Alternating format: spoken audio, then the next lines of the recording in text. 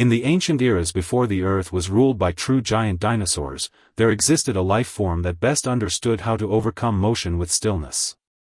Its 9-meter-long body appeared somewhat clumsy in this world, and every single step of its thick limbs demanded immense patience and restraint. Tonight, beside the softly flickering hearth, let us step into its true life along with this story that requires no effort to remember. This dinosaur was Rheogosaurus, a sauropodomorph pioneer that chose ultimate slowness to counter the world's clamor early in evolutionary history. In common perception, early ancient creatures had to rely on swift running and sharp claws to survive brutal species competition. But Rheogosaurus was the exact opposite, its bodily structure destined it to move exceptionally slowly, where even turning around took an extended amount of time. Yet, it was precisely this seemingly disadvantageous slowness that allowed it to find its own way of survival at the precipice of mass extinction. It possessed the dullest nervous system on Earth, yet held an incredibly acute and precise perception of shifts in ambient temperature and the direction of the breeze. Whenever dusk arrived, as the entire Triassic plain was painted a warm caramel hue by the remnants of the sunset, it began its most solemn daily quest. It was searching for a windless, sheltered valley, and a flat rock that had basked in the sun all day, now radiating a deep, comforting warmth. On the Argentine plains over 200 million years ago, the climate was often far more volatile than we imagine. Days were unbearably hot, while nights brought bone-chilling winds. For early reptiles lacking a homeothermic system, the arrival of night was nothing less than a silent test of survival. While Coelophysis of the same era huddled tightly together in dried-up riverbeds to preserve body heat, Rheogosaurus trudged slowly and solitary across the wilderness. Each of its strides seemed deeply deliberated, its pillar-like limbs stepping heavily into the soft soil, leaving behind one steady footprint after another. Its long neck swayed gently in midair, completely ignoring the small predators sprinting frantically and tearing at one another beside it. In the internal world of Rheogosaurus, those creatures relying on speed to secure food often consumed their own lives prematurely in that very speed. It envied no one, it simply and calmly felt the temperature dropping in the air, perceiving the chilly wind blowing from the north. This sensitivity to the environment was an instinct forged by the pressures of its era, and the highest wisdom evolved beneath its heavy frame. It needed to find a rock wall high enough to shield it from the freezing midnight gales that could strip away all warmth. The setting sun cast its somewhat bulky body into a long, gentle shadow, resembling an ancient ascetic monk practicing solitary cultivation in the twilight. This nonconformity and slowness caused Rheogosaurus plenty of hardship in its youth, nearly costing its life on multiple occasions. Its herds were never large, because most of its kind were ruthlessly eliminated by natural laws in infancy due to their inability to keep up with the pace. But the Rheogosaurus before us was a miracle. Its temperament was even more serene than its peers, and it possessed an extraordinary endurance. Throughout its long life, it was pushed into corners by predators countless times, yet it never ran in panic, knowing its body could not support such movement.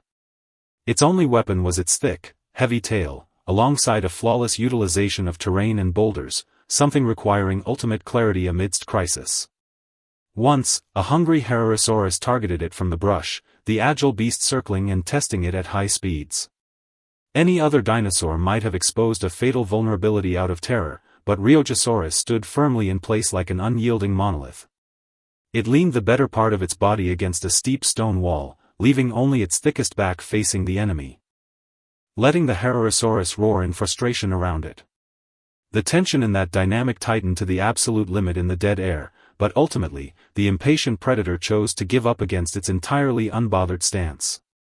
The price behind that decision was several claw marks left deep enough to show bone, but this taught it entirely how to peacefully coexist with its own heaviness. As the edge of the sun began to touch the western mountain ridges, the wind on the plain grew somewhat boisterous, rustling the low-growing ferns. The skin of Rheogosaurus began to feel a subtle chill, and it understood that the time remaining to find a haven was running short. Yet, it still did not accelerate its pace. Its limbs maintained a constant rhythm like an ancient pendulum, walking resolutely toward a hidden canyon. It was a low-lying area cradled by two immense sandstone hills, a natural microclimate reserve in geographical terms. As it stepped deeper into this valley, the roaring winds outside began to fade gradually, until finally, nothing remained around it but its own heavy breathing. The air here was like a lake deliberately forgotten by time, calm, serene, without a single ripple, perfectly matching its fastidious demands for shelter. At the center of the valley lay several massive, dark red basalt boulders, exposed on the surface after absorbing a full day of scorching sunlight. Rheojosaurus walked slowly to the largest boulder. It did not lie down immediately, but gently touched the rock surface with its thick footpad. The burning, enduring temperature seeping from inside the stone instantly spread through its massive, exhausted body. Its muscles, stiff from the long trek, began to loosen involuntarily the moment they contacted this warmth. Within this completely windless valley, Rheojosaurus began to complete its most enjoyable and sacred daily sleeping ritual. It first bent its thick forelimbs deliberately, allowing its heavy chest to lower inch by inch against the giant rock radiating with deep warmth. Soon after, its massive hind limbs yielded into a kneeling position, and its entire 9-meter-long frame rested completely upon it in an exceptionally relaxed posture. As its abdomen and skin made broad contact with the warm stone surface, an intensely satisfied, low rumble escaped from deep within its throat. That sound was like a low-frequency resonance originating from the depths of the ancient earth, overflowing with gratitude toward nature, carrying a profound sense of groundedness and peace after weathering hardships. The energy accumulated by the sun throughout the day now transformed into a continuous warm current, gently enveloping it and permeating its bones and joints. The minor scrapes sustained during the day and the nerves kept taut in the wind were completely comforted at this moment. Above the valley, the first star lit up quietly in the indigo night sky, and the surrounding world slipped into darkness with absolute gentleness. Rheojosaurus quietly enjoyed being enveloped by this heat, each of its breaths growing longer and lighter. The bulkiness and slowness once misunderstood by the world became the most perfect camouflage here, blending it completely with this ancient rock. Rheojosaurus finally closed its eyes, which were filled with lifetimes of stories, entering the sweetest dreamland within the windless, warm valley. Its life left behind no earth-shattering roars, nor did it rule an era like the later Tyrannosaurus rex. It simply lived its life at a crawl. Yet, in this most basic and restrained manner, it demonstrated to us the ultimate gentleness a life form can display when facing a brutal environment. The sheltered valley and the heat-radiating rock it found were not just a sanctuary for its body, but a silent echo left to that clamorous era. When we feel internal anxiety, bodily exhaustion, or find ourselves shivering in the cold winds of life during the long night, we might as well think of this ancient dinosaur. Think of how it paced slowly in the twilight, and think of that giant rock that basked in the sun all day, radiating deep warmth. Try to relax your tense limbs just like Rheojosaurus, drop all your defenses, and yield your body entirely to the warm bed beneath you. No matter how fierce the external winds are, they cannot blow into your internal sheltered valley. No matter how long the night is, it cannot strip away the profound sleepiness that belongs to you. The night is deep now, the final smear of twilight over the plain has completely vanished, and all living things have settled into tranquility amidst peace. May you drift into a warm and deep ancient dream accompanied by the residual warmth of the rock, within the long, satisfied breathing of Rheojosaurus. In the late Cretaceous period, dominated by speed and strength, thrilling life-and-death chases were played out daily across the land. However, on the edge of the desolate and quiet Gobi, there existed a completely opposite miracle of life. It possessed an extreme slowness that puzzled all predators, yet it had safely lived through countless autumns and springs in the harsh natural laws. Tonight, let us listen to the gently jumping fire and this story that does not require effort to remember, and enter its true life. This is the life of the Nymongosaurus, a gentle life naturally carrying a slow-motion gene, silently maintaining tranquility in the dark night. When the sky full of stars replaced the harsh sunlight, and the Earth's temperature began to dissipate, the time truly belonged to it began. Scientists' fossils revealed its strange and slightly clumsy skeleton, but they could not restore its unhurried elegance in the deep night. It never used running to fight for territory, nor did it use roaring to vent fear. It lived its life as a soothing lullaby. At this moment, the day's hustle and bustle have long sunk underground with the setting sun, and the outline of the distant mountains has become soft and blurred in the night. That plump, calm-eyed Nymongosaurus is standing quietly deep within a thick ancient shrub. It does not need to prove anything to the world, nor does it intend to cater to the cruel torrent of the times. It just breathes according to its own rhythm. For the next period, there will be no intense conflicts, nor merciless twists of fate, only its long dark night. When your thoughts sync along with its extremely slow movements, you will find that sleep is actually an extremely natural thing. The first crack driving Nymongosaurus's fate towards ultimate tranquility occurred on a very ordinary evening. At that time, a huge, pathologically dark red setting sun was hanging on the horizon, and the air was filled with the oppressive current of an approaching thunderstorm. On the distant plain, herds of predators were borrowing the last of the light to wildly chase the panicked herbivorous dinosaur groups. The entire earth was slightly shaking, and countless weak lives were mercilessly trampled, torn, and swallowed in the torrent of the times. However, the young Nymongosaurus was stubbornly staying on the edge of the shrubs, allowing its companions beside it to urge it, but it refused to speed up even half a step. That naturally carrying, engraved in the bones slow pace, in that moment filled with crisis and anxiety, seemed so out of place, even a bit ridiculous.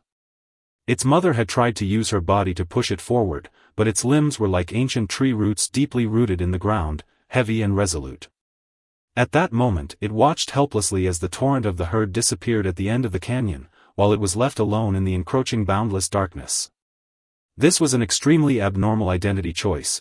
In everyone's view, life that could not keep up with speed was destined to become the first fire to be extinguished in the dark night. But in the huge and deep eyes of the Nymongosaurus, there was no sign of panic, only an almost cold calm. It slowly lowered its head, leisurely picking up a remaining tender leaf from the trampled grass, and chewing it extremely slowly in its mouth. The day world was filled with cruelty with speed, while it, at the starting point of the black night, built an invisible defense wall for itself with extreme slowness. It began to understand that blind running cannot bring true safety, but rather will exhaust the last of life's energy in endless anxiety. So, it turned around, one step by one step, with an almost wholly slow pace, walking towards the depths of that silent shrub. Deep night thoroughly ruled this ancient land, and the daytime violence and cruelty were gently covered by darkness. The Nymongosaurus stopped in front of a giant, low shrub hung with deep purple ancient fruits. The surrounding air was cold and clear, and the gentle wind on the Gobi beach blew through the leaves, making a rustling sound like waves hitting the shore. It slowly extended that plump forelimb, with 3 sharp but rounded claws, its movement so slow it was like a static oil painting. That forelimb moved in the air for a full few minutes before finally gently and steadily touching that fruit shimmering with weak light under the moonlight. Its claws were usually used for self-defense, but at this moment, it retracted all power perfectly, appearing extremely delicate and gentle. It, extremely slowly, closed its claws, using the side of its fingertips to gently lean against the fruit's skin, and then began to peel off that hard shell with an almost faint range. That unhurried action, as if in this world, peeling this fruit was the only thing existing and the only thing worth completing at this very moment. The surrounding quiet night, in this instant, seemed to be infinitely elongated by its action, and even the flow of time became extremely sticky. A small insect, also belonging to the night, quietly perched on the scales of its forelimb, its antenna slightly shaking, but not at all startled away by this giant creature. Nymongosaurus's heart was extremely resolute. It knew in this deep night, no danger could break this sense of solitude personally woven by it. Its psychology became incredibly tough over long evolution. Outside disturbances had nothing to do with it, it only lived in this inch-square place beneath its feet. Its body's every scale reflected a gentle, dull luster in the night, its skin relaxing with every weak breath of the earth. That slow pace emanating from the bone marrow, fighting the anxiety of the times, began to seep inch by inch into the surrounding air along with its action. As the night grew deeper, the sky was covered with brilliant and dense stars, a pure firmament never seen by modern humans. The Nymongosaurus finally peeled off the fruit's shell, revealing the plump, faintly fragrant fruit flesh inside. However, it was not in a hurry to send the fruit flesh into its mouth, but slightly closed its eyes, its long neck, extremely slowly, drooping down. It gently pressed its forehead against the thick shrub branch, allowing the cool night dew to slowly slide down its cheek, taking away a trace of heat lingering from the day. At this moment, it was experiencing a special psychological ritual unique to Nymongosaurus, regulating its breathing and heart rate in the deep night. What was it thinking? Maybe it was recalling the back of the herd disappearing that evening, or maybe it was thinking nothing at all, just purely feeling the rhythm of life. In that era worshipping survival of the fittest, every one of its kind was, exhausted, running east and escaping west for whether they could live tomorrow. Only it, in this forgotten shrub, found a power relationship belonging to itself, the absolute control over its own time. It did not need to cater to the pace of any predator, nor did it need to prove its value to its kind. Its existence itself was a silent struggle. Its breathing began to become deeper and deeper, slower and slower, each inhalation as if to incorporate the solitude of the entire starry sky into its broad chest. And each exhalation was accompanied by an extremely low, calm throat sound, slowly undulating in the empty ancient wasteland. That sound had an indescribable fate, like the earth itself in thousands of years of frost and snow, uttering a long sigh of relief. Those ancient mammals hiding in the depths of the dirt, listening to this regular and serene boom, all fell into the deepest, safest dreamland. For they knew, as long as this gentle titan was still breathing at this rhythm, this night was absolutely safe, no danger dared to approach. The night deepened to its ultimate moment, the cold and intoxicating blind zone before dawn. The Nymongsaurus slowly opened its eyes, the moon now having inclined westward, pulling out an extremely gentle, long shadow of its huge and slightly bloated body. It finally sent that fruit, which had been peeled for a long time, into its mouth, with no violent tearing, only extremely slow, meticulous repeated chewing. The juice's aroma slowly spread in its mouth, that sense of satisfaction making a refined expression faintly appear on its broad cheek. It enjoyed nature's gift at the slowest speed in its life, every action of swallowing like a profound tribute to life. In this deep night deciding fate, it used its own way to break the dinosaur world survival paradox. Slow does not mean extinction, but rather a more advanced concealment. It completely integrated itself into this shrub, into the sound of the wind, into the night, becoming an inseparable symbol of this ancient night. At this time, those daytime betrayals, those abandonments, those misunderstandings of its slowness, were all completely dissolved under this pure starry sky. It did not need anyone to understand it, because this ancient earth had already given it the most just and profound embrace with the most gentle dark night. Its sturdy hind limb slightly bent, its plump body began to sink down bit by bit, finally steadily, lying on the ground covered with dry fallen leaves. At the instant the ground touched its body, it made an extremely muffled, rubbing sound, making one feel incomparably solid. It spread its long neck smoothly by its side, its head quietly pillowing on a piece of soft dirt, its eyes again slowly, heavily closing. Its body completely relaxed at this moment, all muscles losing their tense power, only its chest still maintaining an extremely slow rise and fall. That was a pure tranquility that transcended the limits of the species, slowly soothing every weary soul through the long time-space echo. When the edge of the distant horizon began to secretly show a very elegant, near-transparent fish belly white, this long night was finally drawing its curtain. The Nymongsaurus still quietly, lying, deep within the shrub, its breathing already weak enough to almost integrate with the morning breeze, difficult to distinguish. The daytime world was about to revive, with cruel competition and endless running again dominating that vast plain. But in these past dozens of minutes, this ancient giant, naturally carrying the slow-motion gene, used its lifetime to open an eternal clean land for us in this cold world. With that plump claw, that fruit peeled for a long time, and that unhurried pace, it answered all the riddles we posed in the preface. It left no earth-shaking legend, nor left any awe-inspiring fame, it merely left the ultimate tenderness and certainty to this earth that embraced it. Now, the story's voice is gradually fading, and that tens of millions of years old Cretaceous memory should also return to the depths of dirt and fossils to sleep. But the tranquility that Nymongsaurus left in the night will turn into the gentlest evening wind at your pillow, long guarding your sleep. Do not think any more about tomorrow's narrowness and rush, nor worry any more about daytime mistakes. In this world, slowing down is also an irreplaceable dignity. Its long neck will always be on the edge of your dreams, shielding you from the dust of the world. Its deep breathing will be your most solid companion tonight. Now, please completely relax your every nerve, allowing boundless drowsiness like a warm tide to completely, gently wrap you in this ancient dream cured by the dark night. Sleep peacefully. Good night, in this silent long night belonging to you. Good night, may you have a most pure, most sweet dream. On that boundless ancient plain, there once existed a behemoth that seemed to slow down time itself. It required no roaring to display its might, its mere footsteps across the earth carried a reassuring, steady rhythm.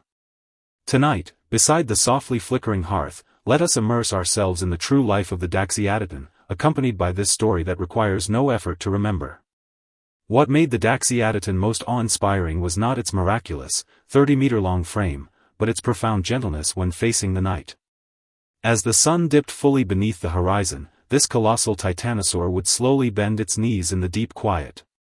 When its massive body, bearing dozens of tons, met the ground, it caused no destructive tremors. Instead, it released a deeply muffled, resonant, low-frequency hum.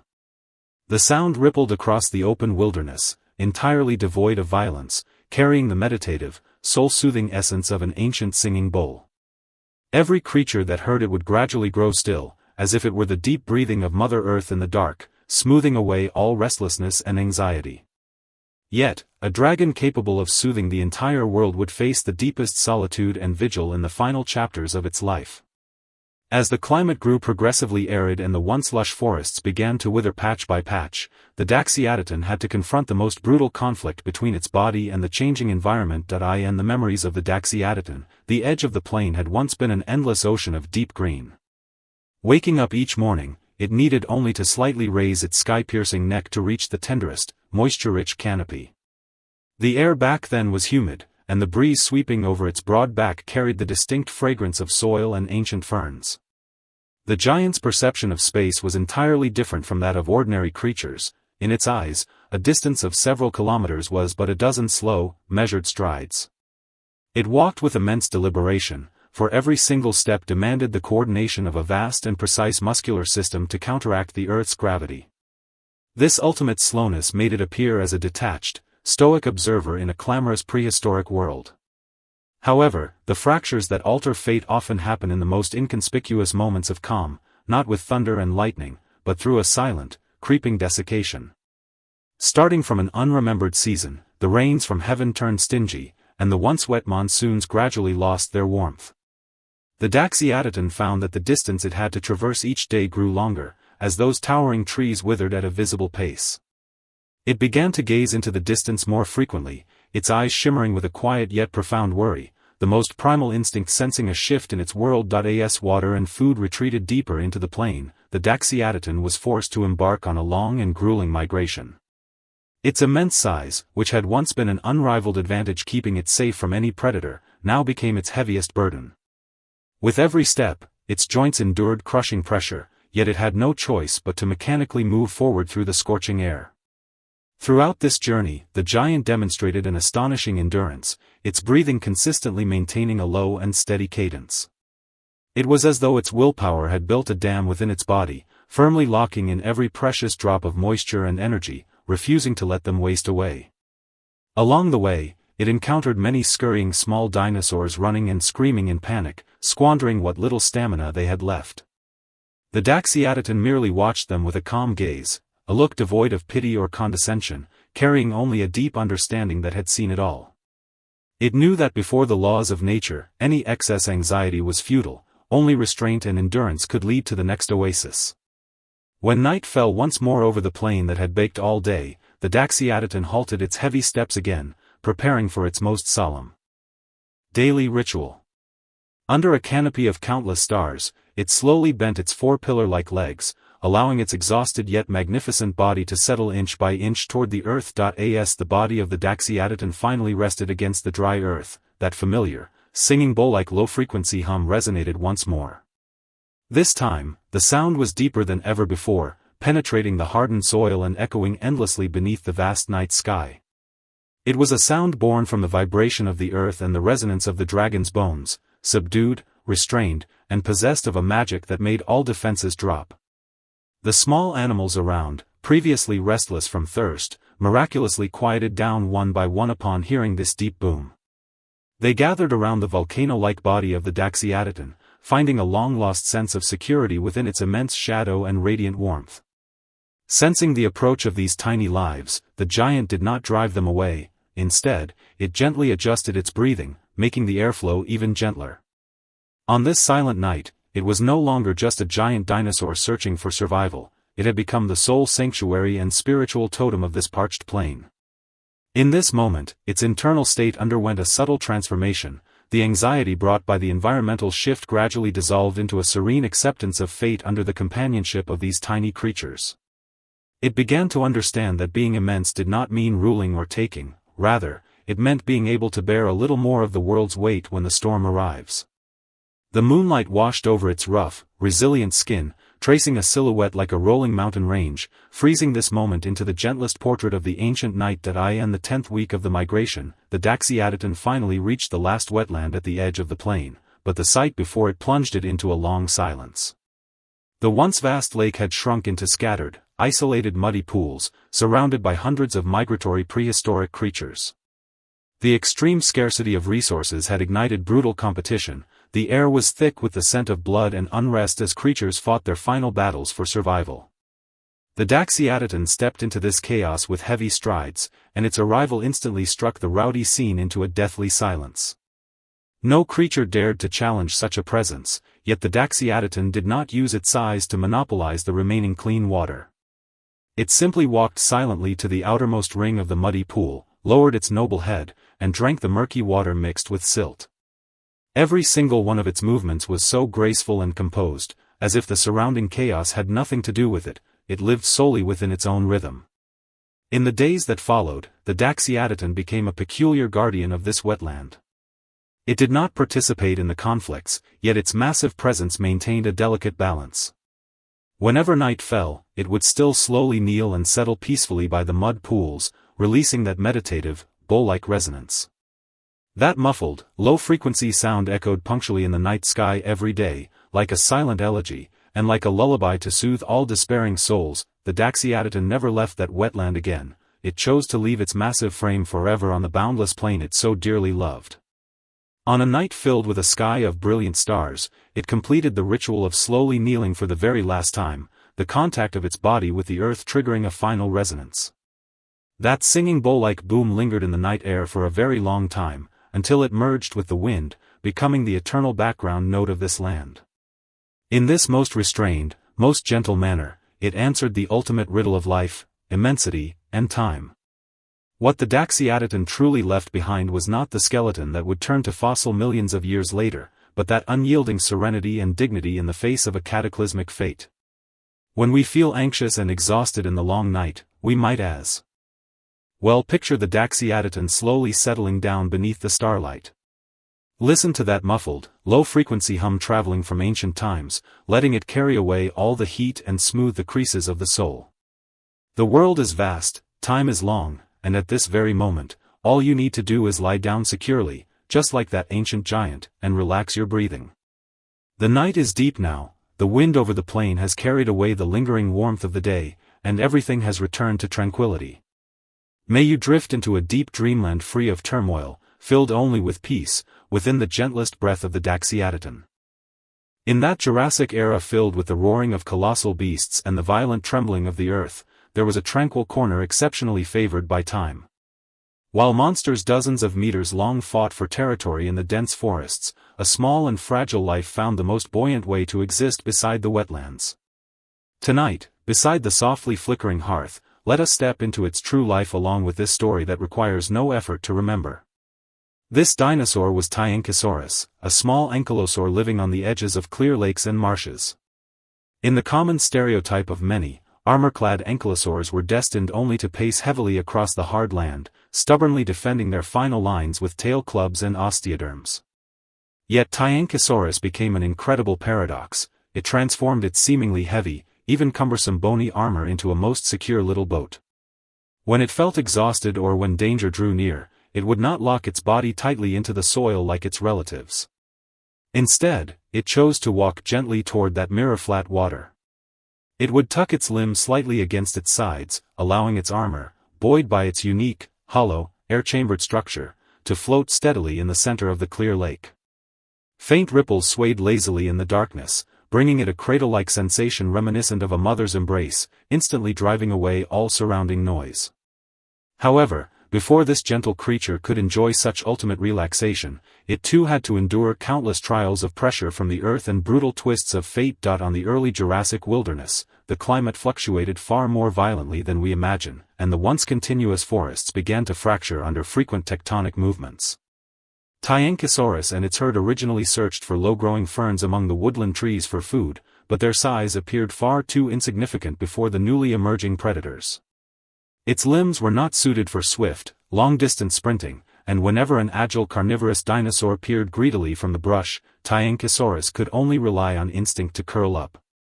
Though its hard osteoderms could block sharp teeth and claws, they could not withstand the violent trampling and crushing weight brought by the sheer size of those massive beasts. Every conflict on land was an absolute torment to the nerves of Tyankosaurus. It had to bury its body deeply within the scorching sand in absolute terror. Across countless trembling days, its psychological state began to undergo a subtle shift, and it started to resist the rigid, uncertain surface of the land. The rift of fate occurred on a pouring afternoon when a flash flood swept down the dried riverbeds, flushing many small creatures unable to escape into the vast lake. Tyankosaurus was also dragged into the murky vortex. Just when it believed its heavy armor would drag it to the bottom, bringing the most unsettling end, a miracle quietly happened. It discovered with surprise that as long as it maintained its balance and refrained from frantic struggling, its broad, flat, and hollow-chambered armor would naturally buoyant up. In that moment, the chilly water did not become its grave. Instead, it acted like a pair of vast, gentle hands, lifting it softly out of the endless, brutal competition of the land. This accidental immersion became the most crucial turning point in the life of Tyankosaurus, and it thoroughly learned how to coexist peacefully with this once unfamiliar water. It began to spend vast amounts of time strolling along the lake shores, its psychology gradually transforming from a fear of water into a deep attachment. It discovered that as long as it retreated to where the water reached its waist, those predators that were lightning fast and tyrannical on land would stop at the muddy shore, deterred. In this process, the tension in the relationship between Tyankosaurus and the surrounding world underwent a wondrous reversal. It was no longer the bottom-tier underdog shivering in the forest. At the water's edge, it built a psychological defense that no terrestrial monster could ever breach. Yet, having grown accustomed to a life on the water, Tyankosaurus also had to face the hidden costs of this new environment.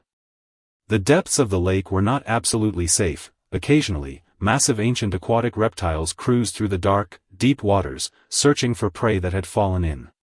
Therefore, Tyankosaurus learned to float only in the steady, clear shallow zones and the tranquil inlets along the lake, never easily venturing into those bottomless, icy abysses. With astonishing patience, it observed the daily rhythms of the currents, where the ripples were gentlest, and which bay streams could keep it from drifting too far when it closed its eyes.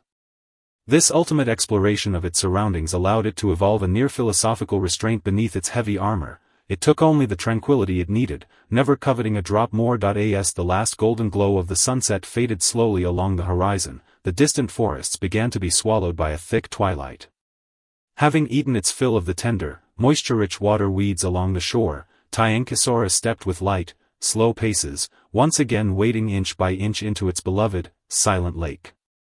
The water bathed its rough skin, washing away the heat and exhaustion accumulated from a full day of walking on land.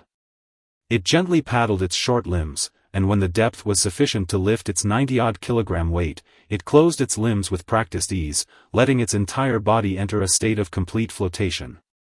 Those neatly arranged osteoderms, carrying the ancient texture of time, now resembled a meticulously crafted ancient dugout canoe, steadily carrying the entirety of its life. As a gentle breeze brushed across the water, fine, visible ripples rippled outward around its thick shell upon the mirror-flat lake. Tyankosaurus raised its short, delicate head slightly, its clear and stoic eyes watching the sky transform from a warm orange-red into a deep indigo. It did not need to remain constantly vigilant in the dead of night like other dinosaurs, nor did it need to scurry about looking for a safe tree hollow. In this calm expanse of water that belonged entirely to it, all dangers were barred outside by the gentle water. It lived solely within the soft, swaying cadence of the ripples. That cadence was so constant and soothing, carrying an intangible power that began to smooth away the most hidden creases of its soul. Night fell completely, and the star-filled sky, like countless delicate diamonds, reflected clearly on the clear lake surface without a single ripple. At this moment, Tyankisaurus was like floating in the center of a vast blanket woven from the starlight, its eyes, written with absolute peace, already completely closed. Along with the faint water motion, its thick frame swayed lazily left and right on the surface, each movement so minute it was almost imperceptible. This frequency possessed a wondrous, ultimate relaxation akin to an ancient cradle, capable of making any creature listening to its story let down all defenses unconsciously. On this silent night, it uttered no high-pitched cries, there was only the occasional long breath escaping from its nasal passages due to its extreme state of relaxation. Those small ancient birds and insects resting in the reed beds nearby seemed inspired by this peaceful aura, ceasing all their noise. The entire world became exceptionally restrained and gentle in this instant. There was no blood of the hunt, no anxiety of survival, only a small boat drifting slowly under the starlight. The inner world of Tyankisaurus reached a perfect fullness at this point. It achieved the most thorough reconciliation with this world by using its clumsiest body upon the lightest water surface. The moonlight refracted a cool, soft glow between the cracks of its back osteoderms, silhouetting it like an ancient miracle that had slept in the wetlands for hundreds of millions of years. It no longer needed to think about what tomorrow's land would become. Right now, this mirror-flat water was its eternal harbor. Under the gentle caress of the ripples, Tyankisaurus finally fell into the deepest, most carefree ancient dreamland. In the vast history of paleontology, its life might only be a minor interlude. It did not leave behind massive skeletons capable of shaking the earth. Yet, through its unique logic of life, it answered the most captivating riddle of existence, concerning survival, armor, and letting go. What it left to this world was not the white bones of plunder, but that faint ripple that forever maintained its steady, lazy sway in the deep of the night. When we find ourselves suffocated by daily pressure and clamorous trivialities in the long night, feeling our bodies as heavy as an unremovable suit of armor, we might as well gently sketch the image of Tyankisaurus in our minds. Go look at that ancient lake, flat as a mirror beneath the starlight. Try to relax your tense limbs just like Tyankisaurus, completely yield your entire body to the soft and warm bed beneath you. Allow the tide of your thoughts to drift lazily like faint water ripples, carrying you toward that sheltered harbor free from any disturbance. The night is very deep now, the breeze along the shore has carried away all the heat of the day, and the world is falling asleep in the darkness in the gentlest way possible. May you, within the ultimate cradle-like relaxation of Tyankisaurus and accompanied by the silent ripples of the ancient lake, peacefully enter a deep dreamland filled only with tranquility and devoid of clamor. On that land filled with feral snapping and rampaging behemoths, the laws of survival were often so cold they carried not a shred of warmth. While those monsters whose sizes blotted out the sky crushed one another in endless greed, a small and delicate life managed to live in a completely different manner. Tonight, beside the softly flickering hearth, let us step into its true life along with this story that requires no effort to remember. This dinosaur was Bellosaurus, a short-necked sauropod that lived during the Middle-Late Jurassic, exceptionally small in body and delicate in appearance. In a sauropod family where size was truth, the 5-meter-long frame of Bellosaurus made it seem like a fragile, elegant anomaly. They had no towering necks to overlook the world, nor tail clubs to shatter everything. In the brutal ecological chain, they seemed ready to be swallowed by storms at any moment. Yet Bellosaurus possessed the most miraculous sanctuary on Earth, the unreserved, total trust and group bond they shared with one another. Whenever the freezing dark descended upon the wilderness, they would consciously huddle toward the center, pressing their warm bodies tightly together without an ounce of defense. Their delicate, short necks would intertwine gently in the night, delivering their most vulnerable throats and breathing to their most trusted companions.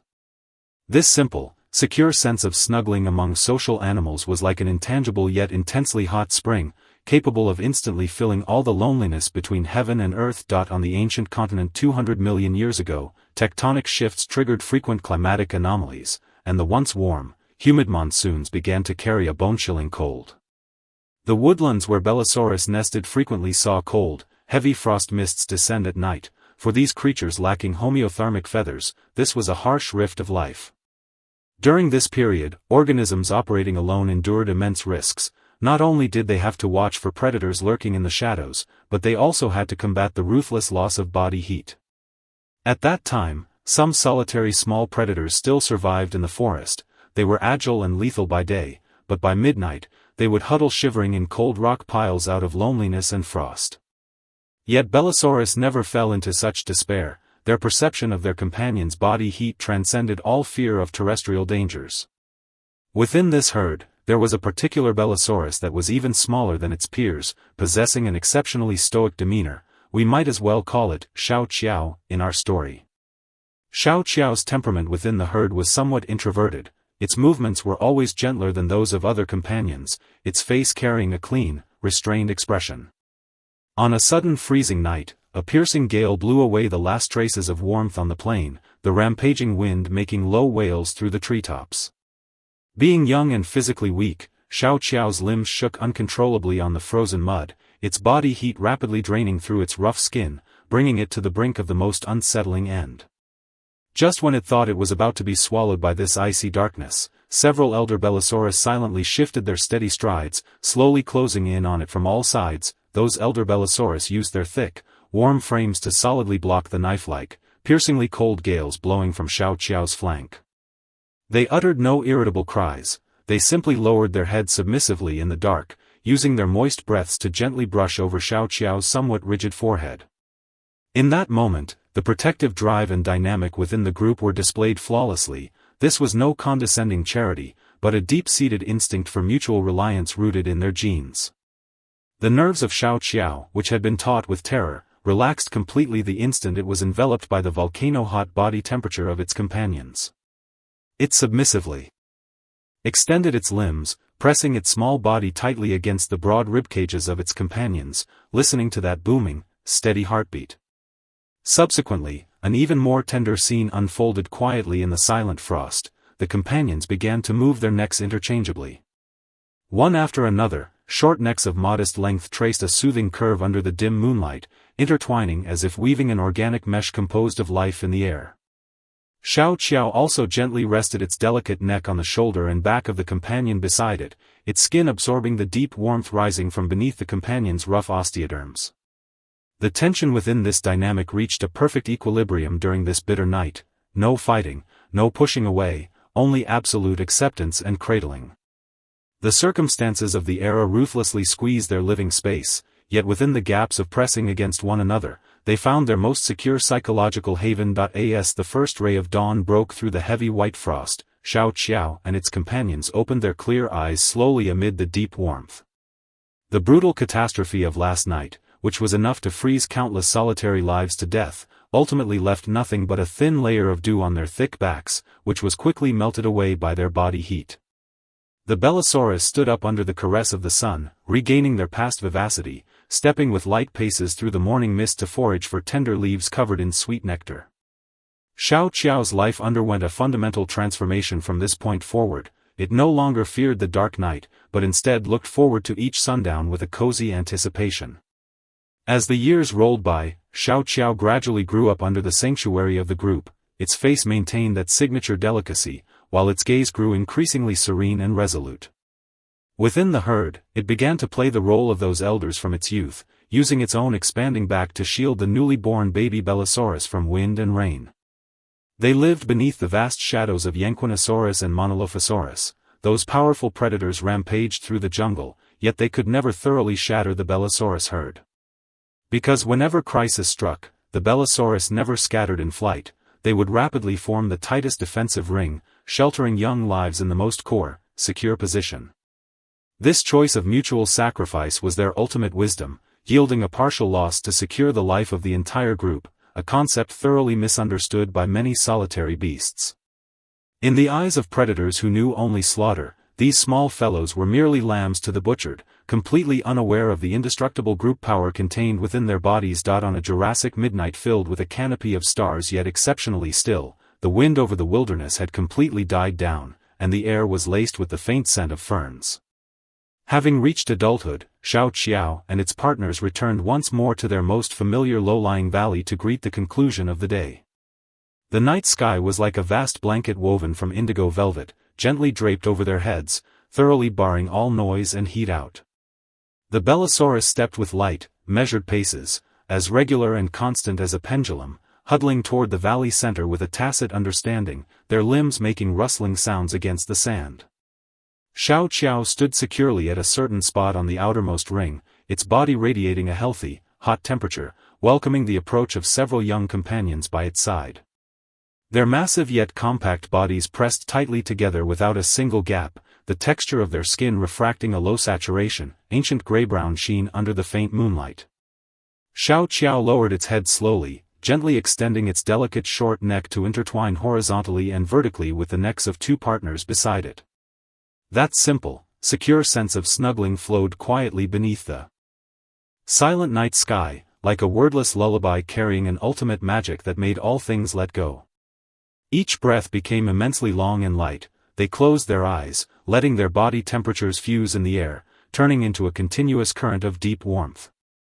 On this night favored by fate and time, they were no longer insignificant underdogs of the dinosaur era, but wise beings possessing the most luxurious, peaceful dreamland in the world. Amid the gentle intertwining of short necks and the resonance of one another's heartbeats, the Bellosaurus fell completely into that deep ancient dreamland free of slaughter and filled only with mutual reliance.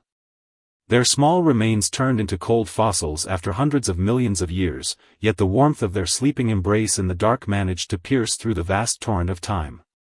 What Bellosaurus truly left to this world was not a power capable of deterring all things, but that sliver of simple, secure protective light that never extinguished within the cold creases of life. When we feel our inner selves eroded by a massive sense of loneliness during the long night, or feel our bodies freezing and unable to sleep due to life's pressure, we might as well gently sketch the image of Bellosaurus in our minds. Go look at that cozy scene beneath the Jurassic starry sky, where they huddle together with short necks intertwined. Try to relax your tense shoulders just like those clever Bellosaurus, drop all your psychological defenses, and yield your body entirely to the warm bed beneath you. Imagine that a sincere warmth coming from your companions and from nature is gently enveloping you, smoothing away all the creases and traumas deep within your soul. No matter how immense the external cataclysms are, they cannot disturb your inner sheltered harbor. No matter how long the night is, it will ultimately dissolve into the sweetest dream within the deep warmth of huddling together. The night is very deep now, the dew in the valley has soaked the ancient soil, and all things have returned to a heavy sleep amidst ultimate tranquility. May you, within the gentle, serene breathing of Bellosaurus and accompanied by the security of group reliance, peacefully enter a deep dreamland filled only with healing and devoid of turmoil. In the Cretaceous period, when the Earth was scarred and battered by massive predators, survival seemed to favor only those colossal beasts with grand statures and brutal methods. However, when the final ray of the sunset was completely swallowed by the horizon, and a canopy of stars quietly lit up in the boundless night sky, another world was born. Within this realm constructed of darkness and tranquility, there existed a colossal being that transcended all survival logic of predators, a near miraculous creature. Tonight, beside the softly flickering hearth, let us step into its true life along with this story that requires no effort to remember. This is the life of the Astrodon, a traditional sauropod giant whose name signifies star-shaped teeth, a gentle life that silently guarded the serenity in the dark night. Perhaps in the cold fossil measurements of modern geologists, it is merely a sequence of temperatureless fossil bones representing ultimate weight and astonishing length. But in that forest of tens of millions of years ago, when the Astrodon slowly halted its steps beneath the night shroud and became one with all things, the world sank into peace because of it. Its teeth, covered with unique, tiny depressions, were romantically described in stories as a small nest that could reflect starlight, hiding nature's gentlest secret. Carrying a blanket of soft leaves, it stood motionless beneath the starry canopy, letting the wind whisper in its ears, radiating a stoic natural aura and the fragrance of the soil. It always came to the highest hill on clear summer nights, silently gazing at the starry sky as if counting the stars above, turning life into a long journey of cultivation. As the stars in the night sky grew brighter and brighter, its large and deep eyes also grew heavier, finally falling into a deep sleep amidst the starry canopy without a single worry. In the long night that follows, there are no painful struggles forced by survival, nor any ruthless mockeries of fate at critical junctures. There is only its tidal-like, steady rhythm of life, and a highly cinematic ancient dreamscape that allows your soul to loosen completely, the first rift that pushed the fate of the Astrodon toward ultimate solitude and peace actually occurred during a highly unusual and unsettling twilight. At that time, morbid, dark purple clouds rolled across the sky like dried blood, and a superstorm rarely seen in a century was frantically brewing at the edge of the forest. The air was thick with the pungent scent of sulfur and a suffocating barometric pressure, and herds of herbivorous dinosaurs were in a state of near-frantic panic. They trampled one another and roared madly at the narrow mouth of the canyon, losing their final sanity to contest even a fraction of living space to escape the impending disaster. Yet the Astrodon, a giant beast that had already reached adulthood and possessed a size surpassing the vast majority of its peers on the plain, stubbornly remained at the edge of the stampeding torrent.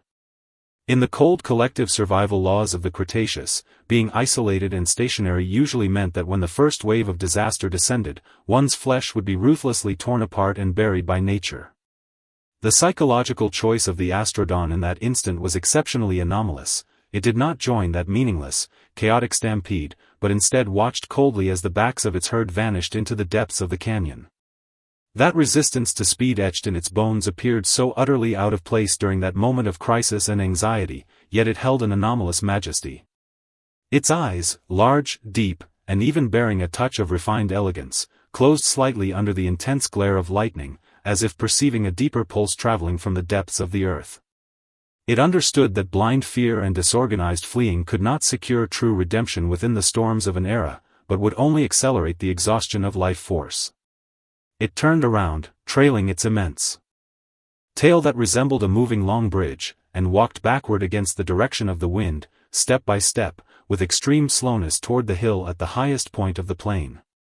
With each step, its thick limbs spanning several meters required an extended amount of time to lift and lower. That steady cadence caused even the surrounding panicked airflow to freeze. This was a spontaneous choice to counter the era's circumstances with absolute slowness. It abandoned the illusory safety of the herd, willingly accepting the price to bear alone within the rift of darkness. When the first massive raindrop slapped onto its broad skin with its muted coppery sheen, it had already arrived at that absolutely empty place of silence that belonged solely to it. Deep night completely took over the entire valley. After the storm departed, it washed the entire sky free of a single speck of dust, revealing the purest canopy of the Cretaceous. The Astrodon stood quietly on the summit of the highest hill, the moonlight pouring down like a swath of silver-white silk, unreservedly washing over its skin with its muted deep greenish tone. Its face appeared remarkably stoic and refined. Upon this rampaging land of the late Cretaceous, such an expression possessed a near unreal sense of healing. It turned its body slowly, adjusting its massive, steady frame toward the most brilliant direction of the Milky Way, beginning its daily stargazing ritual that never failed. Its unique mouth structure, named after its star-shaped teeth, seemed to extend a silent greeting to the stars on the horizon in its slight parting and closing, using nature's oldest language. The autumn wind gently brushed the giant fern spanning the hills, and the surface exhaled the warm fragrance of the soil as stars began to light up one after another in the deep night sky.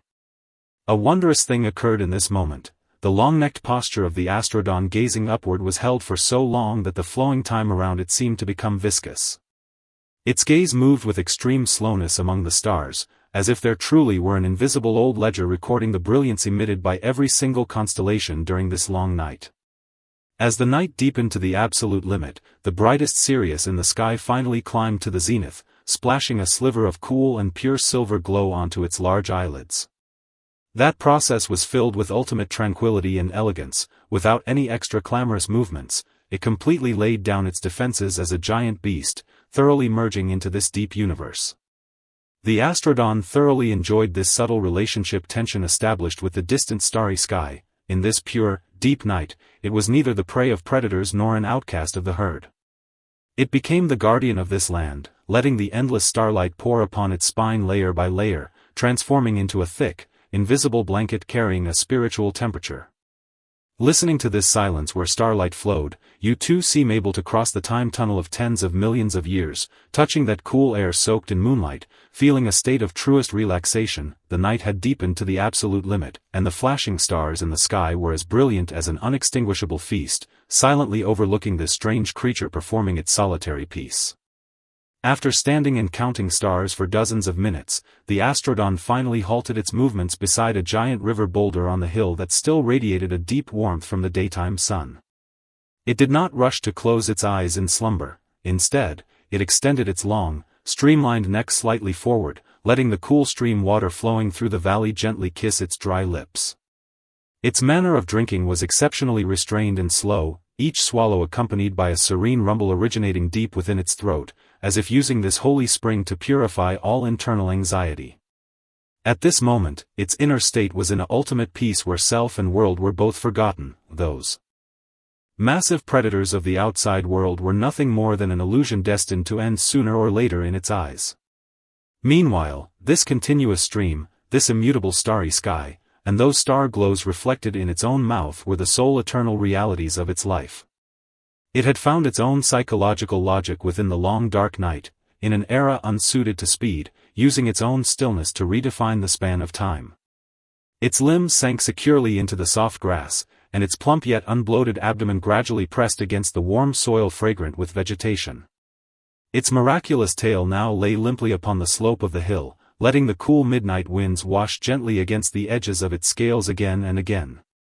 Each night wind-like wash left an exceptionally faint ripple upon the wave of grass, a sensation like a hermit of the earth slowly shedding his final defenses.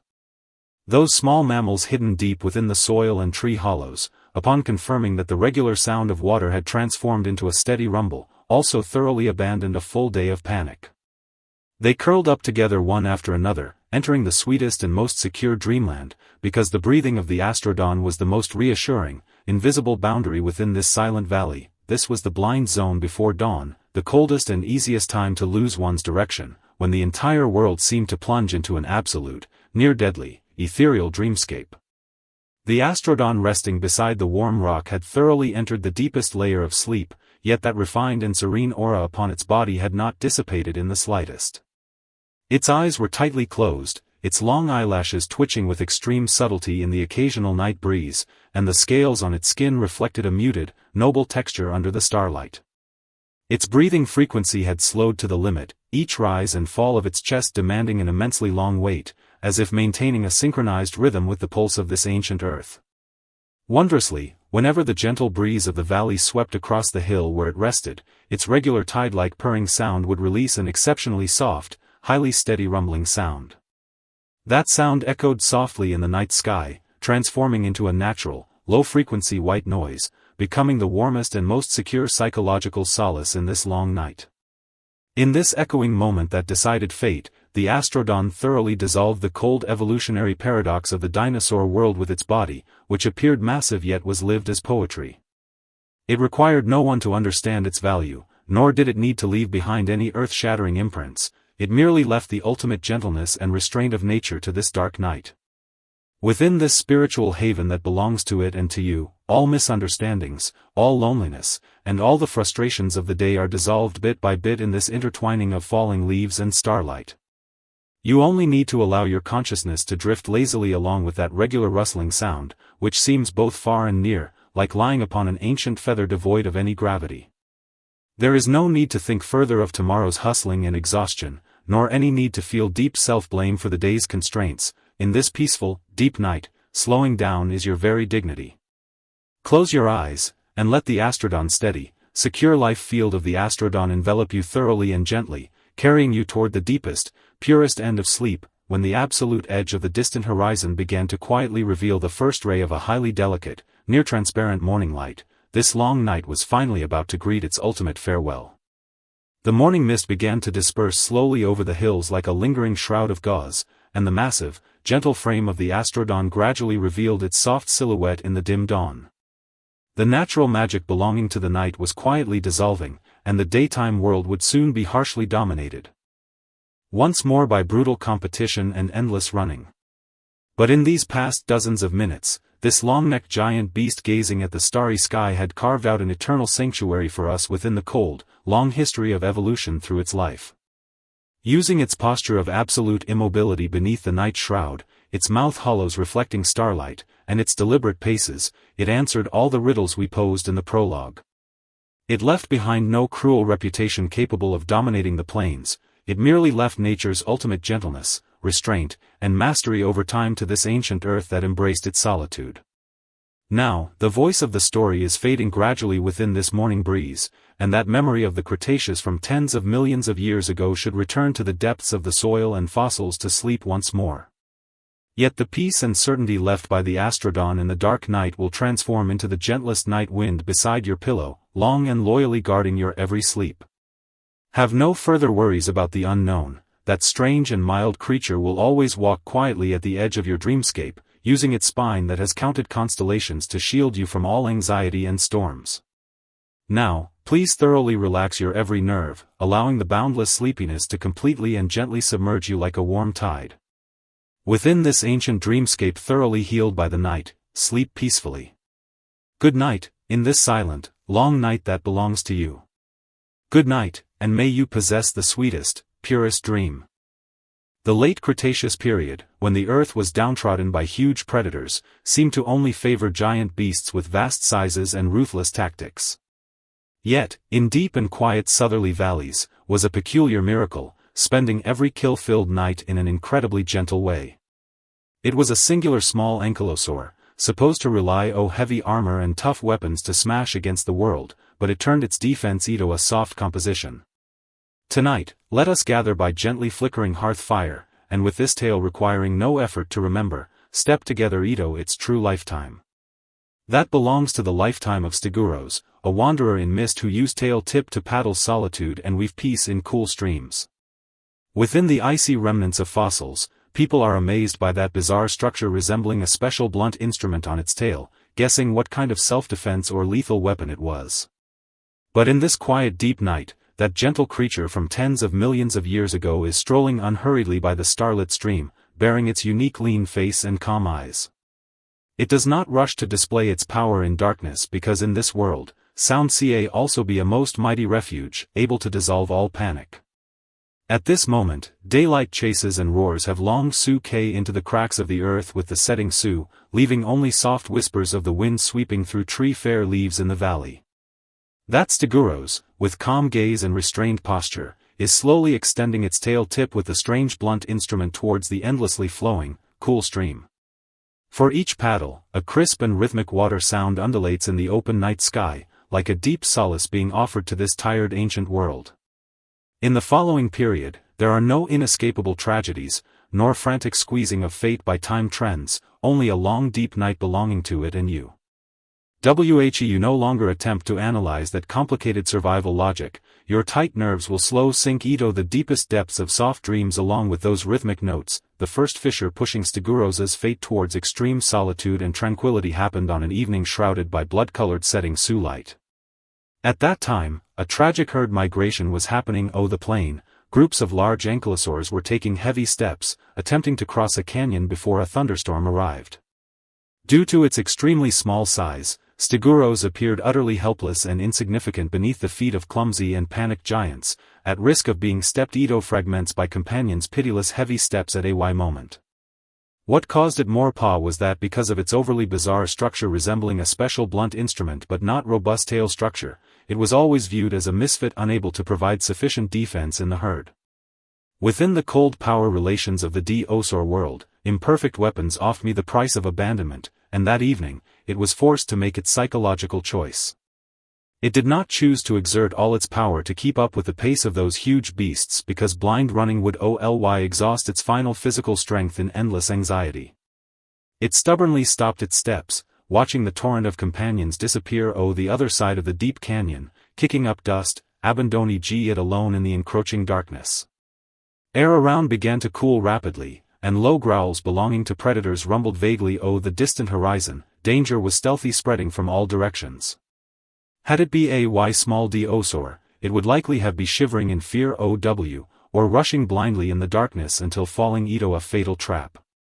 But in those large and deep eyes of Stiguros, there was not a bit of uneasiness. It seemed to feel another dignity given to it by fate at this moment. It turned around, dragging that special tail misunderstood by companions, and leisurely walked down the dry riverbed, towards that secret, quiet stream deep within the valley. It gave up the herd's false sense of security, choosing to establish its own solitary order of tranquility in the crack of the black night. even if it meant a lifetime of solitude.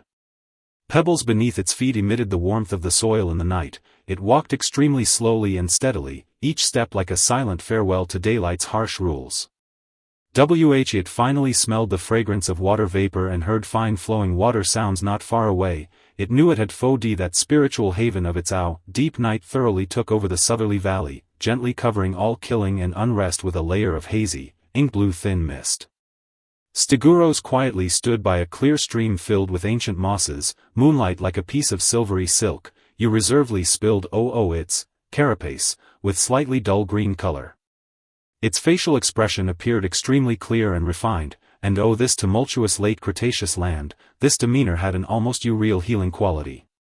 It slowly turned its body, extending that tail tip with strange blunt instrument, extremely slowly, extremely carefully, the shallow stream that was babbling.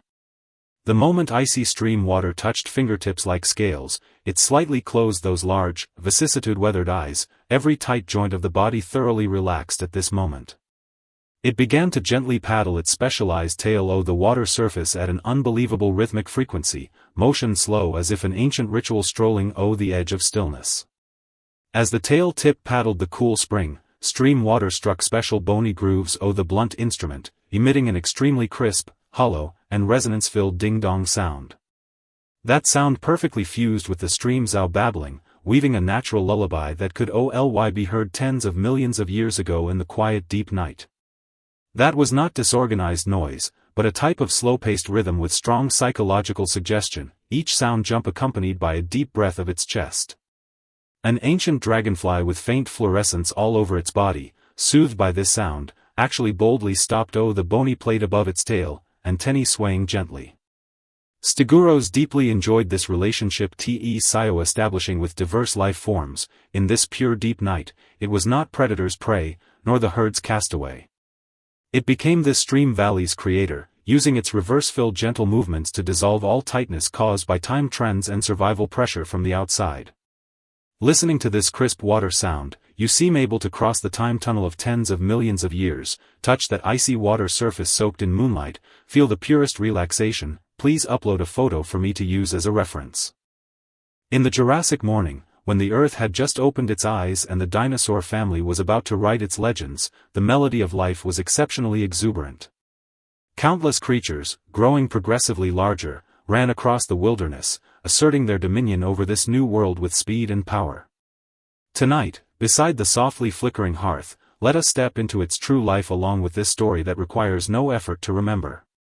Beneath the feet of these clamorous giants, however, there existed a tiny life that enacted the transition between motion and stillness to perfection. Its name was Lesothosaurus. It was remarkably small, barely a meter in length, its delicate and agile form flickering through the dense foliage like a transient flash of golden light. In the prehistoric jungle governed by natural selection, such a weak frame usually meant it had to remain tightly coiled at all times, ever ready to greet the most unsettling end. Yet Lesothosaurus possessed a most astonishing counterinstincct. By day, it was the swiftest and most cheerful dancer upon the wilderness. But the moment the final trace of twilight sank completely below the western mountain ridges, it would shed all defenses in an instant and slip submissively into a hidden sanctuary. Deep within a tree hollow lined with dry ferns, it would fall into a state of ultimate, motionless sleep, completely devoid of struggle. This life wisdom of perfectly switching between action and stillness was like a gentle ancient lullaby, capable of smoothing away all the restlessness left behind by the day. On the early Jurassic plains of southern Africa, the changing of seasons always arrived with an unquestionable coldness and decisiveness. The prolonged dry season caused vast tracts of vegetation to wither, leaving the once dense woodland sparse and severely compressing the hiding spaces of small animals. Lesothosaurus and its companions were forced to expose themselves upon the wider, open wilderness, which undoubtedly tore a rift in the defensive line of their fate. At that time, medium-sized carnivorous dinosaurs had already appeared on the plains, pacing heavily as they patrolled around the thickets.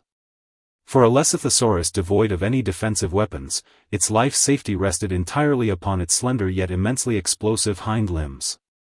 Within this particular group of Lesothosaurus, there was an individual of exceptionally balanced proportions and a stoic, sharp gaze, always the most active one in the daytime brush. Each of its movements overflowed with abounding vitality as it searched under the sunlight for tender berries and low-growing fern shoots. However, high-intensity sprinting and constant, taut vigilance exacted a heavy psychological toll in secret, placing a massive burden upon its spirit. Whenever the midday sun baked the earth scorching hot, it had to turn its lean face again and again while foraging, remaining alert to dangers lurking in the shadows. This extreme imbalance in the dynamic of power forced it to pay a high price for survival during the day, its nerve stretched like a fully drawn bowstring, never knowing when it might snap. The trials of fate are often harshest during the twilight hours when light and shadow intertwine, that is the favorite hunting time for predators and the moment of maximum tension in wilderness dynamics. Once, while chasing a drifting tender leaf, this Lesothosaurus inadvertently strayed far from its familiar thickets and arrived at an open, rocky stretch of ground. In that very instant, a long-hidden carnivorous dinosaur erupted from behind a boulder, moving with heavy strides and carrying a cold intent to kill as it charged straight toward it. At that moment, the air seemed to solidify completely. The chase between the small dinosaur and the large predator erupted in a flash, the immediacy of the scene tightening to the absolute limit. Relying entirely on survival instinct, the Lesothosaurus mobilized the muscles of its hind limbs to the utmost, executing near-frantic, irregular darting maneuvers between dense rock crevices and low grass. In the grip of extreme terror, its mind instead attained an unnatural clarity, knowing that slowing down for even a single second meant disappearing from this world forever. Its delicate body traced perilous arcs through the scorching air, utilizing the agility afforded by its small size to navigate precariously through the gaps of massive boulders. The immense frame of that carnivorous dinosaur appeared somewhat clumsy amid the dense rocks, its heavy impact sending splinters of stone flying, yet it always remained just a fraction of a distance away.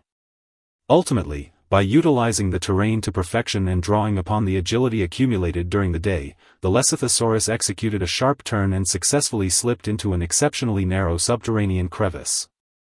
The roaring outside persisted for a long time before finally fading into the distance, leaving the Lesothosaurus hiding in the dark crevice, panting heavily and enduring the physical toll of its narrow escape. This perilous brush with death brought the Lesothosaurus a deeper understanding of fate regarding this seemingly peaceful wilderness. It began to realize that while the bounding and running of the day were necessary means to forage and evade danger, they were not the entirety of life. It required an absolute sanctuary where it could completely release its taut nerves, an ultimate home where its soul could settle gently in the dark of the night. Consequently, through the long days that followed, whenever it traversed the brush by day, it began to consciously search for hidden corners upon the landscape. It did not envy those monsters that rampaged across the land. It only wished to carve out a peaceful, undisturbed domain for itself within the crevices of a massive world. Finally, at the base of an ancient redwood tree that had already withered along half its trunk yet still stood defiantly at the edge of the plain, it discovered an excellent hollow. The entrance to this tree was remarkably hidden, perfectly obscured from the outside by drooping dead vines and tall grasses, while the internal space was sufficiently dry and spacious. Over the next few twilights, the Lesothosaurus slowly and submissively carried back many dry ferns that had baked in the sun all day, radiating a faint, pleasant fragrance. Using its slender beak, it layered these soft fronds one by one with immense patience at the bottom of the hollow, weaving a most comforting bed. As the nest neared completion bit by bit, a subtle transformation occurred within its psychology, and it began to hold a cozy anticipation for the descent of the night. As the final ray of the sunset finally dissolved completely on the horizon, the indigo night sky covered the entire wilderness like a vast tapestry. Those clamorous races and brutal chases of the day began to settle slowly into a deep quiet as the temperature dropped.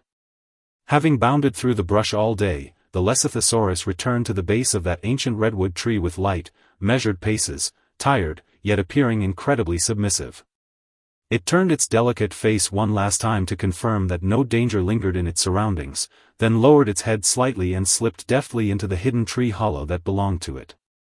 The moment it stepped inside, the night wind carrying the chill of the outside was thoroughly barred, leaving only the pleasant herbal fragrance of dry ferns wafting through the air. The world here was so pure and clean, free from the tyranny of the strong over the weak, devoid of survival anxiety, offering only a protective embrace that invited a complete shedding of defenses.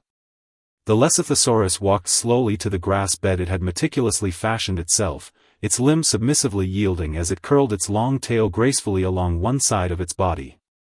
Its frame made contact with the soft, dry leaves, producing a minute, rustling sound of comfort, and then it settled down completely in an absolute, unmoving posture. There was no prolonged tossing and turning, no lingering tension in its spirit. The very instant it closed those eyes ridden with absolute peace, it drifted directly into the deepest, instantaneous sleep. That transition from ultimate motion to ultimate stillness carried no hesitation, possessing a hypnotic magic that invited all things in heaven and earth to lay down their guard. Enveloped in the warm embrace of dry ferns, the Lesothosaurus quietly enjoyed its ancient dreamland, free from any turmoil and filled only with tranquility. Its compact body remained absolutely motionless within the dark tree hollow, with only a faint, near imperceptible rhythm of breathing rising and falling gently in the air. Its life within the vast river of existence was perhaps remarkably brief, and it left behind no grand, thunderous tales for posterity to revere. Yet, in this most submissive and pure manner, it demonstrated to us across 200 million years the perfect rhythm of life, to dance fully in the day, and to let go completely in the night. The hidden tree hollow it left behind, lined with dry leaves, was like a sanctuary crossing space and time, smoothing away all the heat and restlessness of the eras. When we find ourselves unable to sleep in the long night due to daytime anxieties, our minds racing like a machine that cannot stop, we might as well gently sketch the image of Lesothosaurus in our thoughts. Go look at that warm tree hollow at the base of the redwood trunk, lined with dry ferns. Try to relax your tense limbs just like that small, submissive dinosaur, shed all your psychological burdens, and yield your body entirely to the warm bed beneath you. Allow the tide of instantaneous sleep to swallow you gently like a midnight ocean current, carrying you toward that serene dreamland free from any disturbance. The night is deep now, the wind over the plain has carried away the last lingering warmth of the day, and all things have returned to silence amidst an ultimate restraint. May you drift peacefully into a warm ancient dreamland within the gentle, motionless presence of the Lesothosaurus, accompanied by the fragrance of dry grass. In that late Cretaceous epoch filled with wildness and ruthless hunting, the value of life always seemed to be rigidly defined by body size and predatory instincts.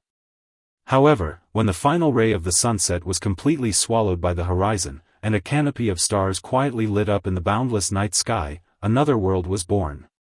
Within this realm constructed of darkness and tranquility, there existed a colossal being that transcended all survival logic of predators, a near miraculous creature. Tonight, beside the softly flickering hearth, let us step into its true life along with this story that requires no effort to remember. This is the life of the Ankylosaurus, a titanosaurian sauropod possessing irregular osteoderms on its back, a gentle life that silently guarded the serenity in the dark night. Perhaps in the cold fossil measurements of modern geologists, it is merely a sequence of temperatureless fossil specimens representing ultimate weight and astonishing length. But in that forest of tens of millions of years ago, when the Ankylosaurus slowly halted its steps beneath the night shroud and became one with all things, the world sank into peace because of it. Its back, covered with rugged ridges, was romantically described in stories as a small nest that could catch falling leaves and pine cones, hiding nature's gentlest secret. Carrying a blanket of soft leaves, it stood motionless beneath the starry canopy, letting the wind whisper in its ears, radiating a stoic natural aura and the fragrance of the soil. That silence carried not a single shred of defense or violence. Instead, it was like a deep whisper from the ancient earth, instantly smoothing away all the tension in the air. At this very moment, the chases and clamor of the day have drifted away with the geothermal heat, and the distant cycad forests sway gently in the breeze, wafting the subtle fragrance of greenery. In the long night that follows, there are no painful struggles forced by survival, nor any ruthless mockeries of fate at critical junctures. There is only its tidal-like, steady rhythm of life, and a highly cinematic ancient dreamscape that allows your soul to loosen completely. The first rift that pushed the fate of the Ankylosaurus toward ultimate solitude and peace actually occurred during a highly unusual and unsettling twilight. At that time, morbid, dark purple clouds rolled across the sky like dried blood, and a superstorm rarely seen in a century was frantically brewing at the edge of the forest. The air was thick with the pungent scent of sulfur and a suffocating barometric pressure, and herds of herbivorous dinosaurs were in a state of near-frantic panic. They trampled one another and roared madly at the narrow mouth of the canyon, losing their final sanity to contest even a fraction of living space to escape the impending disaster. Yet the Ankylosaurus, a giant beast that had already reached adulthood and possessed a size surpassing the vast majority of its peers on the plain, stubbornly remained at the edge of the stampeding torrent. In the cold collective survival laws of the Cretaceous, being isolated and stationary usually meant that when the first wave of disaster descended, one's flesh would be ruthlessly torn apart and buried by nature. The psychological choice of the Ankylosaurus in that instant was exceptionally anomalous. It did not join that meaningless, chaotic stampede, but instead watched coldly as the backs of its herd vanished into the depths of the canyon. That resistance to speed etched in its bones appeared so utterly out of place during that moment of crisis and anxiety, yet it held an anomalous majesty. Its eyes, large, deep, and even bearing a touch of refined elegance, closed slightly under the intense glare of lightning, as if perceiving a deeper pulse traveling from the depths of the earth. It understood that blind fear and disorganized fleeing could not secure true redemption within the storms of an era, but would only accelerate the exhaustion of life force.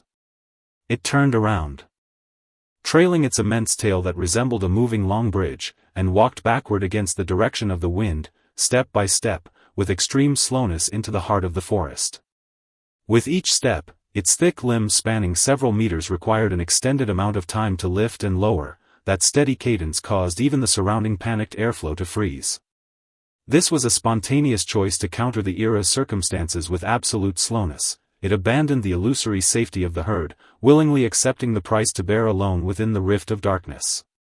When the first massive raindrop slapped onto its broad skin with its muted coppery sheen, it had already arrived at that absolutely empty place of silence that belonged solely to it. Deep night completely took over the entire southern valley, gently covering all slaughter and unease with a layer of hazy, indigo-blue mist. The Ankylosaurus stood quietly beside a clear stream carpeted with ancient moss, the moonlight pouring down like a swath of silver-white silk, unreservedly washing over its armor with its muted greenish tone.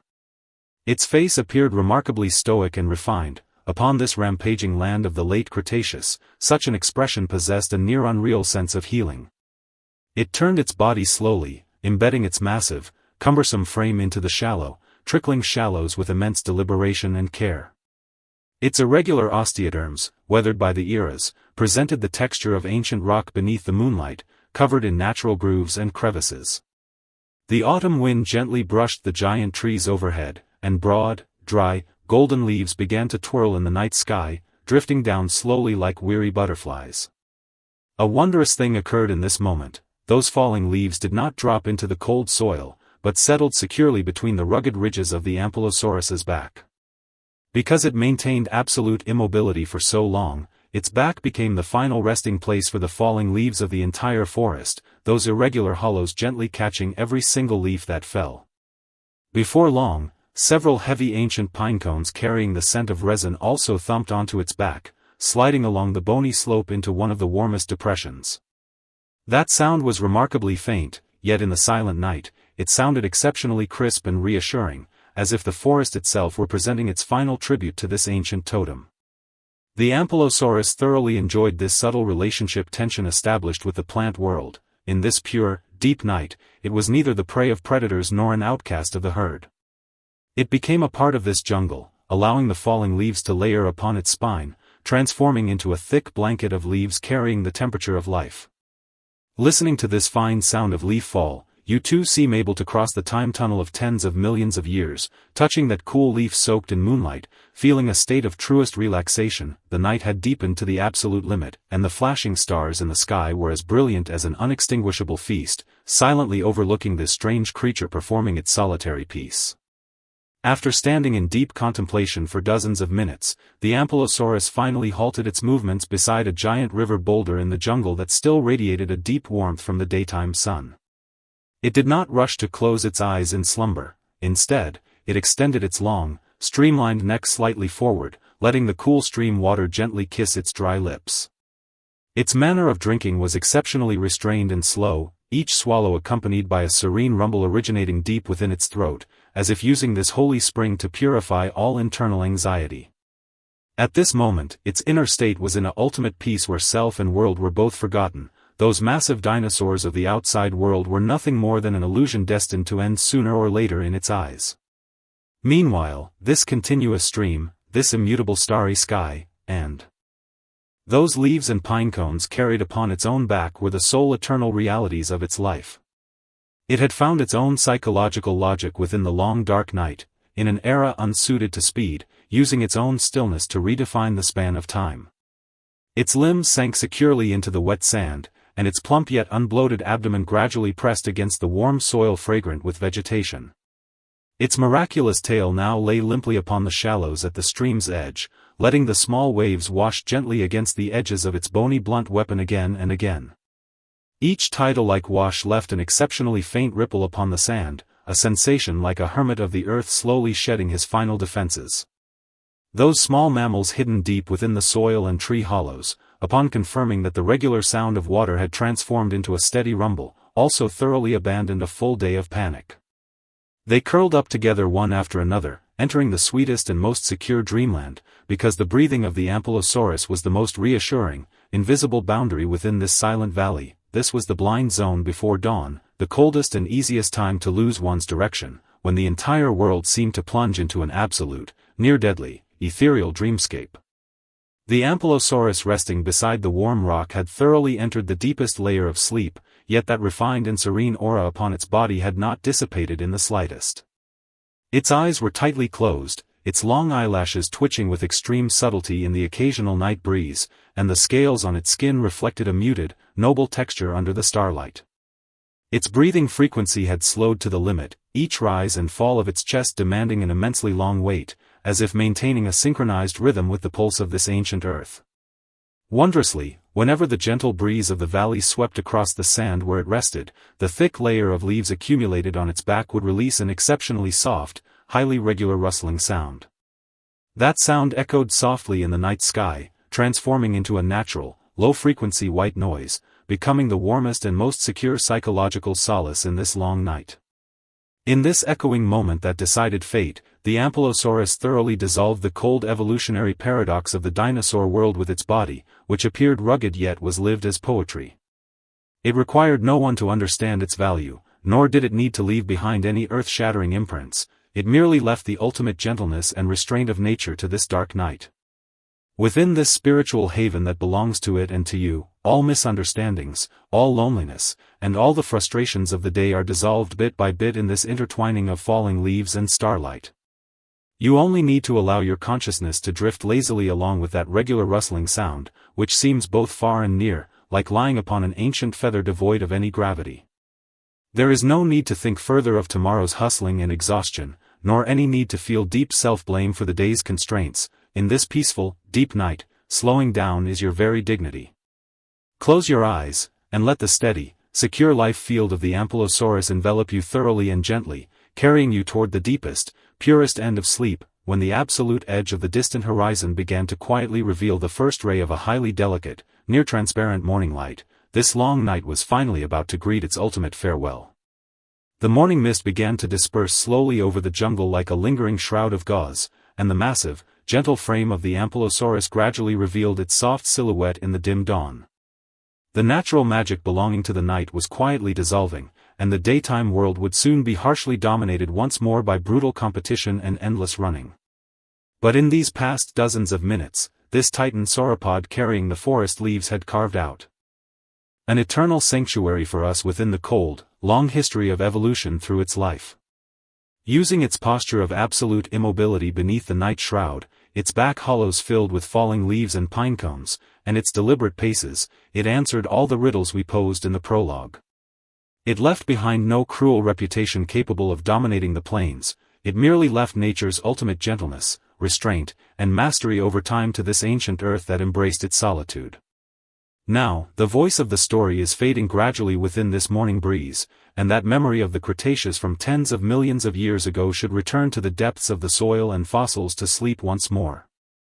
Yet the peace and certainty left by the Ankylosaurus in the dark night will transform into the gentlest night wind beside your pillow, long and loyally guarding your every sleep. Have no further worries about the unknown. That strange and mild creature will always walk quietly at the edge of your dreamscape, using its leaf-filled spine to shield you from all anxiety and storms. Now, Please thoroughly relax your every nerve, allowing the boundless sleepiness to completely and gently submerge you like a warm tide. Within this ancient dreamscape thoroughly healed by the night, sleep peacefully. Good night, in this silent, long night that belongs to you. Good night, and may you possess the sweetest, purest dream. As the bustle of the day fades away, the ancient plains sink into absolute silence. Here, life no longer proves its existence by running and praying. Instead, beneath the deepest canopy of night, it searches for a rhythm to settle the soul. Tonight, let us gather by the gently flickering hearth, and with this story that requires no effort to remember, step into its true lifetime. It is the life of the Lustrosaurus, a gentle creature softly wandering through the ancient mists. Perhaps in modern fossil remains, people can only catch a glimpse of its long and massive skeletal frame. But in the deep night of tens of millions of years ago, it was a lonely yet incredibly tender traveler in the mist. It did not need its colossal body to intimidate this dangerous world. On the contrary, throughout its exceedingly long life, it spent most of its time using the gentlest steps to cherish every blade of grass and tree upon the earth. The pervasive fog was its sanctuary and the home it returned to every night as promised. Now, the lights of the world have gradually gone out, and that gentle giant is slowly walking towards us from the depths of the forest. Each step it takes feels like a profound solace brought to this weary night. Tonight's story has no thrilling hunts, nor cold laws of survival. There is only its regular, quiet breathing, and an ancient dream about to melt into the moonlight. When the last ray of the setting sun sinks below the western horizon, damp mists begin to rise at the forest's edge. The Lustrosaurus slowly raises its head from a cluster of tall tree ferns, the moonlight catching its long and elegant neck perfectly. The daytime world belongs to the predators, running, roaring, and fighting for survival territory under the sun. But for the extremely gentle Lustrosaurus, the night is when it is truly awake and feels safe. It is a pure herbivorous dinosaur with a massive yet entirely non-aggressive body. Every contour of its form has softened over long evolutionary cycles, as if born tailored to fit this tranquil night. It gently sways its long tail, the tip brushing against the dewdrops on the grass with a faint, rustling whisper. That sound is like a soothing prelude, announcing that its nightly stroll has officially begun. It does not rush to find food but stands perfectly still for a long time, as if using its immense body to sense the shifting night winds. The small mammals and insects of the forest hide in their respective burrows, warily perceiving their surroundings. However, when they hear the steady, slow footsteps of the Lustrosaurus, their tense nerves inexplicably relax. For in this ancient world, the footsteps of the Lustrosaurus are the most reassuring signal in the night sky. It takes its first step unhurriedly, its sturdy foot padding onto a thick cushion of moss, producing almost no vibration. As it moves forward, the surrounding mist parts gently like a receding tide, only to gather softly again behind it. Around this massive body, there seems to be an invisible magnetic field, slowly drawing away all feelings of unease. It is like a moving island, sailing smoothly through the waves of the night, carrying the listener far away from the anxieties and restlessness of the day. The midnight mist grows heavier, wrapping the entire valley in a hazy, milky white.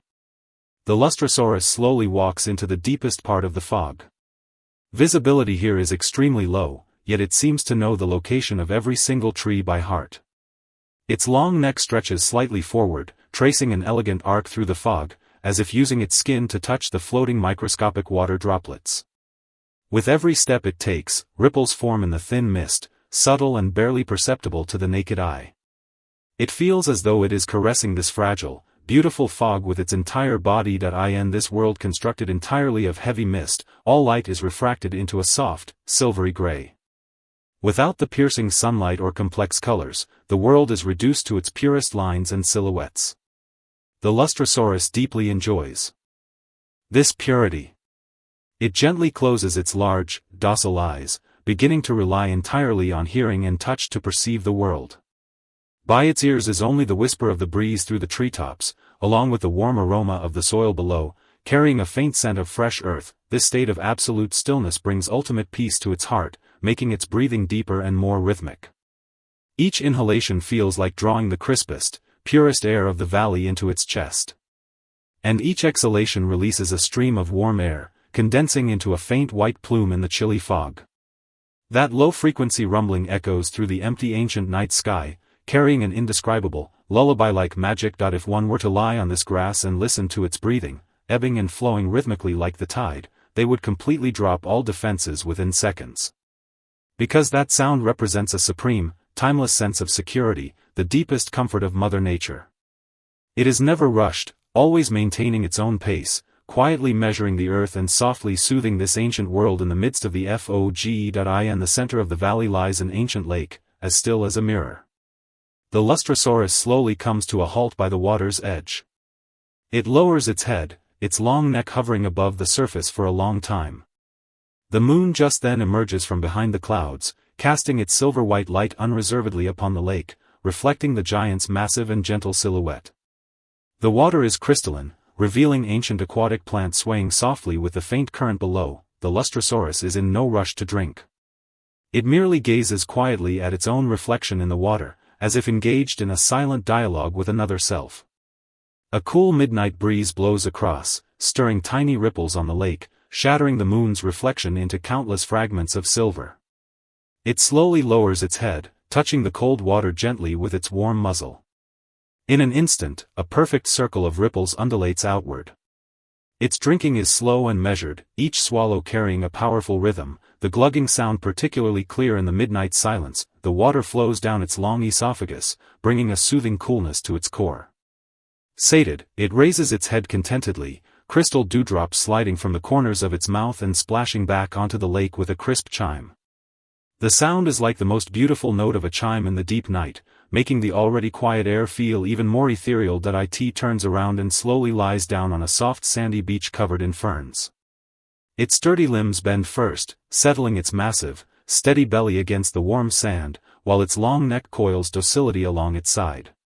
It has performed this movement countless times, and each time it looks entirely natural and relaxed, without a single tense muscle. As it settles down completely, the entire valley seems to lie down steadily with it, devoid of any agitation. The starry sky blinks quietly above, and the brilliant Milky Way stretches to the end of the horizon, silently guarding the giant's slumber. The night has deepened to its absolute core, the darkest, most tranquil hour before the dawn. Lying on the beach, the Lustrosaurus has entered a deep sleep, yet its signature breathing still echoes rhythmically through the night sky. Its eyes are tightly shut, the heavy eyelids covered in fine scales that gleam faintly under the moon's residual light. Because of its colossal size and staggering lung capacity, its chest rises and falls like a small hill with every breath. The frequency of that rise and fall is so slow that it feels as if time has completely lost its meaning and stopped flowing around it. With its deep breathing, the mist in the valley begins to form a wondrous rhythm around it. As it exhales, the warm current gently pushes away the dense fog in front of it, creating a brief, clear void. As it inhales, the chilly surrounding mist surges back like a tide, tenderly wrapping and concealing its massive frame once more. This cycle of pushing away and drawing near, surging and receding, is like a silent, poetic breathing ritual performed upon the ancient earth. The surrounding forest grows quieter within this ritual, and even the faintest chirping of insects gradually dissolves into this low-frequency rhythmic hum. At this moment, the Lustrosaurus is no longer just a dinosaur. It seems to have become a part of this land, this forest, and this mist. Its destiny is tightly interwoven with nature, indistinguishable from one another, both seeking ultimate peace in this long night. Listening to such a sound, you will feel an unprecedented sense of relaxation, as if you too were lying on that warm, ancient beach. By your ear is the gentle breathing of the Titan, above is the untainted, pure starry sky of millions of years ago, and beneath is the fragrant earth smelling of rich soil. All worries, all anxieties, and all fatigue are gently crushed and dissolved bit by bit within this massive, all-enveloping breath.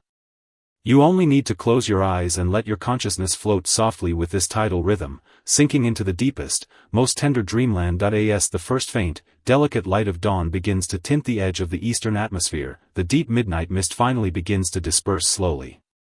The massive body of the Lustrosaurus grows clearer in the morning light, yet it still maintains its initial serene and comfortable sleeping posture.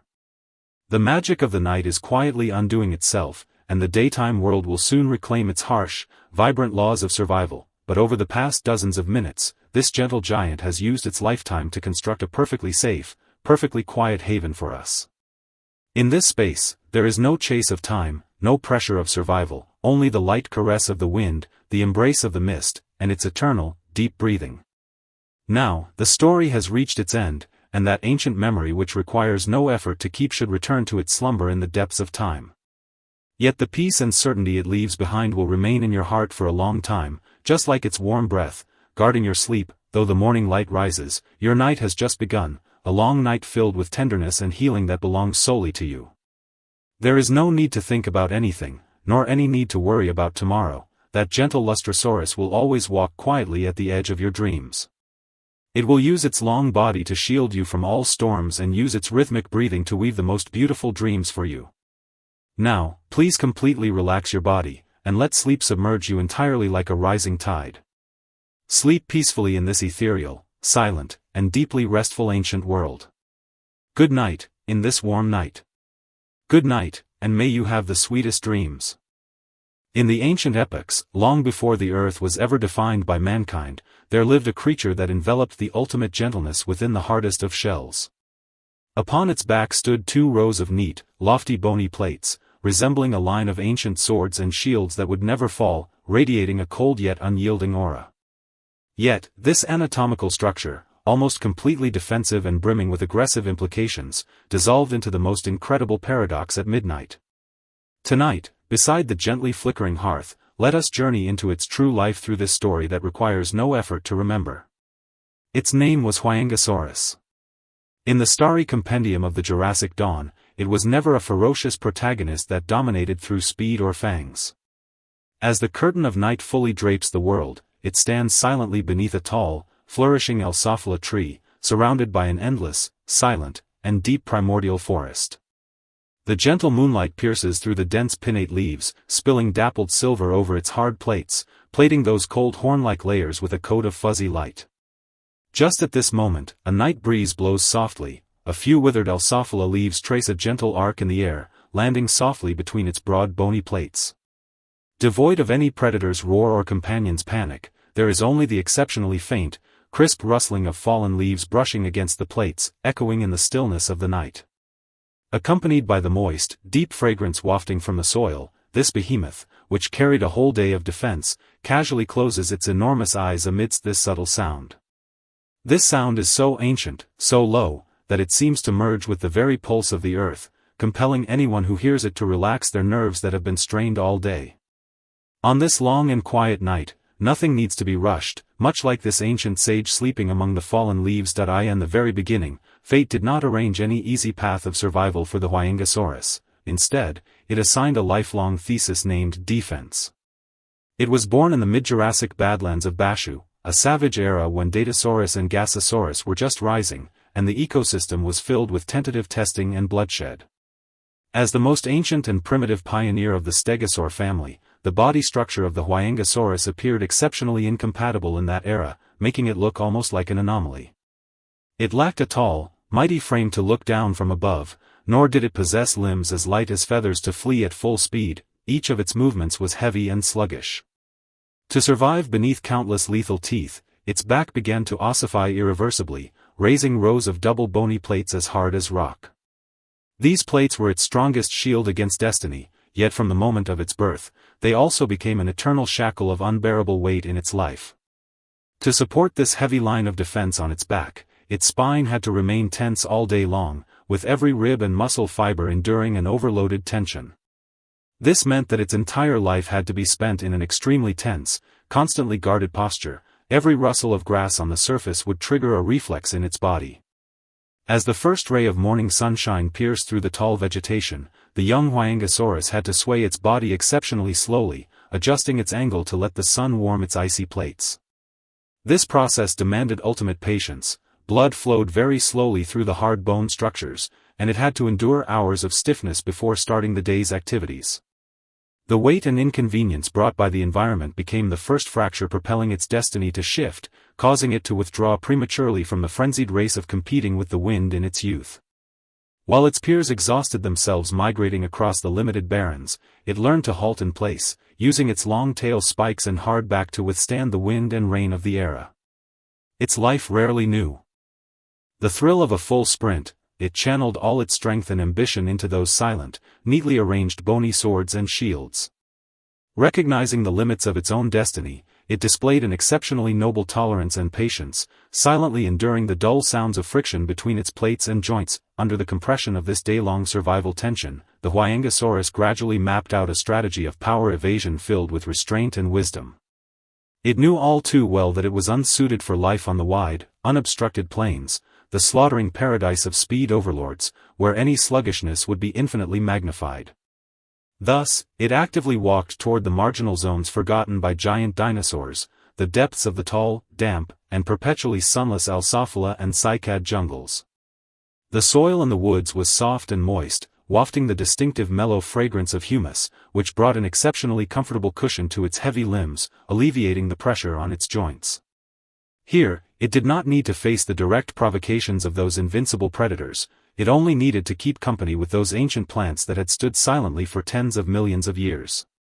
Its 2 rows of neatly arranged plates, beneath the dim forest shade, became the perfect mimetic camouflage, making it look like a fallen log resting on the muddy ground. Whenever a Gasosaurus or another dangerous predator trod with heart-stopping steps past the outer fringes of the jungle, the Huayangosaurus would freeze completely in the deepest shadow of the trees. It bent its forelimbs slightly, keeping its short head close to the damp moss, its 2 massive eyes maintaining absolute calm and restraint in the dark.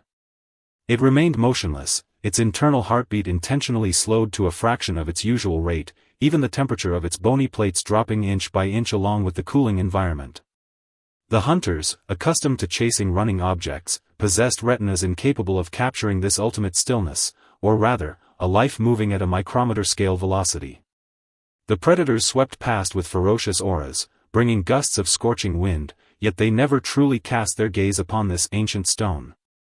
This aesthetic of stillness displayed amidst extreme danger was the gentlest retaliation of the Huayangosaurus against that violent era, and its most reliable invisible armor. While the outside barrens ran red with blood due to territorial wars and countless powerful groups perished in mutual slaughter, it lived sublimely detached in the shadows. It unhurriedly chewed those succulent low ferns, grinding the coarse leaves between its short teeth into nutrients for survival at an exceptionally slow pace. Each chew was accompanied by a faint rustling sound echoing within its wide mouth, a sound that became its most habitual and healing companion during the long afternoons. As the seasons of the continent quietly shifted into the mid-Jurassic dry season, the coldest and most food-depleted time, all life on the surface felt an unprecedented weight. The drying of rivers caused the mud to crack into countless massive fissures, and the once flourishing cycad forests withered in large numbers, as panic and anxiety spread like a plague through the dinosaur herds. Many herbivores, starved of moisture and nourishment for a long time, grew emaciated, exhausting their remaining strength in blind, chaotic rushes. Within this epical bottleneck filled with despair and upheaval, the low metabolic habit that the Huayangosaurus had long developed in the dark jungle became its life-saving straw once again. It did not compete with others for those scarce, open water sources exposed to the scorching sun, it simply returned to the core depths of the Alsophila grove it knew best. The colossal pinnate leaves of the Alsophila trees, like natural umbrellas layered one over another, blocked out the cruel sun that hung in the high sky like a poisonous hand, retaining the last moisture of the earth. The Huayangosaurus lay quietly in the thick piles of fallen leaves, those withered leaves collapsing layer upon layer beneath its frame, wafting a scent of earth that carried a trace of bitterness yet felt extraordinarily grounding. It surrendered the entire weight of its body to this gentle earth, minimizing internal moisture evaporation through exceptionally long, deep, low-frequency respirations. Its bony plates began to play a reverse regulatory role at this time. No longer tense shields, they became mediums for radiating internal residual heat and absorbing the nocturnal dew. Whenever deep night arrived and the extremely cold air condensed into droplets of crystal dew, they trickled down the horn-like textures of its plates at an exceptionally slow pace. The Huayangosaurus nudged its neck slightly, its tongue gently licking a droplet of cool nectar sliding down the edge of its mouth, a taste that, though meager, was enough to fuel its resilient fire of life. It was like an ancient hermit forgotten by time. No matter how the outside world overturned seas and rivers, it simply counted the rhythm of falling leaves within its own shade. Those speed overlords that were once invincible under the sun, mocking its sluggishness and clumsy frame, eventually collapsed in despair amidst thirst and hunger, turning into cold landscapes upon the barrens. Yet, the Huayangosaurus, in the deep of every chilly dry season night, maintained its noble silence and restraint, quietly listening to the faint sound of the wind blowing through the leaves in the dark. Amidst this slow-paced practice of non-contention, the Huayangosaurus finally welcomed the most secretive and destiny-healing midnight of its life. It was a specific night when the dry season was drawing to a close, and the scent of distant thundershowers could already be faintly caught in the air. The entire jungle was devoid of a single stray noise. The high sky was completely free of clouds, and the brilliant Milky Way hung suspended like a wide river paved with crushed gold across the black velvet curtain. Treading upon the soft, moist humus soil, the Huayangosaurus moved its steps exceptionally slowly, returning to the largest, oldest Alsophila tree that had accompanied it for most of its life. The trunk of this old tree was as thick as several men's embrace, its root system digging deep into the lowest parts of the earth, bringing a sense of unparalleled grounding to the Huayangosaurus. It slowly lowered its body into a hollow beside the roots, padded exceptionally thick and soft with fallen leaves, its 4 massive legs tucked securely against the sides of its belly. As its frame sank, those withered leaves accumulated over countless seasons emitted a succession of faint, crisp, and highly rhythmic rustling sounds beneath it. This sound was exceptionally clear in the stillness of the midnight, like an old friend whispering ancient ballads in its ear with the gentlest tone. The gentle moonlight pierced through the gaps in the massive Alsophila leaves, transforming into silver-white threads that projected precisely upon the neatly arranged plates on its back. The plates, which appeared hard, cold, and defensive during the day, actually radiated a warm, soft microglow akin to jade under the light touch of the moon. Just at this moment, a thoroughly dried Alsophila leaf with slightly curled edges drifted down from the high canopy under the gentle push of the night breeze. It spun a few times in the air, before landing with a soft patter, exceptionally light and gentle, precisely between the 2 largest plates at the center of its back. The weight of this leaf was negligible, but the moment it touched the bone, that crisp vibration traveled directly through the hard structure into the heart of the Huayangosaurus. It was an absolute signal, telling it that the day's defenses could be completely surrendered. This realm, at this single second, belonged to it alone, absolutely safe. The Huayangosaurus released one final, long, and deep sigh, a plume of warm white mist puffed from its nostrils, and it casually, slowly closed its enormous eyes. From the exact moment the Huayangosaurus closed its eyes completely, the string of destiny that had been taut within its body for countless days and nights finally attained a thorough relaxation. Its 2 rows of neatly arranged plates were no longer swords and shields for resisting enemies at this second. Instead, they became a cradle for nature's fallen leaves, bearing the tranquility belonging to this night. The night wind began to grow increasingly tender, like a pair of invisible hands caressing every wrinkle left by eons upon its coarse skin, whisking away the final traces of tension. Following the flow of the breeze, more and more Alsophila leaves and old cycad leaves drifted from on high, tumbling gently one after another to cover its broad back. 1 leaf, 2 leaves, 10 leaves, in no time, its entire spine and plates were blanketed by a thick mattress of foliage carrying a trace of plant bitterness and earth fragrance. Those leaves rubbed against one another, continuously emitting an exceptionally faint, exceptionally delicate rustling sound in the night breeze, acting like white noise composed specifically for it by nature. Within this ultimate sense of envelopment and certainty, the heart rate of the Huayangosaurus began to drop inch by inch, shifting from its daytime heavy thuds to become lighter and slower. Its breathing grew exceptionally prolonged. Each inhalation felt like drawing the stillness of the entire forest into its abdomen, and each exhalation returned all the internal exhaustion to the earth. In the depths of its consciousness, the slaughter upon the barrens had thoroughly receded, and the pressures of the era dissolved into nothingness. It saw only an endless, warm oasis. It slept serenely within this dreamscape woven of fallen leaves and earth fragrance, its body completely merging with the mud of the ground and the old tree behind it. This choice of life, spanning hardness and gentleness, allowed it to live out the most poetic and dignified conclusion in that primordial dawn filled with destructive powers. When eons of time transformed this forest into deep coalfields and strata, its fossils still maintained this posture of bearing bony plates, casually closing its eyes among the fallen leaves. That was not the skeleton of a creature that died struggling in fear and pain, but an ancient traveler who had quietly slept for hundreds of millions of years wrapped in ultimate security. Today, that Jurassic badland which once drove countless primordial behemoths into frenzy and destruction has long since turned into silent rock strata through the vicissitudes of time. Those predatory overlords that once sprinted at full speed under the sun, invincible in their power, have ultimately become cold, cracked, shattered frames inside museums. Yet, when we reopen the memory of the Huayangosaurus on this quiet night, we can still feel that peaceful power traveling across hundreds of millions of years of time and space. That ancient pioneer, who bore heavy plates and silently endured in the torrent of its era, ultimately wrote the most healing life epic through its restraint and gentleness. It uses the story of its life to gently tell us that in this volatile world, always hurrying you to run at full speed, always forcing you to build defenses, learning to shed your hard shell on a quiet night and closing your eyes amidst the fragrance of soil and the rustling of leaves is a deeper life wisdom. The night wind has completely subsided now, all the clamor, all the disputes, and all the rushing of the outside world have been thickly filtered through the slow flow of this story. Within this warm blanket belonging exclusively to you, there is no longer anything that requires you to grit your teeth and defend, nor is there any unknown tomorrow demanding you to sprint at full speed. Just like that clever Huayangosaurus, draw your breath exceptionally long and slow, letting every exhausted joint relax completely within the soft bedding.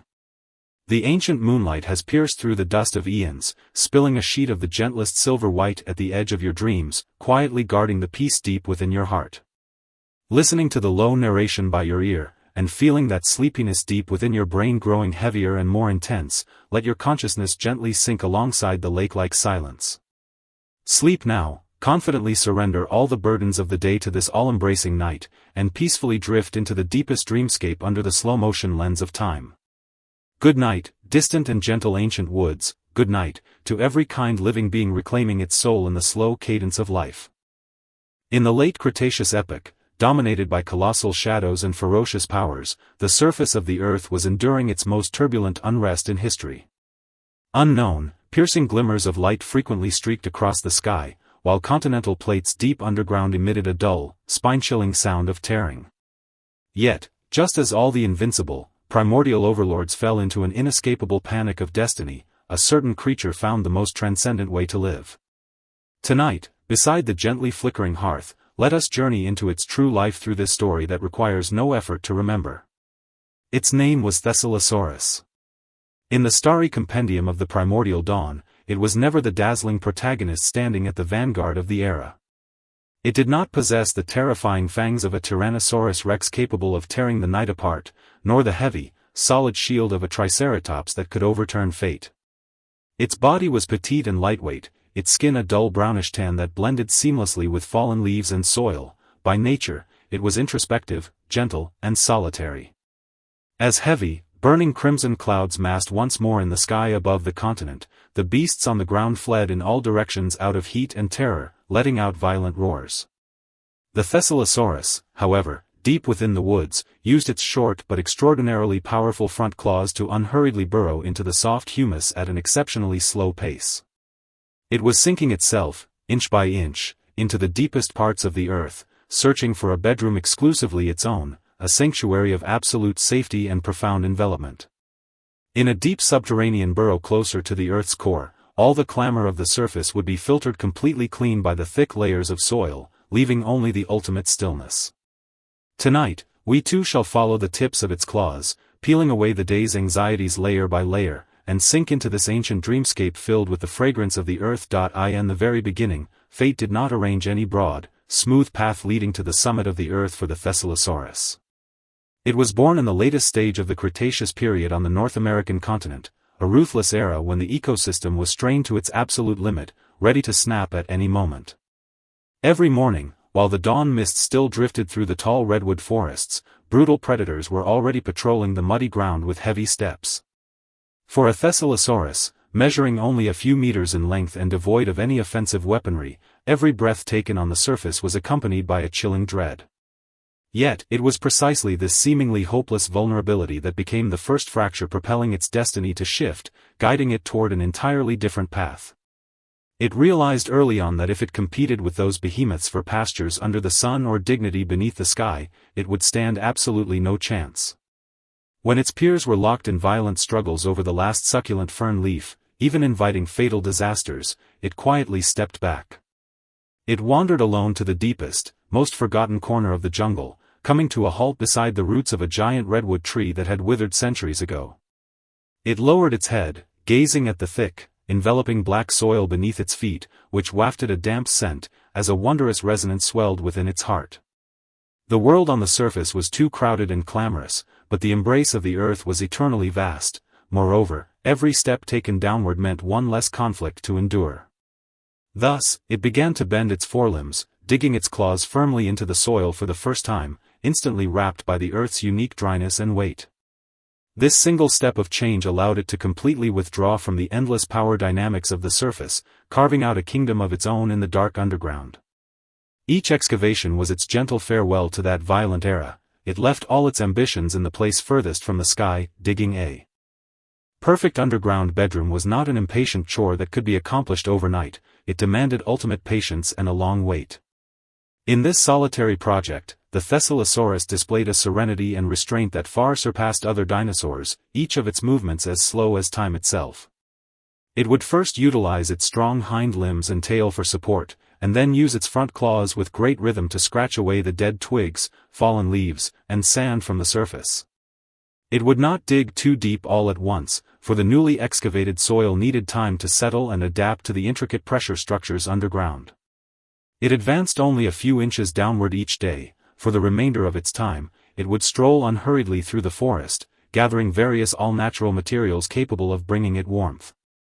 It would gently pick up those ancient pine needles dried thoroughly by the sun with its mouth, transporting them bundle by bundle, neatly into the newly shaped channel.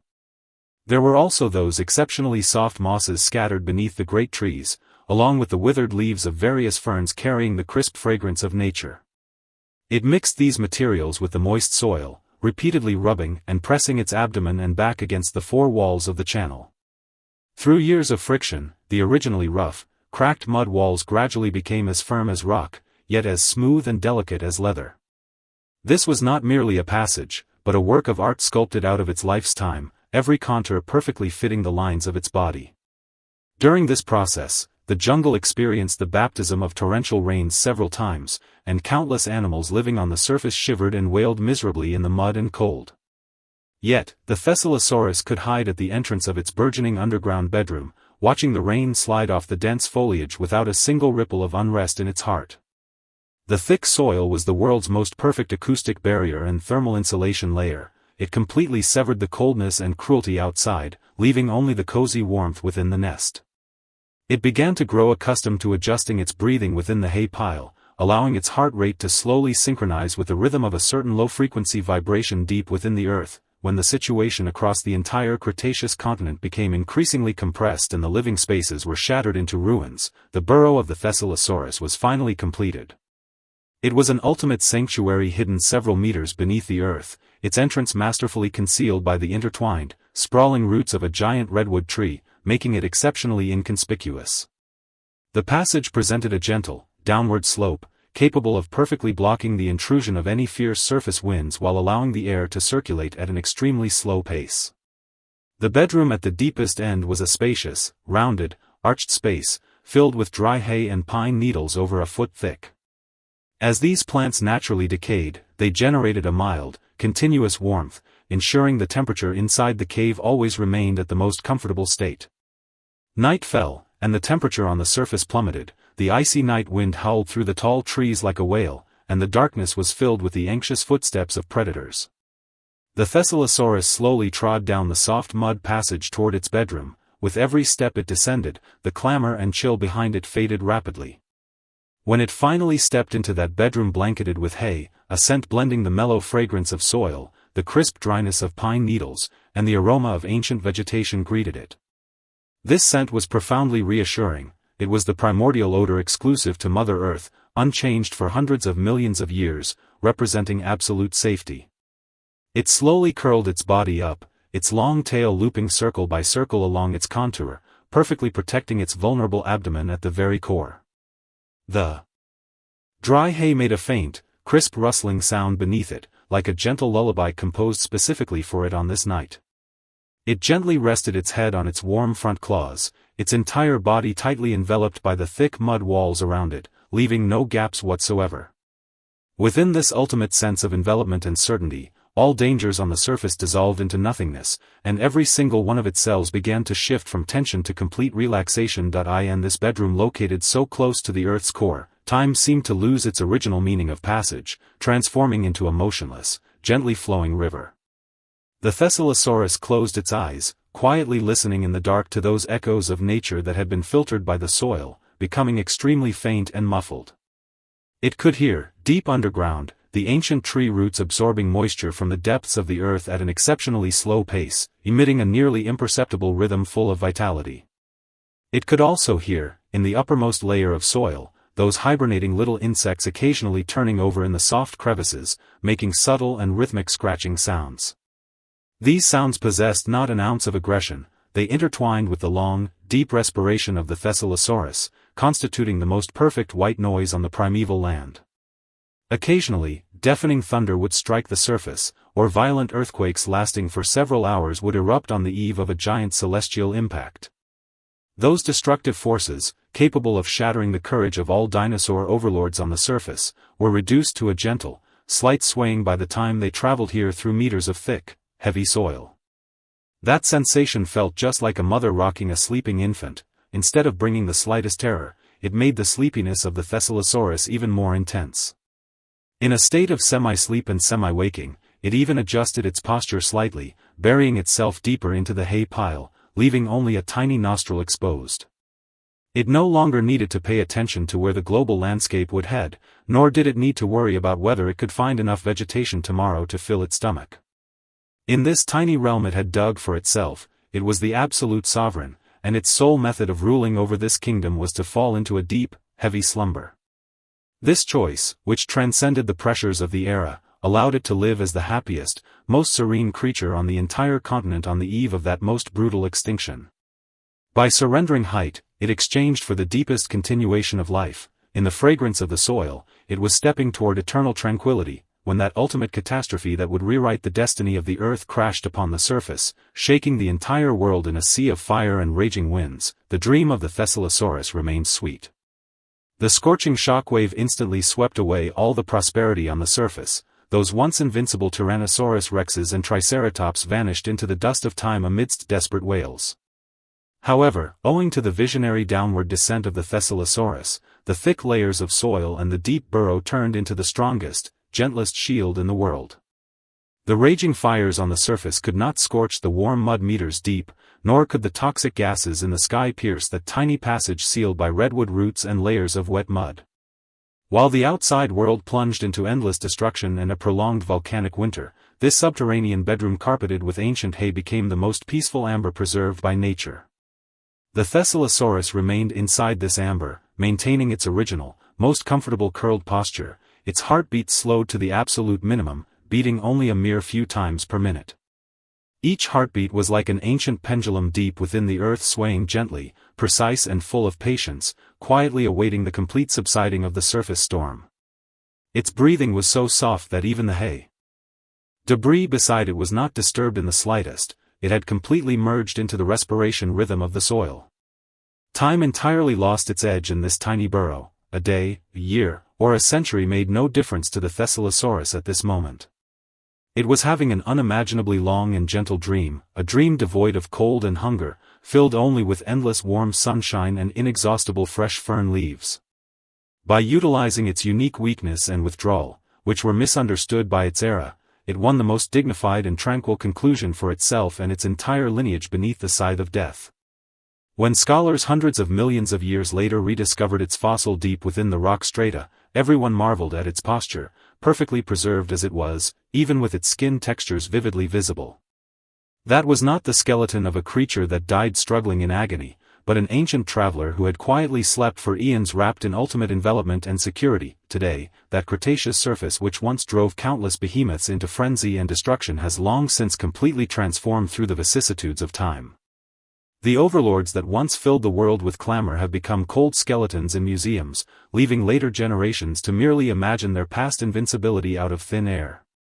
Yet, when we reopen the memory of the Thescelosaurus on this quiet night, our ears still seem to catch that scent of soil wafting from the ancient subterranean bedroom.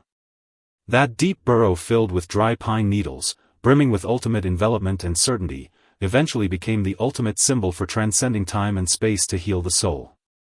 It uses the story of its life to gently tell us that when the outside world becomes too crowded, loud, and leaves us feeling powerless, stepping back and learning to dig deep down, to carve out an undisturbed, quiet bedroom in the depths of one's own heart, is not cowardice, but a supreme survival wisdom.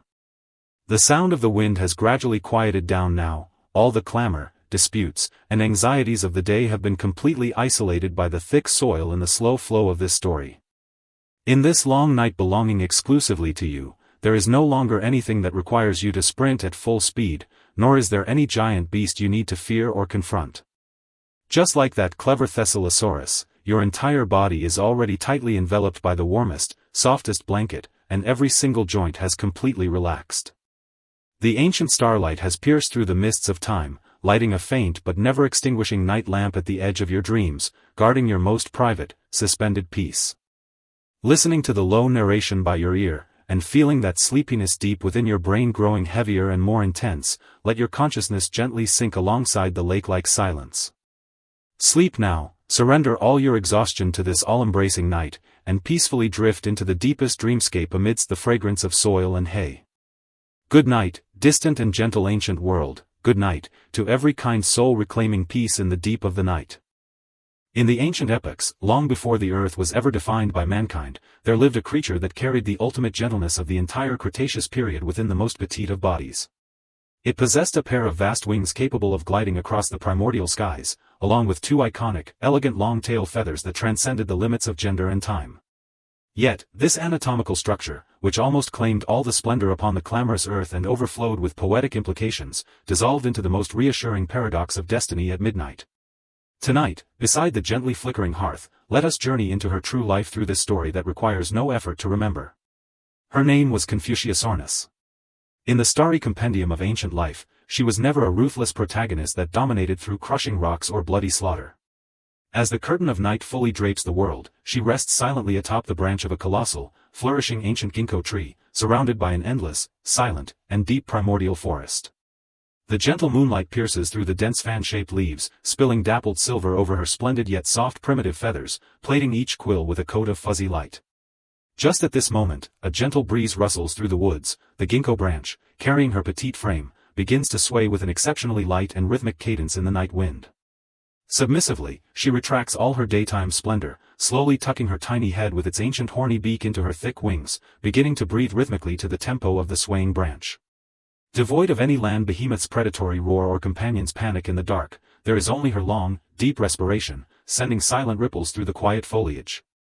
This sound is so tender, so low, that it seems to merge seamlessly with the very pulse of the entire forest, compelling anyone who hears it to slow their own breath. On this quiet night, nothing needs to be rushed, much like this ancient long-feathered creature transformed into a silent midnight landscape upon the ginkgo tree canopy. What we are about to unfold is not a scientific chronicle of brutal survival, but the gentlest subterranean poem written by a solitary wing in the age of dinosaurs. Please close your eyes, listen to the soft rustling of the ginkgo leaves nudged by the breeze, and let us walk into the hidden, eternal night guarded by the Confuciusornis for hundreds of millions of years. In the very beginning, fate did not arrange any broad, worry-free path of evolution for the Confuciusornis. Instead, it forced her to face a dual dilemma from the moment of birth. She was born on the East Asian continent during the early Cretaceous, a savage era full of unknown variables when the dinosaur lineage began to head toward extreme gigantism and extreme ferocity. As one of the most ancient and primitive pioneers among the first ancient birds in all of life's history, the body structure of the Confuciusornis appeared exceptionally idiosyncratic in a surface world ruled by speed and fangs. Although vast flight feathers had evolved upon her shoulders, her sternum remained underdeveloped, which meant she could never perform the high-frequency, powerful flapping flight of later avian species. For most of her life, she could only rely on climbing tall trees and then, utilizing the power of the wind, undertaking exceptionally slow, exceptionally restrained gliding between the forest canopies. Consequently, the approach of every rainstorm or each tumble from a branch was a fatal crack propelling her destiny to shift, given her complete lack of defensive capabilities on the ground. While the tyrannosaurs and iguanodons on the ground fought violently over the last oasis pastures, exhausting the splendor of their lives under the scorching sun, the Confuciusornis raised her head. She made a crucial choice belonging exclusively to her, she surrendered the power to contest for dignity and strength on the earth, channeling all her patience instead into honing the climbing tips of her claws. Piercing her hard foreclaws into the ancient bark, she climbed upward inch by inch, unhurriedly, until she finally reached the absolute height that those land behemoths could never touch. Standing atop a 100-meter-high redwood canopy, she looked down upon those massive frames locked in frantic slaughter for survival. Those desires and killings were nothing more than smoke scattering with the wind in her eyes. She learned to maintain restraint before the wind arrived, opening her wings only during the twilight hours when the air currents were most stable, gliding gracefully across that quiet, ethereal sky of her own.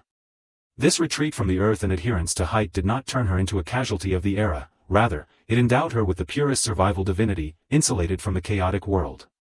She bore the psychological cost of gliding, yet she enjoyed the infinite horizon behind that cost, recognizing the boundaries of her own strength. Her inner soul lived as a silent, deep ocean.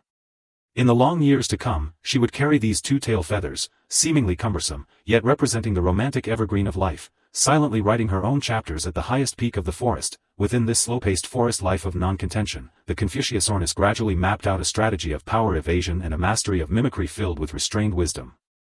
The primordial jungle of the early Cretaceous was a colossal labyrinth tightly woven of countless predatory chains. Any petite frame exposed in a clearing could invite devastating aerial claws. Thus, the Confuciusornis strictly confined her core range of activity to the interiors of those ancient ginkgo and cycad forests, packed with dense fan-shaped leaves and wafting a faint aroma year-round. Whenever the first ray of morning sunshine pierced through the water-fur canopy, the beasts on the ground began to assemble with roaring echoes, trampling the mud and kicking up gusts of dust and survival anxiety. The Confuciusornis, however, never disdained to join such frenzied daytime gatherings. She simply perched solitarily upon a branch deep within the tree shadows, unhurriedly preening each of her feathers. Her primitive feathers presented a mottled, dark texture identical to the surrounding withered bark and leaf layers. In the dim shade, she was merely a protrusion growing from the trunk. Whenever a coelurosaur with terrifying wings or another aerial predator swept over the jungle canopy with heart-stopping air currents, the Confuciusornis would freeze into absolute stillness in an instant. She pressed her long, elegant tail feathers flat along the growth direction of the branch, tucked her foreclaws, her two jet-black gemstone eyes maintaining absolute composure and restraint in the shadow. She even intentionally slowed her internal heartbeat to a mere fraction of its usual rate, her wing temperature dropping inch by inch along with the cooling environment, leaving not an ounce of vital ripple. Those ferocious hunters, accustomed to capturing running and roaring dynamics, possessed retinas that never generated the slightest suspicion when sweeping across this motionless ancient ginkgo branch, ultimately departing. This aesthetic of stillness displayed amidst extreme danger was the noblest refusal of the Confuciusornis against that frantic era. She did not contest the chaotic world, yet she lived sublimely detached in the shadows. She unhurriedly pecked at those succulent ancient ginkgo fruits hanging from the branches, channeling her surplus energy into a long lifespan capable of defying time, leaving not a single shred of haste behind. Each grinding of fruit was accompanied by a faint, rhythmic swallowing sound echoing within the silent woods, a sound that became her most habitual companion during the long afternoons. As the seasons of the continent quietly shifted into the mid-Cretaceous volcanic winter, the coldest and most food-depleted time, the extreme compression of living space pushed all life to the brink of collapse. Blizzards ravaged the entire northeastern continent without warning, the freezing snowfall completely freezing the once abundant rivers, and vast stretches of fern forests carbonized in large numbers under the cover of frost. Panic and anxiety spread through the dinosaur herds. Many herbivores accustomed to traveling in herds fell into large-scale stampedes because they could find no shelter from the wind, ultimately perishing in their own chaos. Within this brutal bottleneck of an era, the habit of keeping to her simplicity, and the physical traits that the Confuciusornis had long maintained once again revealed an unparalleled structural survival advantage. She never contested with the creatures on the ground for those scarce caves exposed to the wind and snow. She simply returned to the core depths of the ginkgo forest she knew best. The trunks of the colossal ginkgo trees were as thick as several men's embrace, their root systems digging deep into the lowest parts of the earth, still radiating a faint, hidden warmth belonging to the earth amidst the severe cold. The Confuciusornis slowly lowered her body into the thickest, most sheltered bend of the old tree's main trunk, her 4 toe claws clamping firmly onto the coarse bark, binding herself to the old tree. As her frame sank, she completely opened her vast gliding wings, and then, like a thick blanket of black fur, tightly wrapped her entire body in reverse. This warm quilt made of feathers was the world's most perfect thermal insulation layer. It not only locked in every single faint vital spark of body temperature but also completely blocked out the external ice and snow. Her heartbeat was as slow as counting the hourglass of centuries, each dull thud acting like a tender caress injected into this frozen, anxious land. It was during those most severe snowy midnights, when the beasts on the ground shivered in the freezing wind, emitting desperate wails, that she truly transformed into the warmest cradle of this arena. The weakest, most easily overlooked primitive mammals and insects of the forest instinctively began to gather around the trunk of this old ginkgo tree, wafting a gentle heat. They nestled quietly beneath her heavy wings and within the shadow of her vast long-tail feathers, sharing body warmth and feeling that peace belonging to the long-feathered sage. Amidst this cross-species, silently protective embrace filled with spiritual tension, the Confuciusornis finally welcomed the gentlest and most fated night of her life. It was a specific night when the cold winter was drawing to a close, and the scent of the soil reclaiming distant spring rains could already be faintly caught in the air. The entire Cretaceous sky was as clear as if it had been washed. The brilliant Milky Way resembled a wide ribbon of stars poured across the black velvet curtain, with countless fragments of golden starlight shimmering silently in the void, illuminating the ancient primordial barrens.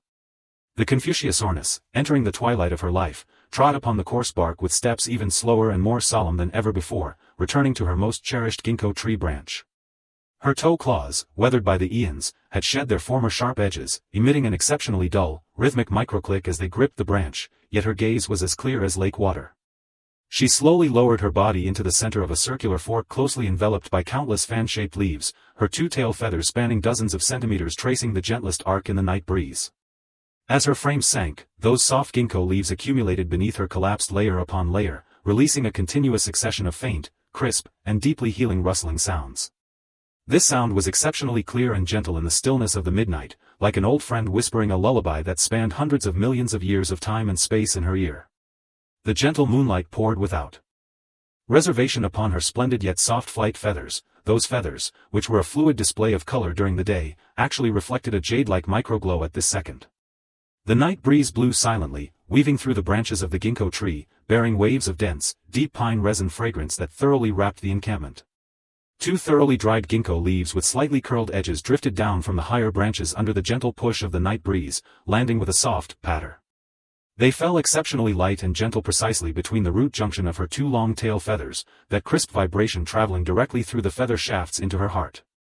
At that single second, all the defense, heaviness, and epical survival pressures accumulated over a lifetime were completely released and reconciled within the rustling of the fallen leaves. She knew she had flown upon this world for long enough. Through her own vulnerability and elegance, she had propped up secure nights for the lives in this canopy. Now, it was time to surrender all exhaustion to the boundless night. She adjusted the angle of her tiny head slightly, casually snuggling into her wings, and closed her eyes. From the exact moment the Confuciusornis closed her eyes completely, the string of destiny that had been taut within her body for countless eras finally welcomed its slowest, warmest landing. Her massive, rock-solid will thoroughly merged into this silent soil at this second, becoming an eternal part of this ancient forest. The night breeze began to grow increasingly light and tender, like a pair of magical hands gently caressing every feather texture upon her skin, whisking away the final traces of tension. As time drifted silently, more and more tiny forest creatures arrived at her side. They were no longer afraid, simply falling into sweet slumbers beneath her vast frill. Note, text content switches here. Under her protection, this tiny circular clearing became the ultimate dream cradle of the latest Cretaceous period, the safest and most conflict-free sanctuary, insulated from all external cruelty. The respiration of the Chasmosaurus, note, text content switches here, became exceptionally prolonged and faint, each inhalation like listening to the whispers of the earth, and each exhalation passing its inner tranquility to its surroundings. Its heart rate decelerated inch by inch in the dark, from once every few seconds, to once every 10 seconds, until it finally merged seamlessly into the deep pulse of the earth, silent and trackless. In the depths of its consciousness, the slaughter upon the barrens dissolved into nothingness, and those unsettling, burning clouds in the sky cleared away completely, leaving only an endless canopy of serene stars. This choice of life, utilizing massiveness to carry gentleness, and stillness to guard the vulnerable, allowed it to live out the noblest posture in that primordial dawn filled with destructive powers. When hundreds of millions of years of environmental shifts transformed this ancient forest into deep rock walls and fossils, its bones still maintained the stable posture of resting silently upon the mossy ground. That was not the shattered skeleton of a creature that died struggling in despair, but an ancient traveler who had quietly slept for hundreds of millions of years wrapped in ultimate safety and envelopment. It uses its life to tell us that the ultimate meaning of power is never to destroy or conquer anything, but to be able to become the most reliable harbor for others when the storm arrives. Today, that Cretaceous continent which once drove countless primordial behemoths into frenzy and destruction has long since turned into silent rock strata through the vicissitudes of time. Those predatory overlords that once sprinted at full speed under the sun, invincible in their power, have ultimately become cold, cracked, shattered frames inside museums, leaving people to imagine them out of thin air. Yet, when we reopen the memory of the Confuciusornis on this quiet night, we can still feel that deepest power of serenity traveling across hundreds of millions of years of time and space.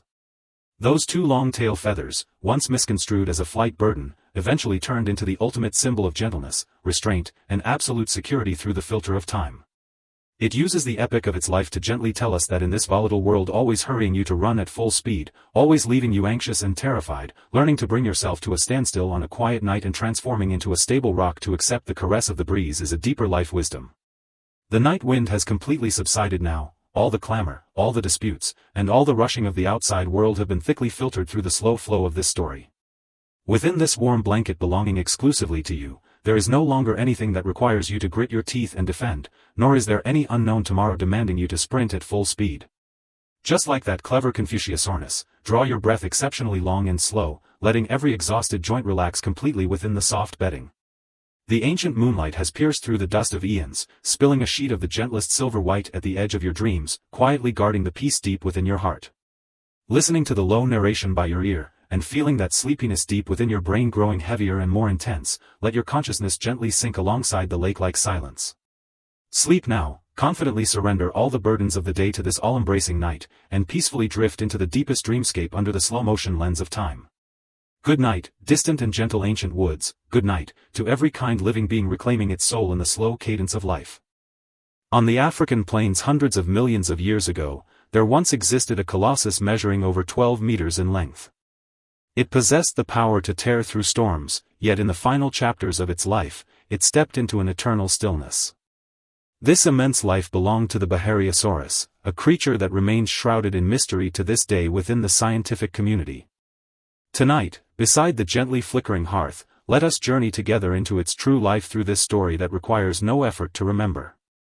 As the last ray of the setting sun is swallowed by the ancient horizon of the Sahara, the clamor of the world begins to slowly recede. Most predators choose to conceal their forms within the brush, peering through the darkness with greedy eyes.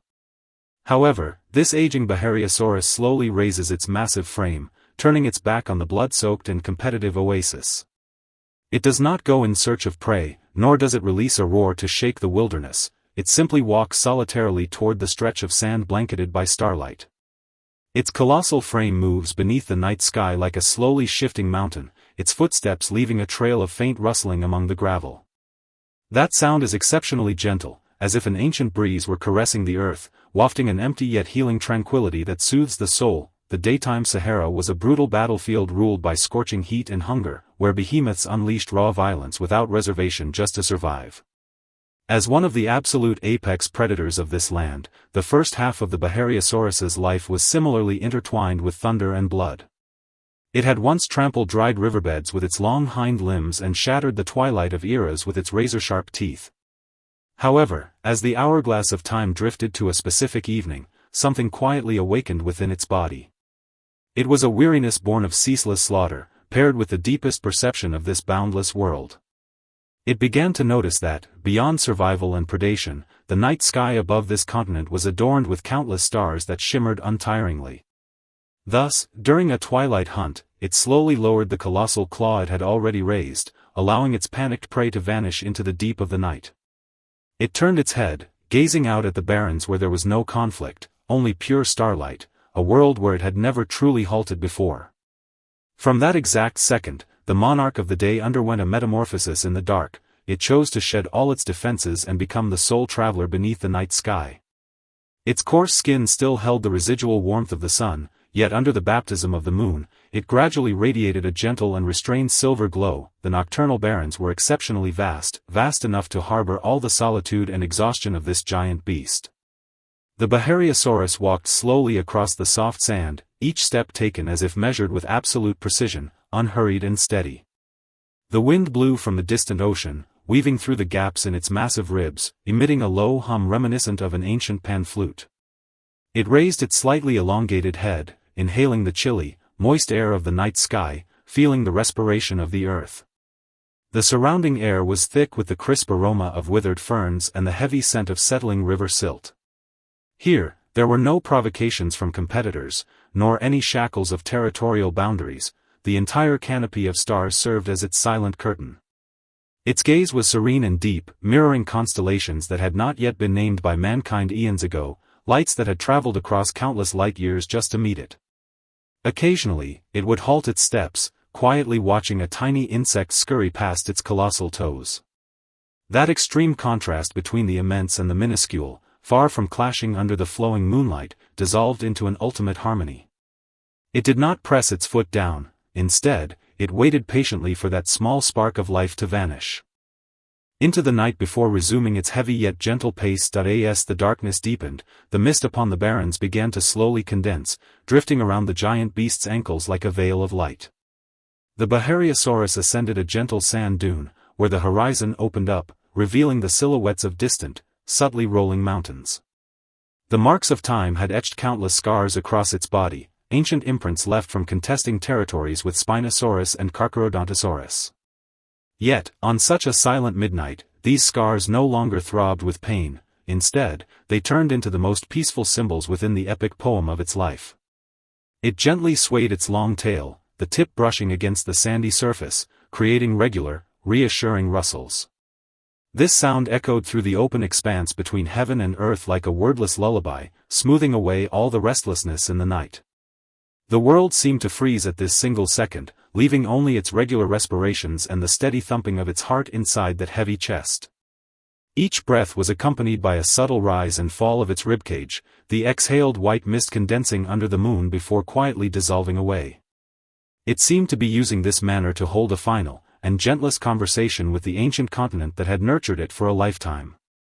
It required no understanding from any companion, nor did it need to leave any proof of its existence. It simply enjoyed the absolute peace of the present moment. A faint ink blue hue began to tint the distant night sky, signaling that the footsteps of dawn were inevitably drawing near. The Bahariosaurus arrived beside an ancient lake as tranquil as a mirror, its surface flawlessly replicating the entire brilliant Milky Way. It lowered its head slowly, its massive skull suspended just above the water, yet it hesitated to break that perfect stillness. Gazing at its own immense and weathered reflection in the water, there was no terror in its eyes, only a profound restraint born of insight into destiny. The wind blew silently, stirring a delicate ripple across the lake that shattered the mirrored starlight into a sheet of scattered silver. Finally, it took a gentle sip of the cool lake water, droplets sliding from the edge of its mouth to strike the surface, emitting crisp, echoing thuds. This sound traveled remarkably far in the silence before dawn, sounding like a solemn, final farewell extended to the night. It knew that once the day arrived, the world would plunge into clamor and cruelty once more, and its colossal frame would have to shoulder the crushing weight of survival again. Yet, at least during the past few hours, it had possessed a freedom and tranquility that belonged entirely to itself. It turned around, facing the faint glimmer dawning on the horizon, and set foot once more upon the sand of its return journey, its steps remaining rock-solid. The sun ultimately broke through the black curtain of night, blanketing the entire barrens in a warm, heavy golden yellow. Meanwhile, the Bahariosaurus that had strolled through the dark had already laid down within a dense thicket of ferns, sinking into a deep slumber. Upon the sand, it left a long trail of footprints pressed during its night-long journey, extending toward the direction where the starry sky had once existed. The breeze blew, and tiny grains of sand began to flow gently, gradually filling those heavy imprints until not a single trace remained. Just as the torrent of history eventually buried the entire age of dinosaurs, leaving later generations with nothing but boundless imagination and fragmented fossils. Yet, we know that in that distant past, a giant beast used the gentlest method to counter the cruelty of the world. What it left to this land was not a savage roar, but that faint rustling beneath the stars that had comforted countless nights. Now, that Bahariosaurus has fallen into a heavy sleep, the breeze over the barrens has gradually subsided, and the world has returned to its initial serenity. You who listen to this story, please shed the exhaustion and defenses of your day, just like that giant beast that walked beneath a canopy of stars. Close your eyes, follow that faint rustling sound, and peacefully step into your own quiet, gentle dreamscape. In the ancient epochs, long before the earth was ever defined by mankind, there lived a creature that carried the ultimate gentleness within the most majestic of exteriors. It possessed the most astonishingly massive frill in all of life's history, resembling a lofty, ancient stone wall standing atop its head, radiating a cold yet steady aura of defense. Yet, this anatomical structure, which almost armed itself to the absolute peak and seemingly implied a strong territorial presence, dissolved into the most incredible paradox of destiny at midnight. Tonight, beside the gently flickering hearth, let us journey into its true life through this story that requires no effort to remember. Its name was Chasmosaurus. In the starry compendium of the late Cretaceous, it was never a ruthless protagonist that dominated through speed or bloody slaughter. As the curtain of night fully drapes the world, it stands silently at the edge of a wide, sheltered coniferous forest, beneath its feet a bed of soft moss several inches thick. The moonlight pours down like water, precisely projecting upon its vast and flat frill, tracing the ancient growth-ring textures on its horn-like surface with exceptional clarity. Just at this moment, a gentle breeze rustles through the woods, the weak, tiny insects of the forest, feeling the chill of the night wind, instinctively begin to gather toward this natural harbor. Their petite frames nestle within the flat shadow of the frill, some even finding the warmest sanctuary within the crevices of its heavy scales, treating this place as a midnight haven. Devoid of any predator's roar or companion's panic, there is only its rock-solid body, bringing an unparalleled sense of security to the entire night amidst the breeze. Its long, deep respiration rises and falls rhythmically in the silent jungle, so low that it seems to merge with the very pulse of the earth, compelling anyone who hears it to slow their own breath. On this quiet night, nothing needs to be rushed, much like this primeval behemoth transformed into a forest harbor beneath the starry sky. In the very beginning, fate did not arrange any easy evolutionary path for the Chasmosaurus. Instead, it assigned a lifelong thesis named heaviness. It was born in the latest stage of the Cretaceous period on the North American barrens, a ruthless end-world when the ecosystem was strained to its absolute limit, ready to unleash catastrophic upheavals at any moment. As one of the most iconic representatives of the Ceratopsian family, the skeletal structure of the Chasmosaurus appeared exceptionally idiosyncratic in a surface world that chased speed and agility. Its head became extraordinarily heavy due to that colossal frill, which meant that its neck bones and muscles endured an overloaded tension against gravity from the very moment of its birth. Consequently, its entire life could never know a full sprint like those lightweight predators. It could only tread with steady, even somewhat clumsy steps, nudging slowly across the mud. Each time it lifted a foot, it had to coordinate the strength of its entire body to maintain balance, this ultimate slowness becoming the first fracture propelling its destiny to shift. While its peers locked themselves in ceaseless wandering and slaughter for the scarce pastures of the surface, ultimately exhausting the splendor of their lives in attrition, it learned to step back. It withdrew from that frenzied race of speed and glory in its youth, wandering solitarily to the deepest, most inconspicuous, and peaceful edge of the jungle. It sloped its massive frill down onto the low bushes, allowing the daytime sun to bake it thoroughly, warming the horn-like layers and accumulating the gentle heat required for life. This surrender of speed did not turn it into a sacrificial lamb of the era, rather, it endowed it with a noble form of restraint and patient wisdom rarely found among surface creatures. It bore the weight of its frill, and in return, it enjoyed the steady chassis that weight provided. Recognizing its own limitations, its inner soul lived as a waveless, deep ocean. In the long years to come, it would carry this seemingly cumbersome miracle through countless anonymous twilights, treading its own certain and steady cadence. Within this slow-paced life of non-contention, the Chasmosaurus gradually mapped out a deeply humanized logic of power evasion filled with wisdom and restraint. The jungle of the late Cretaceous was a colossal chain woven of desire and blood. Any sluggishness exposed on the open plains could invite devastating fangs. Thus, the Chasmosaurus strictly confined its primary range of activity to the interiors of those tall, dense cycad groves and ancient coniferous forests, seeking its own equilibrium. The soil here was soft and moist, wafting the distinctive mellow fragrance of fallen leaves and plant humus, which brought the finest envelopment and cushion to its massive legs that bore several tons of weight. Its colossal frill, beneath the dim forest shade, transformed into a natural mimetic barrier, making it look exactly like an ancient stone wall fallen from a mountain crag. Whenever a Tyrannosaurus rex or another formidable carnivorous overlord trod with heart-stopping steps past the outer fringes of the jungle, the Chasmosaurus would freeze completely in the deepest shadow of the trees. It anchored its short, thick limbs firmly into the mud, letting its flat frill slice obliquely into the brush, its two gentle eyes maintaining absolute composure in the dark. It remained motionless, even stretching its internal respirations to a mere fraction of its usual rate, allowing the predator's scorching, violent breath to blow past just a few yards away. Those ferocious hunters, accustomed to capturing running dynamics, possessed retinas that never generated the slightest suspicion when sweeping across this motionless stone wall, ultimately departing in frustration. This aesthetic of stillness displayed amidst extreme danger was the most elegant refusal of the Chasmosaurus against that frantic era. It did not contest the chaotic world, yet it lived sublimely detached in the shadows. It unhurriedly chewed those low, succulent ferns, channeling its surplus energy into a long lifespan capable of defying time, leaving not a single shred of haste behind. Each grinding of leaves was accompanied by an exceptionally faint, rhythmic rustling sound echoing within its wide mouth, a sound that became its most habitual healing accompaniment during the long afternoons. As the continental landscape grew increasingly severe due to seasonal droughts, the extreme compression of living space pushed all animals to the brink of collapse. Rivers dried into cracked mud ditches, and once lush shrubberies withered and carbonized under the blistering sun, as panic and aggression spread like a plague through the dinosaur herds. Many herbivores, starved of water for a long time, fell into blind stampedes, forming suffocating, dense formations that charged aimlessly, only to perish in their own chaos. Within this brutal bottleneck of an era, the habit of keeping to its simplicity that the Chasmosaurus had long maintained once again revealed an unparalleled structural survival advantage.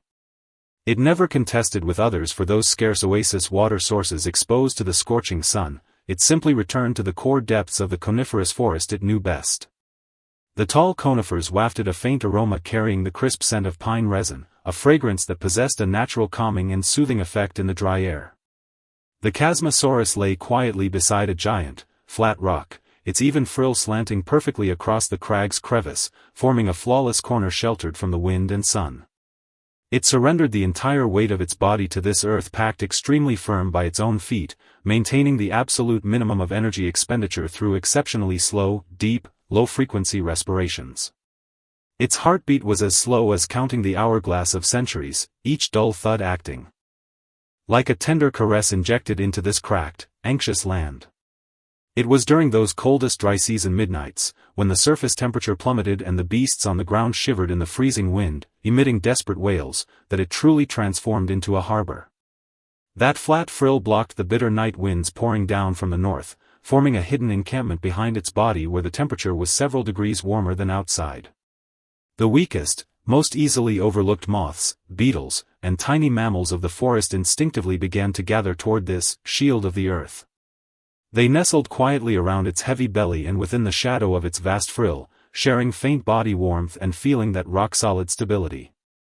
The Chasmosaurus perceived the arrival of these minuscule lives, yet it made no gesture of resistance. It merely pressed its body firmer against the ground, propping up an arena of absolute safety for the creatures beneath it. Amidst this cross-species, silently protective embrace filled with spiritual tension, the Chasmosaurus finally welcomed the gentlest and most fated night of its life.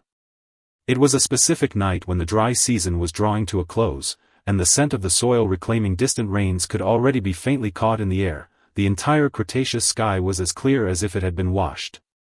The brilliant Milky Way resembled a wide ribbon of stars poured across the black velvet curtain, with countless fragments of golden starlight shimmering silently in the void, illuminating the ancient barrens. The Segnosaurus, entering the twilight of its life, trod upon the soft mossy ground with steps even slower and more solemn than ever before, returning to its most cherished habitat. Its joints, weathered by the eons, emitted an exceptionally dull, rhythmic hum as it walked, yet its gaze was as clear as lake water, mirroring the canopy of stars. It slowly lowered its body into the center of a circular clearing closely enveloped by tall ferns, its four massive, pillar-like legs tucked securely against its sides, hugging the earth. As its frame sank, those soft mosses and fallen leaves collapsed layer upon layer beneath it, releasing a continuous succession of faint, crisp, and deeply healing rustling sounds. This sound was exceptionally clear and gentle in the stillness of the midnight, like an old friend whispering a lullaby that spanned hundreds of millions of years of time and space in its ear.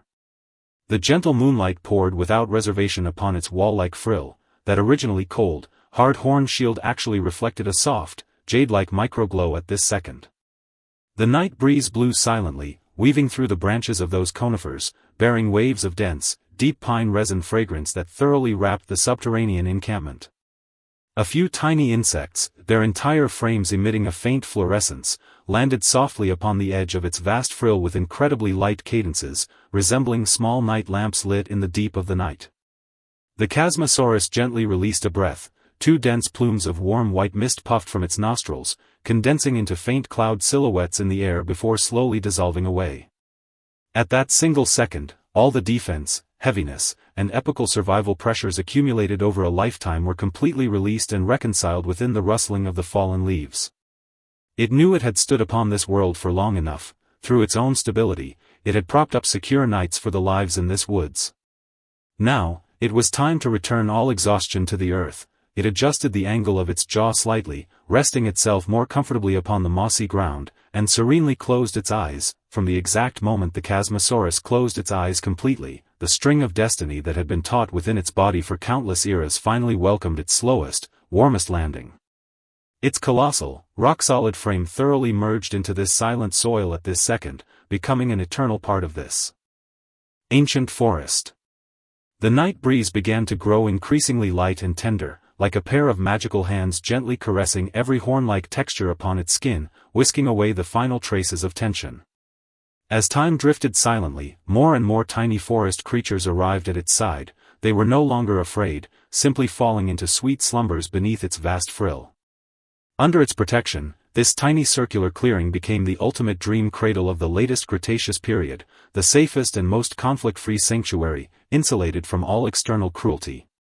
The respiration of the Chasmosaurus became exceptionally prolonged and faint, each inhalation like listening to the whispers of the earth, and each exhalation passing its inner tranquility to its surroundings. Its heart rate decelerated inch by inch in the dark, from once every few seconds, to once every 10 seconds, until it finally merged seamlessly into the deep pulse of the earth, silent and trackless.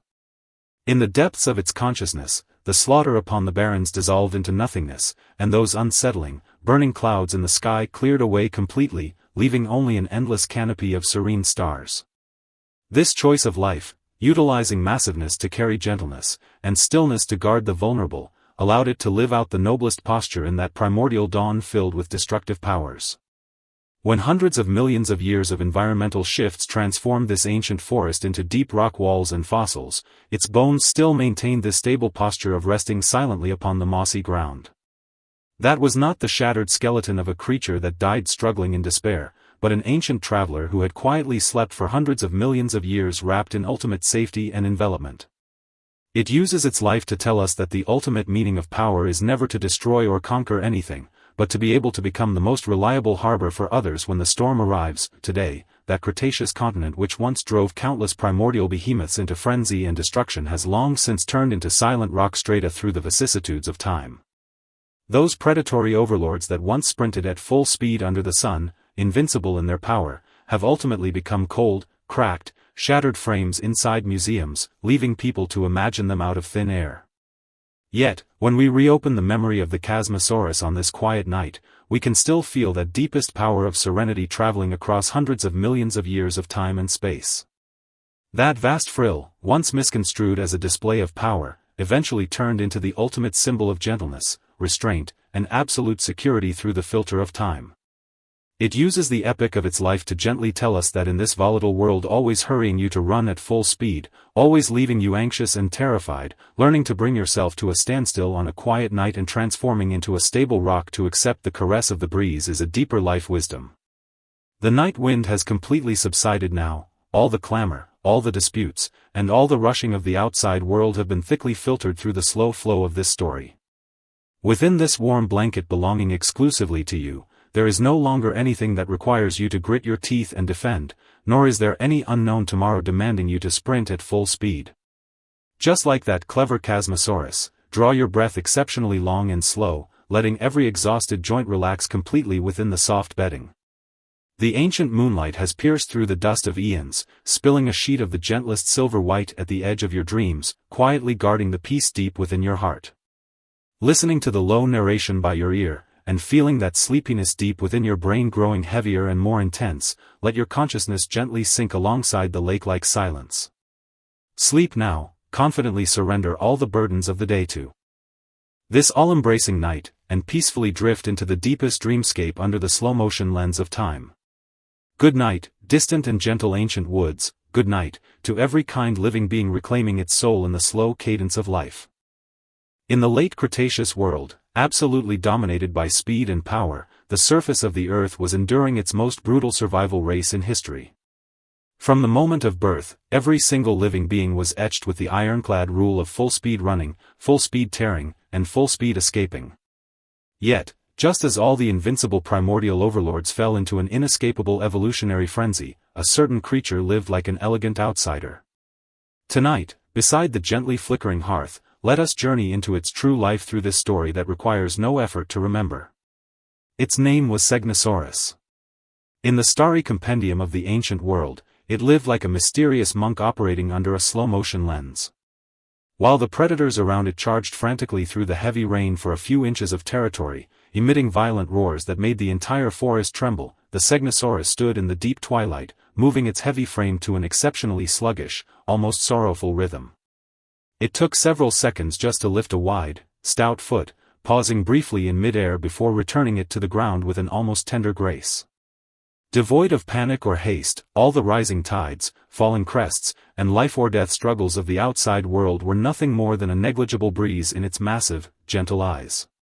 It was like an hourglass of time, using ultimate slowness to counter the clamor of an entire era, using a lifetime of restraint to dissolve the tragic destiny of herbivorous behemoths. Tonight, we too shall follow its regular, heavy, and deeply healing ancient steps, peeling away the urban tensions and anxieties of the day layer by layer, and sink into that hidden, eternal night belonging exclusively to the Segnosaurus, where nobody is in a rush. In the very beginning, fate did not grant the Segnosaurus any weapon to flaunt. Instead, it bound its life with a tight-fitting curse named sluggishness. Although it belonged to the theropod clade, a ferocious lineage that birthed countless apex assassins, it chose a completely opposite path at the crossroads of evolution. Its skeletal structure was exceptionally heavy, its wide pelvis and short, thick hind limbs predestined that it could never lift off into a run, let alone perform agile dodges when ambushed. This meant that in the late Cretaceous, where the law of the jungle reached its zenith, it was exposed to countless lethal teeth and claws from the moment it was born. Yet, it was precisely this seemingly irremediable innate weakness that became the first fracture propelling its destiny to shift, forcing it to seek an alternative philosophy of survival.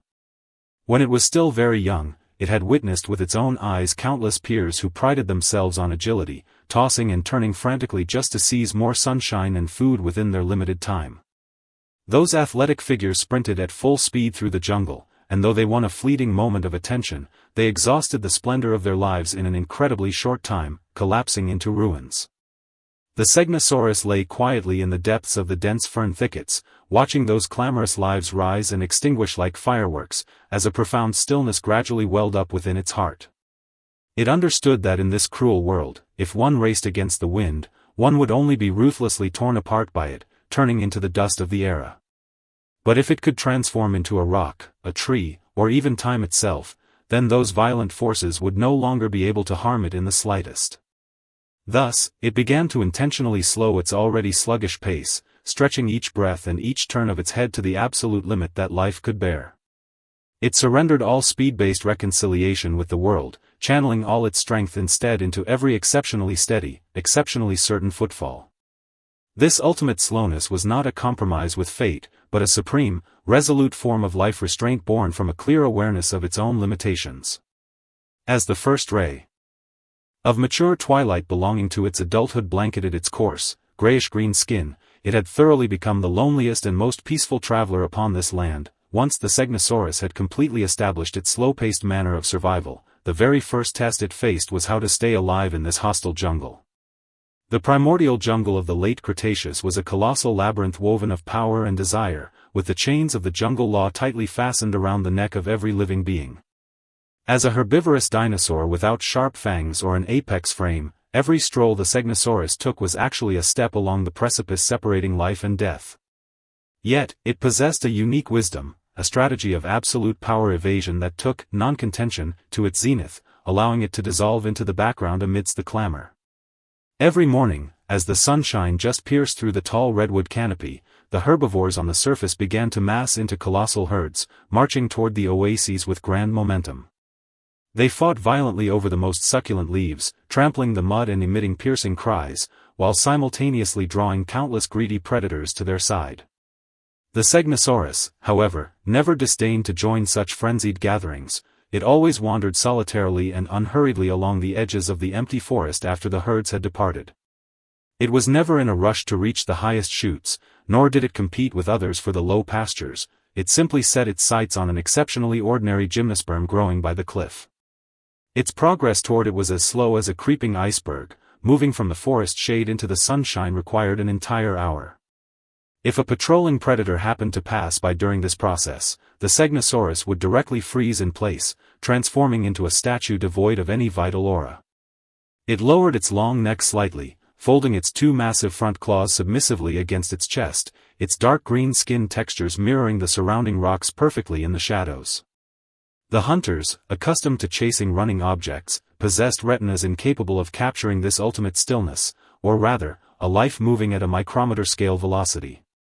The predators swept past it with ferocious auras, kicking up gusts of scorching wind, yet they never truly cast their gaze upon this ancient stone. This absolute restraint and composure in the face of danger was its strongest armor, allowing it to maintain a transcendent independence amidst the intricate dynamics of the jungle. While those invincible predators roared anxiously because they could find no fleeing prey, the Segnosaurus was already by the cliff, unhurriedly enjoying its lunch. Each chew was accompanied by the aroma of primordial plant sap, ground exceptionally slowly between its teeth, transforming into the pure warmth that fueled its long life. Through this seemingly cowardly yet exquisitely profound survival logic, it carved out an absolutely secure paradise for itself amidst the most cutthroat of the Cretaceous. As time drifted onward, the climate of the late Cretaceous began to develop an unsettling, anomalous tension. Drought and scorching heat gradually blanketed the entire eastern continent. Once abundant rivers began to dry up, and vast stretches of fern forests withered under the blistering sun, turning into charred debris that shattered at the slightest touch. The extreme compression of living space completely dismantled the fragile peace, plunging all living beings on the surface into a state of near-insane attrition and panic. Many herbivores accustomed to traveling in herds began large-scale migrations in search of water, collapsing in droves during the arduous journey, turning into trails of dry bones along the way. Meanwhile, the carnivores grew even more hysterical due to the scarcity of food, locked in ceaseless, day-and-night slaughter and plunder on the barrens, even resorting to cannibalism. Within this hellish bottleneck of an era, the seemingly comical slowness of the Segnosaurus quietly revealed a staggering structural advantage. Because its movements always maintained an exceptionally low metabolic state, its demand for water and energy was only a fraction of that of its violently running peers. While others needed to trek dozens of miles daily to find fresh water, the Segnosaurus only needed to lie within a deep shadow cast by ancient crags, quietly awaiting the arrival of the night. It curled its body into the pebble piles warmed by the daytime sun, utilizing exceptionally long, deep, low-frequency respirations to minimize the loss of internal moisture. Its heartbeat was as slow as counting the hourglass of centuries, each thud heavy and certain, as if injecting a dose of sedative into this anxious land. When night fully draped the world and the temperature on the barrens dropped slightly, it finally opened its massive eyes slowly, stepping toward hidden streams with an exceptionally regular pace. That once wide river now retained only a slender creek shimmering with silver light under the moon, but for the Segnosaurus, this was entirely enough. It submerged its long snout into the chilly stream, sucking exceptionally slowly, each droplet tracing a gentle path deep within its throat. The moonlight spilled over its dust-covered back, plating its grayish-green scales with a faint silver rim, making it resemble an ancient sage bridging the primordial dawn. It contested not a single oasis war, nor did it feel an ounce of anxiety for the collapse of the era. It simply enjoyed the continuation of life solitarily within its own slow cadence. Those giant beasts that had exhausted their last shred of strength in the frenzy of the day eventually closed their eyes in despair amidst thirst, turning into footnotes of time. Yet, the Segnosaurus, in the deep of every chilly night, still trod its silent path with those ancient steps governed by a slow-motion lens, walking toward an even deeper twilight. In the late Cretaceous midnight when the Segnosaurus entered the twilight of its life, the gentlest and most fated scene for this primeval behemoth truly and quietly arrived. By then, Its skin had grown to resemble cracked tree bark under the weathering of eons, and its stout joints emitted a dull hum with every nudge it took.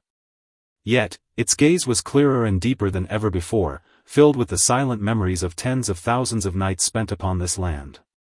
It was a cold, starry night, the sky was completely devoid of clouds, and the brilliant Milky Way hung suspended in the void like a river of life paved with crushed gold. The Segnosaurus knew that its ultimate limit was approaching, an irreversible law of nature and a gentle summation that Mother Earth whispers at the end of every life's journey. It harbored no terror, nor any sorrow of wanting to struggle, it simply walked unhurriedly toward the lake it knew best, just like its countless strolls in the past. That lake was closely enveloped by tall Alsophila trees and ancient rocks, its surface was so tranquil that not a single ripple disturbed it, perfectly duplicating the entire starry sky upon the water. Treading upon the soft moss wafting a faint scent of earth, the Segnosaurus moved toward the shallow shoals in the center of the lake, pausing with every single step, each movement brimming with a sacred sense of ritual. It lifted its right foot, suspending it in midair for a full 5 seconds, allowing the night breeze to brush past the delicate scales between its toes, before entering the water steadily and soundlessly. The water submerged its heavy ankles, whisking away all the aches and exhaustion accumulated over a lifetime, granting it a warm envelopment akin to returning to a mother's womb. It slowly bowed its long neck, suspending its head just above the water's surface, gazing at its own slender, weathered reflection mirrored in the stream. It drew a deep breath and exhaled it exceptionally long and slow, releasing a dense plume of white mist across the chilly lake, the fog shimmering with a hazy light under the moon. Then, with the gentlest and slowest motion of its entire life, it folded its 2 massive front claws together upon a giant, moss-covered boulder in the center of the lake. Resting its heavy chin securely upon the tips of its claws, its entire body achieved a flawless equilibrium between the warm water and the chilly night breeze, resembling an eternally frozen stone sculpture. Its eyes began to close inch by inch, each flicker of its lashes like witnessing a protracted century, until those gentle eyes finally dissolved completely into the dark.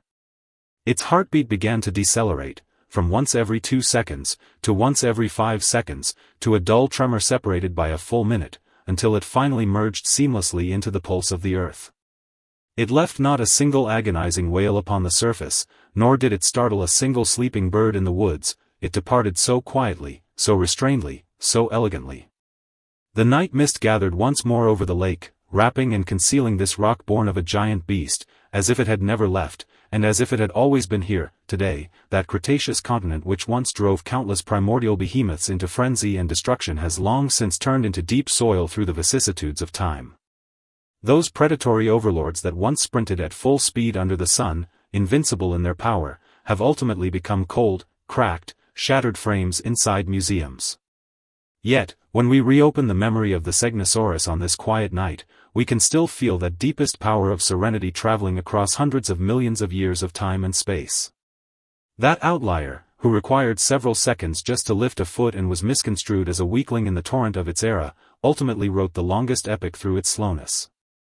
It uses the story of its life to gently tell us that in this volatile world always hurrying you to run at full speed, always leaving you anxious and tense, slowing down is actually a deeper, more decisive life wisdom and self-protection. The night wind has completely subsided now, all the clamor, all the disputes, and all the rushing of the outside world have dissolved cleanly into this story that requires no effort to remember. Within this warm blanket belonging exclusively to you, there is no longer anything that requires you to grit your teeth and endure, nor is there any unknown tomorrow demanding you to sprint at full speed. Just mimic that clever Segnosaurus, drawing your breath exceptionally long and slow, letting every exhausted joint relax completely within the soft bedding. The ancient moonlight has pierced through the dust of eons, spilling a sheet of the gentlest silver white at the edge of your dreams, quietly guarding the peace deep within your heart.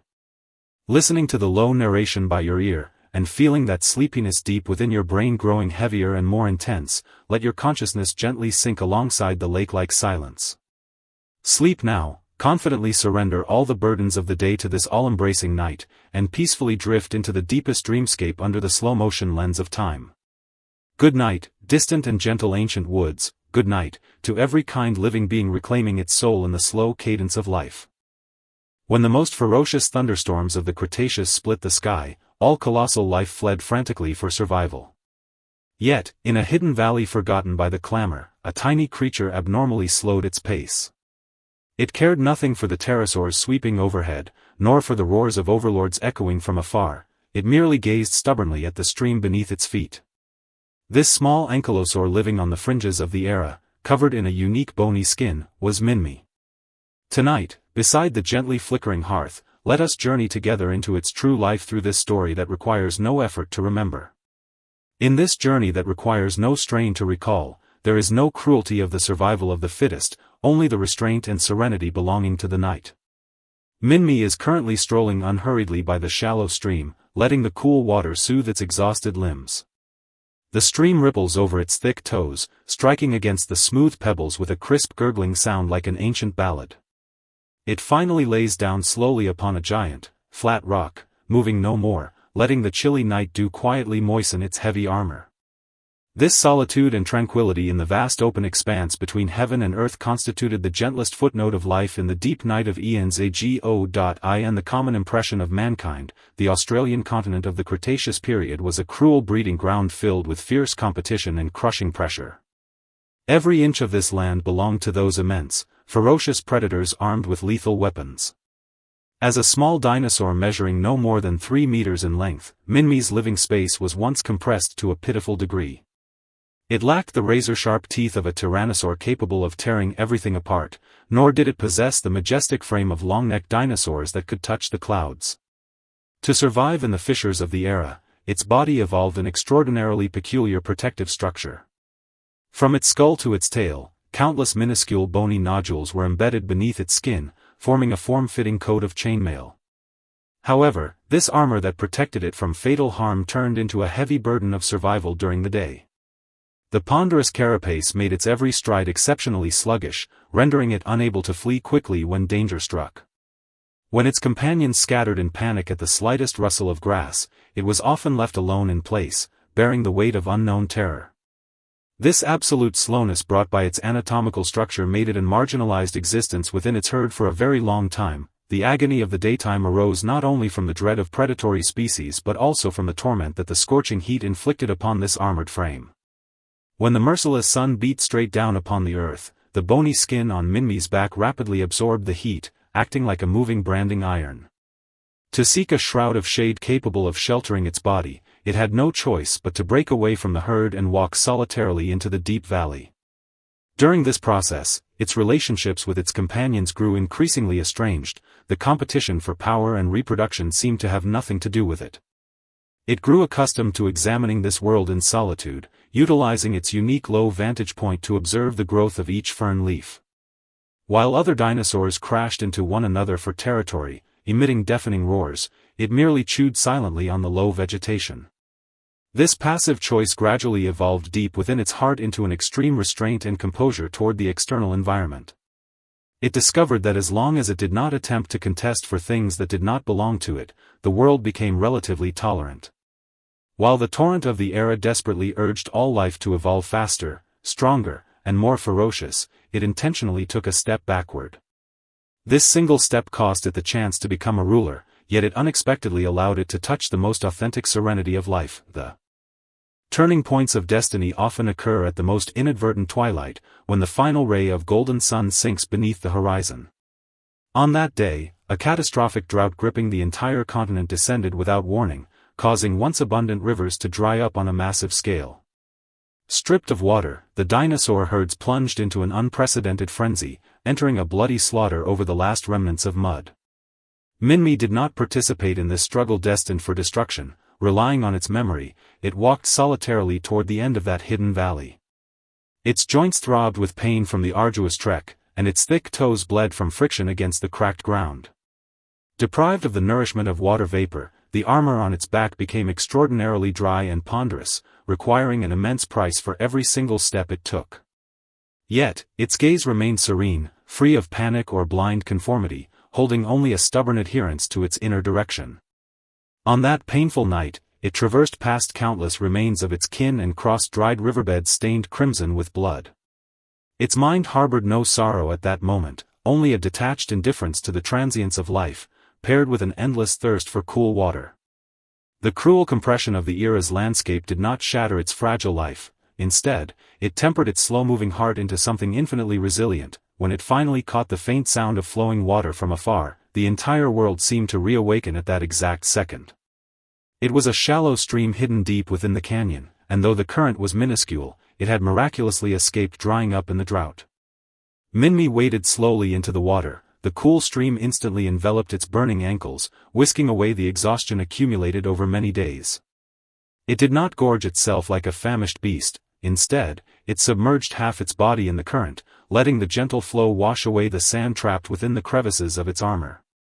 The stream rippled over its thick toes, making crisp gurgling noises that sounded exceptionally clear and tender in the silent night.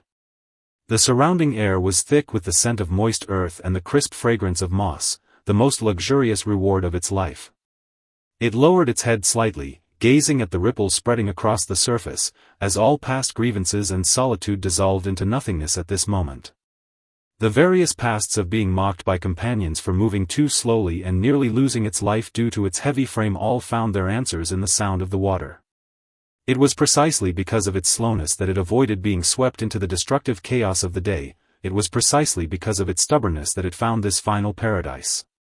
Beside this shallow stream, it achieved a thorough reconciliation with its own destiny, discovering the survival wisdom exclusive to little characters. The night grew progressively deeper without notice. The stars shimmered with a light across the narrow sky above the canyon.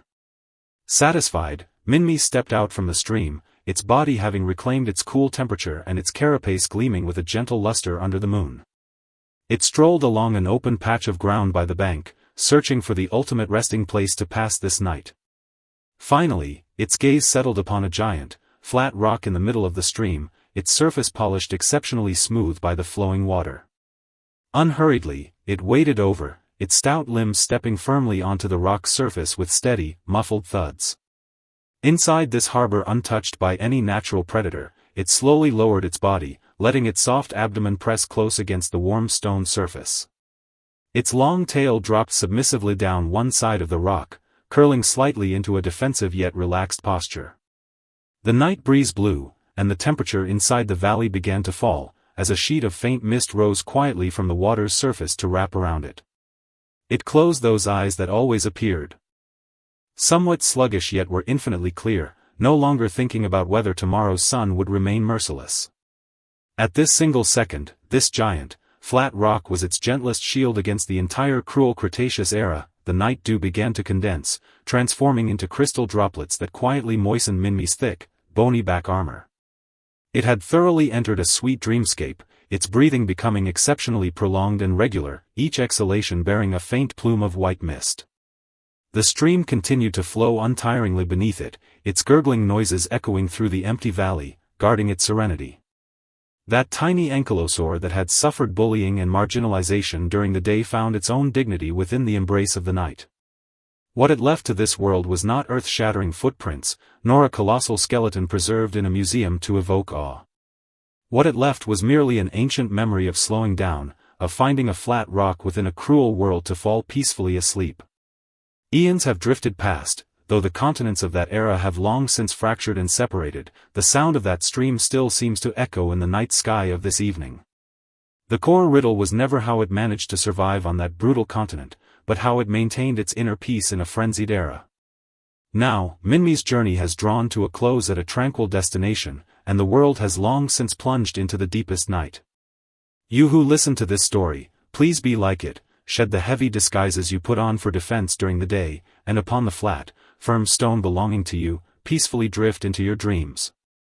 When the final ray of the world's sunlight is completely swallowed by the immense thickness of the sea, the true silence begins its prelude in the deep ocean trenches. In the ultra-deep waters of the Jurassic, completely untouched by light pollution or any modern clamor, the existence of life transforms into a state of ultimate restraint. Tonight, beside the gently flickering hearth, let us journey together into the true life of the Liopleurodon through this story that requires no effort to remember. Though crowned by later generations with the ferocious name of an apex marine predator, at this very second within the deep ocean valley, it resembles a colossal, motionless submarine suspended in the dark. Devoid of frantic hunting or rowdy competition, it merely surrenders to the chilly yet gentle ocean currents, drifting up and down with extreme slowness in the pitch-black void.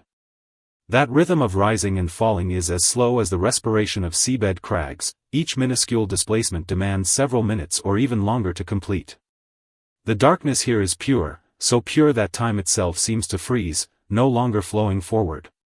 You cannot hear the sound of waves lapping against the shore, nor the howl of any storm. There is only an exceptionally faint, nearly imperceptible rustling as the water caresses its coarse skin. In this corner of the deep sea forgotten by the world, the Liopleurodon is engaged in a silent meditation spanning eons. Let us draw our breath with the same slowness, mirror its posture, and slowly sink into this gentle deep sea capable of cradling all exhaustion. Statistical anomalies and fragmented fossils frequently bring immense riddles to mankind, and the destiny of the Liopleurodon is hidden within these bones polished by time. People once believed it to be an invincible tyrant of the ocean, ruling the warm waters of the shallow seas with its massive frame and razor-sharp teeth. However, the authentic vitality belonging to it truly unfolded further down, far away from the sunshine, where the rules of survival were entirely different. Its anatomical structure was a masterpiece sculpted to master the abyss and the crushing pressure. Its vast flippers not only delivered bursts of explosive power but also provided flawless equilibrium when motionless. That elongated skull and jaws packed with sharp teeth presented a cold, stern majesty in the absolute darkness, as if it were a physical manifestation condensed from the night itself. When it retreated from the clamorous shallow seas, descending inch by inch into that bottomless ocean trench, it shed all the ferocity of a predator, dissolving into eternal serenity. Science cannot fully reconstruct each of its pauses within the deep sea, yet the delicate textures etched upon the fossils record the immense water pressure and solitude it once endured. In that world unreached by light, every single descent was an exploration of its own life's boundaries, and a surrender to fate. It cruised slowly along the edge of the trench, feeling the water temperature shift from warm to freezing, watching the surrounding life gradually thin out until only its own immense silhouette remained. It harbored no resistance to this solitude. For a giant beast truly belonging to the ocean, solitude was its most dignified vestment and its safest sanctuary. Within the global landscape of the late Jurassic, continents were drifting and climates were changing, yet the deep sea remained like a colossal time capsule, maintaining a cold, ruthless stability. In this ultra-deep sea realm where the Liopleurodon dwelled, the temperature hovered perpetually near freezing, and the currents were slow and heavy, like a massive river flowing tracklessly through the dark. Its skin possessed a dull, near-black protective color, allowing it to merge seamlessly into the surrounding ink in a world devoid of light. When it chose to halt all movements directly above an ocean trench, a miracle unfolded in absolute silence. By virtue of its colossal lungs and a unique ability to regulate internal density, it required no flapping of its flippers to maintain a flawless, absolute stillness in the water. From afar, it resembled a slumbering ancient mountain range, or the cold, stark wreckage an artificial creation left upon the seabed. A faint deep-sea current sloped past its snout, tracing along its broad back and streamlined frame before drifting slowly away into the rear. Its enormous eyes opened subtly in the dark. Though there was no light to reflect, it could capture the faintest fluid vibrations across miles through its hypersensitive pressure sensory lines. This perception was not driven by slaughter, but served as a manner of staying connected with the world. It knew that in the distant upper seas, countless lives were locked in clamor, while it wished only to guard this cold isolation. Its heartbeat became exceptionally slow, a heavy thud separated by vast stretches of time, driving the chilly blood to the furthest extremities of its colossal frame. Each gap between heartbeats was long enough for a mortal thought to rise and extinguish on its own, allowing all anxieties to dissolve into nothingness during the wait, time lost in the deep sea that it possessed on dry land. There were no sunrises or sunsets, no rotation of seasons, only the endless darkness silently alternating. The Liopleurodon hung suspended within this fissure of time and space, moving to an exceptionally sluggish rhythm of rising and falling under the cold yet gentle deep-sea currents. When the current lifted subtly upward, its body drifted skyward at a pace of a few centimeters per minute, a motion as effortless as a feather floating in a midnight sky.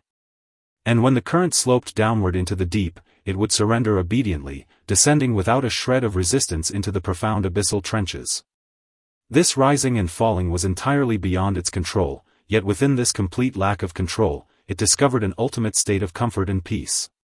It felt no need to counter nature, nor to fight the game between gravity and buoyancy. It simply surrendered its destiny entirely to this ocean that had nurtured it and would eventually entomb it.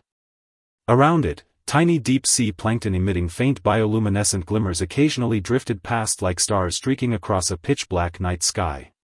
Thosier pale blue sparks illuminated the ancient scars upon its skin, imprints left from the struggles of its youth in the shallow seas, all of which had now found release in the passage of eons.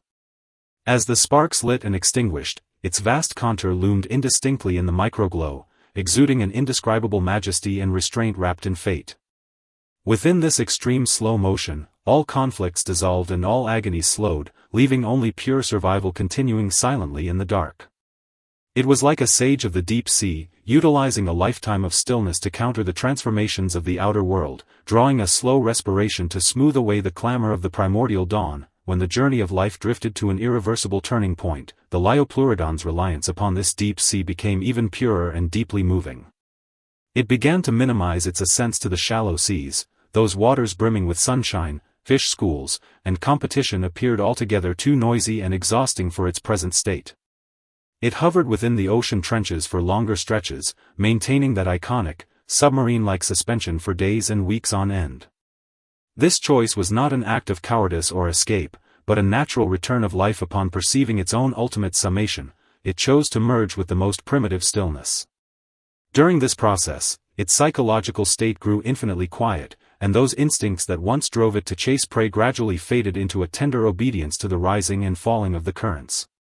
Its relationship with this ocean trench had transformed from a mere habitat into the ultimate resting place of its soul, establishing a wordless understanding between them.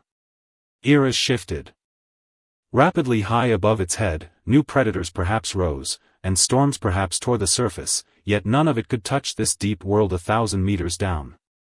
It quietly experienced the slow ebbing of strength within its own frame in the dark, a sensation devoid of pain, resembling instead a prolonged ritual of returning borrowed elements back to nature. Each caress of the current felt like a gentle farewell extended by the ocean to this ancient behemoth, drawing a chilly stream to whisk away the final traces of heat from its body. It adjusted the angle of its flippers subtly, ensuring that when the next current surged, it could maintain a suspension even more elegant and serene. In this deep abyss free of pain and time, it completely surrendered the pride of an apex predator, leaving behind only a pure and noble silhouette of life. Eons of time have passed like flowing water, and the frame of the Liopleurodon has long since transformed into cold, hard stone, buried deep within strata unreached by mankind. Yet, the ultimate silence it once left within the deep ocean trenches seems to pierce through the barriers of time and space, meeting us on this quiet night. That colossal figure suspended motionless in a deep sea entirely free of light pollution or modern noise answers the ultimate riddle of how life faces solitude.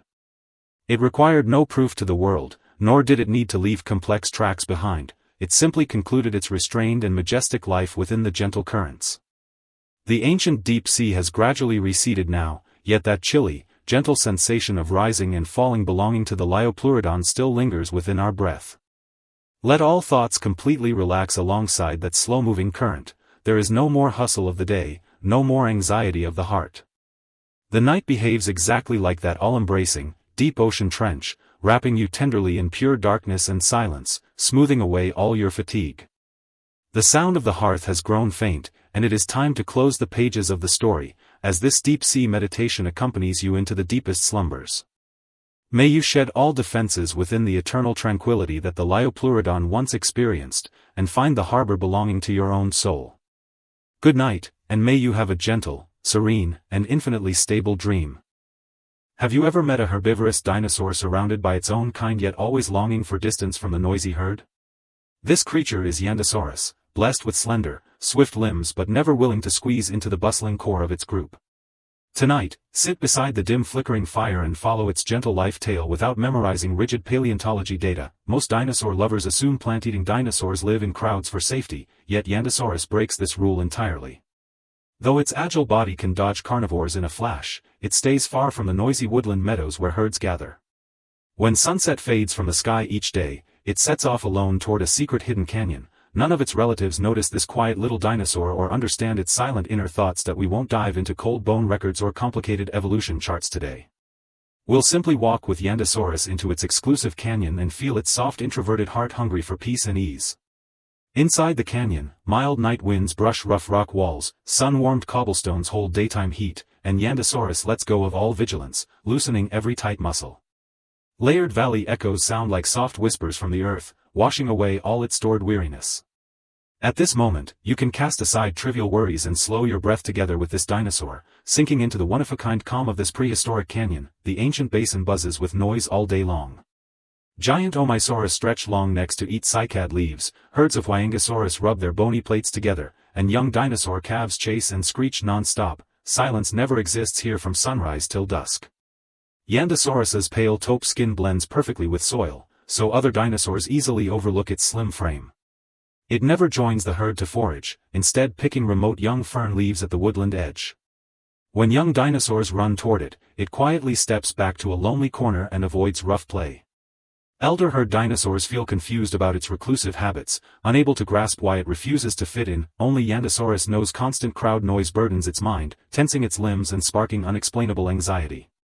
It doesn't hate its kin, it's simply born introverted, unable to stand endless chatter and group activity.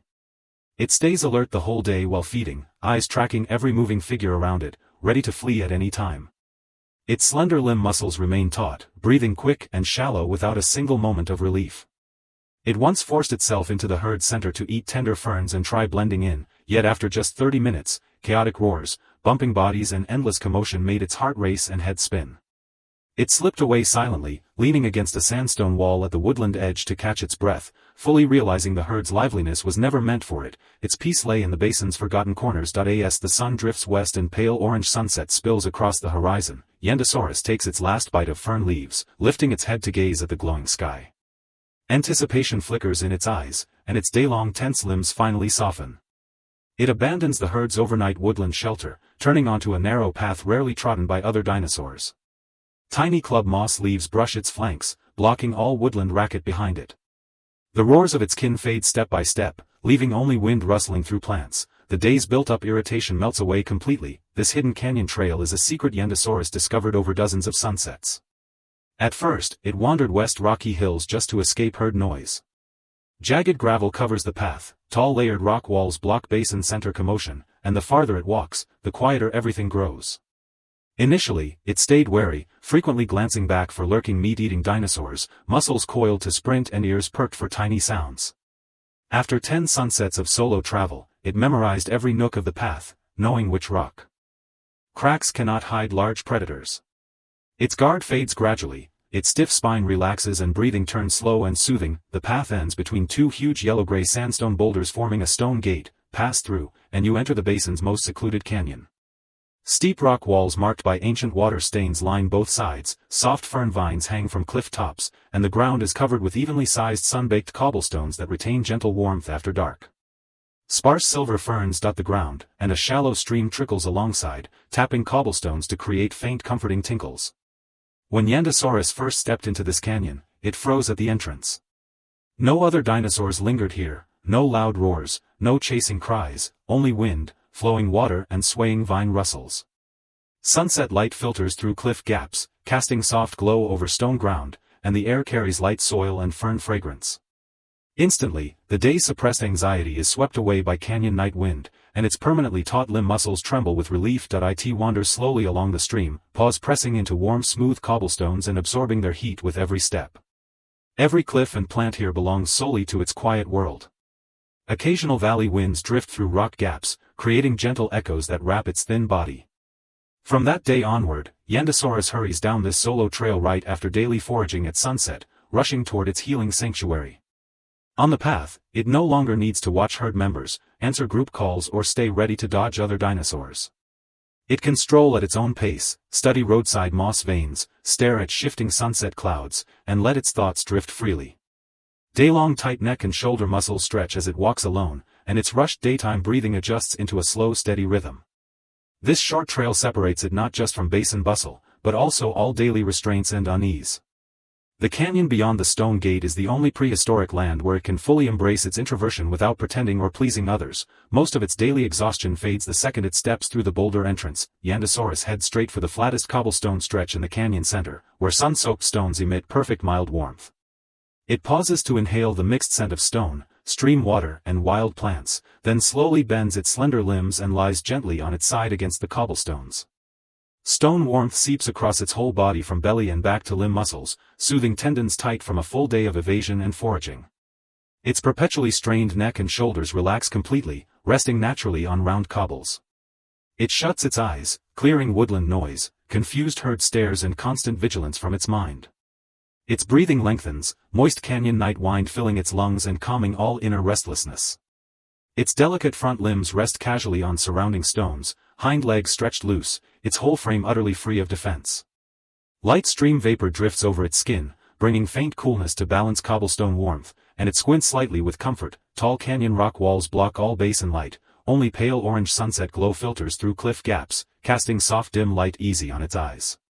The canyon holds ideal quiet, neither eerily silent nor noisy, filled with three gentle constant sounds: the soft tinkling of stream water hitting stones, faint rustles of wind brushing cliff vines, and slow layered wind echoes drifting from the valley depths.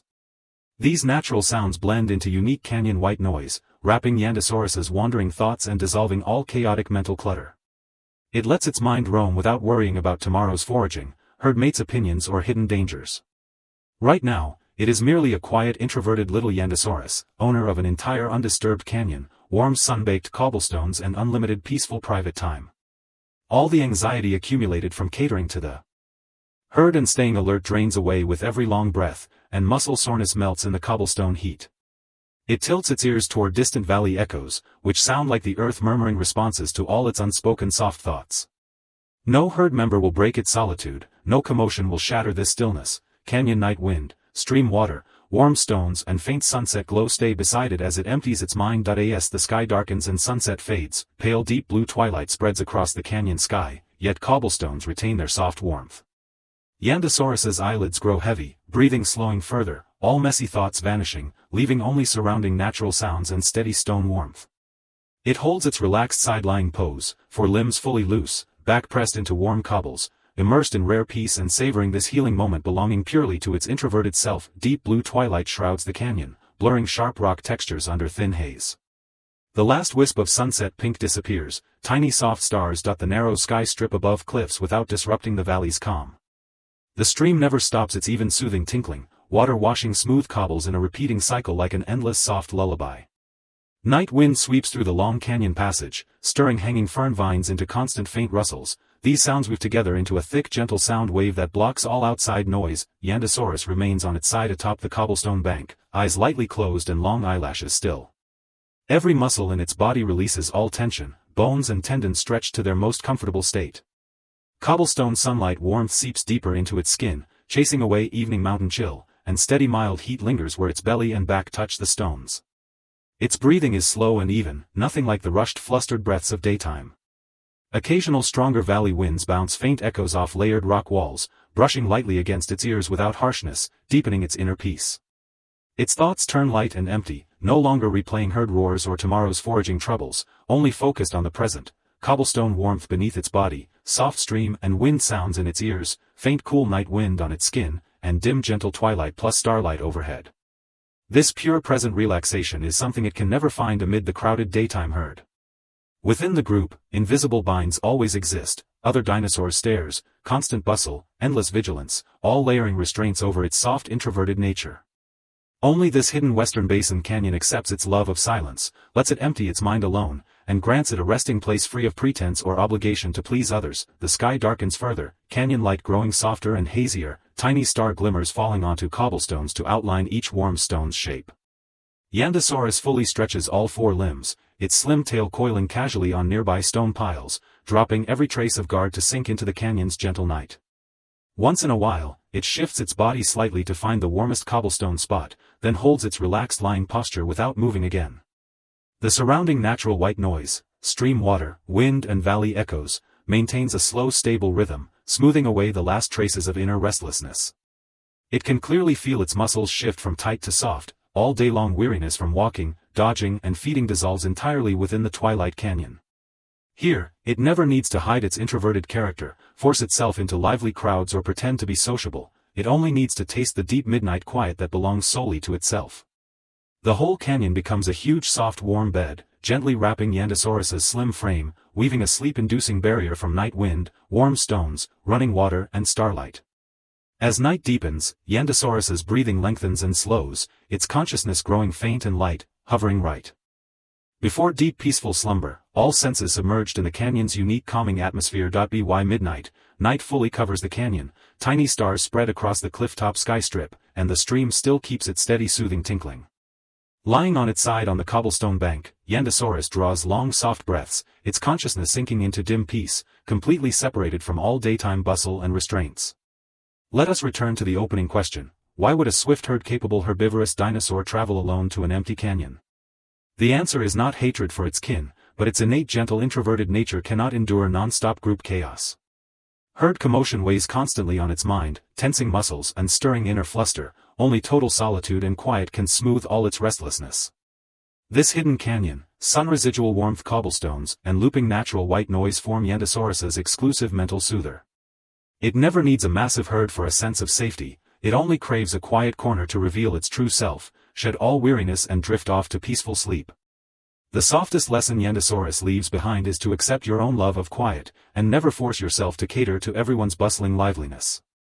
All living creatures hold different temperaments, some adore crowded activity, others yearn only for solitary peace, and neither disposition is superior to the other. Just like you listening to this bedtime tale now, you may spend all day navigating crowds, your heart heavy with unspoken tension and exhaustion. Why not follow Yandosaurus's lead and build a hidden private canyon inside your mind, cutting off all outside noise and chaos for a moment? Imagine sun-baked warm cobblestones under your body, soft stream and night wind sounds swirling in your ears, and adjust your breathing to a long steady rhythm. Set aside all trivial circling thoughts, cast off other people's expectations and gazes, and only focus on the gentle relaxing sensation wrapping your body in this instant. Yandosaurus will enjoy all-night quiet solitude in the canyon. When faint dawn light glimmers on the horizon tomorrow, it will rise from the cobblestone bank and return to the woodland to forage. A full night of deep relaxed rest will erase all its prior day anxiety, filling its heart with enough peace to face the herd's returning daylight bustle. As for you watching and listening, use this Yandosaurus Canyon bedtime story to slowly empty your chaotic thoughts and melt all day long physical and mental exhaustion. Surrounding wind, stream water and faint valley echoes keep wrapping your wandering thoughts, while the soft night holds your whole body gently.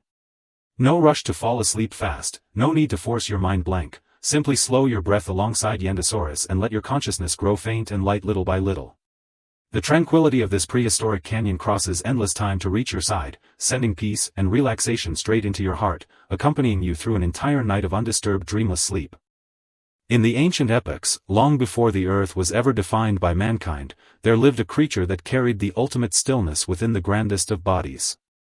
It possessed the most astonishingly long neck in all of evolutionary history, a silent highway connecting the dust of the earth to the starlit sky. Yet, this anatomical marvel, which nearly pushed the boundaries of nature, destined it to spend its entire life in a state of profound restraint, moving to an almost melancholic slow rhythm. Tonight, beside the gently flickering hearth, let us journey together into the true life of the Mamenchosaurus with this story that requires no effort to remember. As the curtain of night fully drapes the world, it stands silently in the center of an unnamed primeval lake, enveloped by low-hanging night mist. Its neck, spanning over 10 meters, stretches slowly into the void, resembling an ancient bridge frozen between heaven and earth under the watery moonlight. There are no roars of predators, nor any calls from its kin, there is only its long, deep respiration, sending faint, delicate ripples across the chilly surface of the lake. This sound is so ancient, so low, that it seems to merge with the very pulse of the earth, compelling anyone who hears it to slow their own breath. On this long and quiet night, nothing needs to be rushed, much like this primeval behemoth standing in the fog. What we are about to unfold is not a survival chronicle of bloody struggles, but a long epic poem written by a solitary soul in the primeval dawn of time. Please close your eyes, listen to the gentle rustling of the water lapping against the shore, and let us walk into the hidden, eternal night guarded by the Mamenchosaurus for hundreds of millions of years. When fate bestowed upon the Mamenchosaurus an unparalleled height, it also quietly locked its life in the heaviest of shackles. That colossal neck, which made up nearly half of its entire body length, was both its greatest survival asset and a lifelong burden it could never escape. To support this pillar of life, composed of dozens of massive cervical vertebrae, its muscles, ligaments, and every single blood vessel endured an unimaginable tension.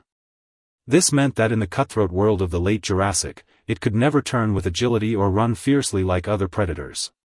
Its world lacked the thrill of a full sprint. It knew only day after day, year after year, of slow nudges and meticulous balances, akin to a spiritual practice. As the first glimmer of dawn pierced through the canopy of the tall Alsophila trees, the young Mamenchisaurus had to take a long time just to raise its head from sleep. This movement demanded immense patience, as the blood inside its body fought against the fierce pull of gravity to reach its high-altitude brain. Rising too quickly would invite a lingering vertigo, a fatal vulnerability in this treacherous prehistoric jungle. Thus, it learned to wait, and to listen to the slow, steady cadence deep within its soul before making any move. This slowness was not cowardice, but a noble form of restraint and tolerance born from a clear awareness of its destiny's limits. The jungle wind howled past its ears, scattering fallen leaves and bearing the faint, distant roars of carnivorous dinosaurs. Yet, it kept its head suspended at that safe height, quietly watching the distant mountains reveal themselves piece by piece in the morning light. Its day began like this, devoid of panic or chaos, marked only by the low, grating sounds of joints grinding slowly under the weight of gravity. In its own way, it declared to this ancient land that some lives were born not to run, but to stand firm in the wind. Though the fleeting shadows darting through the mud were swift, they were never destined to overlook the contour of the entire world from such a lofty vantage point. It bore the weight of its neck, and in return, it enjoyed the unique perspective that weight provided, a silent game of endurance and ascent. In the long years to come, it would carry this seemingly cumbersome miracle through countless anonymous twilights and dawns. In that primeval era ruled by giant dinosaurs, the survival philosophy of the Mamenchisaurus seemed exceptionally lonely and idiosyncratic. As its mountain-like frame moved along the edges of the dense primordial forest, it was always accompanied by the rustling of snapping branches and the dull thud of the earth vibrating. Yet, in stark contrast to its imposing exterior, its inner world was a serene, waveless ocean of silence.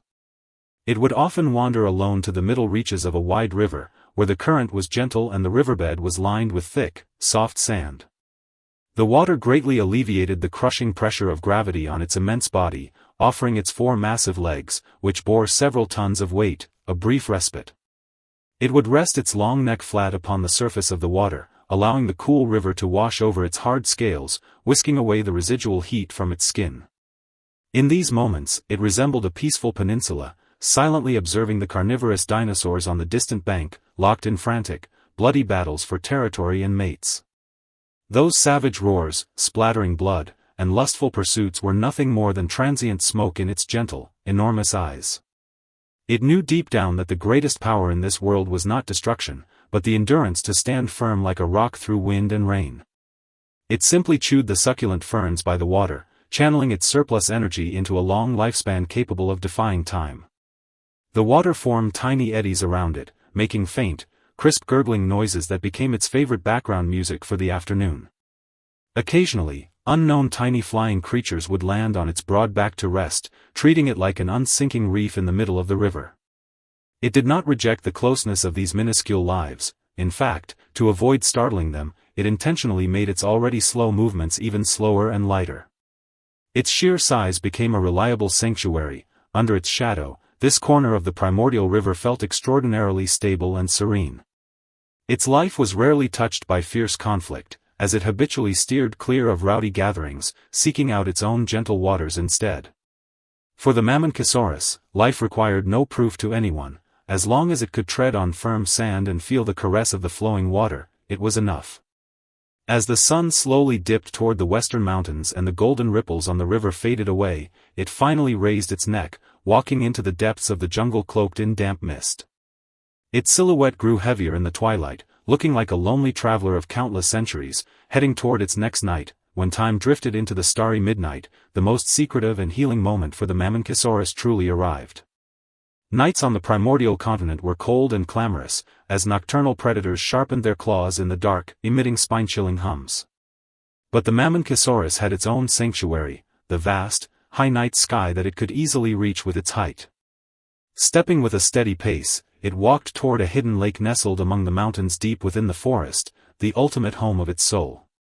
The lake mirrored a sky full of stars. As the breeze blew, the starlight shimmered like crushed gold upon the water, as if the entire Milky Way had settled here. Standing in the deepest part of the lake, the water rose just past its belly, providing a warm, enveloping embrace reminiscent of a mother's womb. Inch by inch, it slowly extended its neck until its head completely pierced the boundary of the night fog, stepping into an absolutely silent high-altitude world. At that height, the noise and danger of the forest seemed to retreat into the far distance, leaving only pure moonlight to illuminate its slender face. Closing its eyes gently, it felt the soft touch of the high-altitude breeze brushing against the tiny scales atop its head, a private caress granted by nature in the deep of the night. Its breathing became extraordinarily long and slow. Each inhalation felt like drawing the silence of the entire starry sky into its abdomen, before transforming it into a warm white mist exhaled slowly. The air up high was chilly, but a constant warmth surged within its body, driven by the ancient, powerful furnace of life humming inside its colossal frame. High above the mist, it could not hear the agonizing cries of dinosaurs dying on the ground, nor the relentless squabbles over survival. Here, there was only the direction of the wind, the tracks of the stars, and the hourglass of time flowing silently. Its long neck became a hypersensitive antenna in the dark, capturing faint signals from the distant universe and the deepest sighs of the ancient continent. It just stood there in absolute stillness, as though it were no longer a dinosaur, but a flesh-and-blood giant tree growing in the center of the lake. The night mist gathered and dispersed around its neck, slicing its body into two parts, one anchored in the mortal world, the other hidden in heaven. Every soul that followed it to this height would feel a peace that struck directly at the heart, a complete release of all defenses. In this dreamscape woven only of moonlight and white fog, there was no past to regret, no future to fear. Everything was suspended in the breath of this single second. This ultimate slow-paced life allowed the Mammon-Ksaurus to accumulate an almost divine wisdom and composure over the long ages. It witnessed the birth of countless new lives and watched many invincible overlords collapse into dry bones amidst the torrent of eras. During a rare, catastrophic drought, once abundant rivers dried up completely, and once lush pine forests withered away under the scorching sun. Panic and anxiety spread among the dinosaur herds, and many herbivores fought violently over the last green oases, ultimately perishing in their own strife. Only the Mammon-Ksaurus maintained its unbelievable calm and restraint, for it possessed a survival dimension unattainable by others. By virtue of its astonishingly long neck, it easily reached the tender shoots at the tops of tall redwoods growing 100 meters high, canopies that remained untouched by the drought. Those greens hidden deep within the clouds were the final gift left by the era to a gentle sage, and the foundation of its proud survival. It contested not a single shred with the creatures on the ground. Instead, it enjoyed its own abundance and serenity alone in the high sky. In this brutal natural culling, it demonstrated the most resilient vitality through the gentlest posture, echoing like a silent epic across the earth. When the rainy season finally returned with the long-awaited thunder, it still stood there, neck slightly bowed, quietly welcoming the first rain to wash away the dust. That prolonged drought reshaped the landscape of the continent, causing many once powerful groups to vanish entirely into the dust of time. Yet, the Mammon-Ksaurus continued to leave a trail of deep, rhythmic footprints on the revived soil with its unhurried steps. Its very existence was a gentle mockery of that disaster, proving through survival that fleeting dominance and ferocity could not guarantee eternal endurance. Only those lives that knew how to hide their sharp edges in a crisis and maintain restraint in adversity could hear the wind of the next era. It continued to stroll between its lakes and forests, raising its head to the high starry sky every night, living its days just as it always had. The marks of time etched tiny wrinkles upon its coarse skin, medals of patience granted by the ages.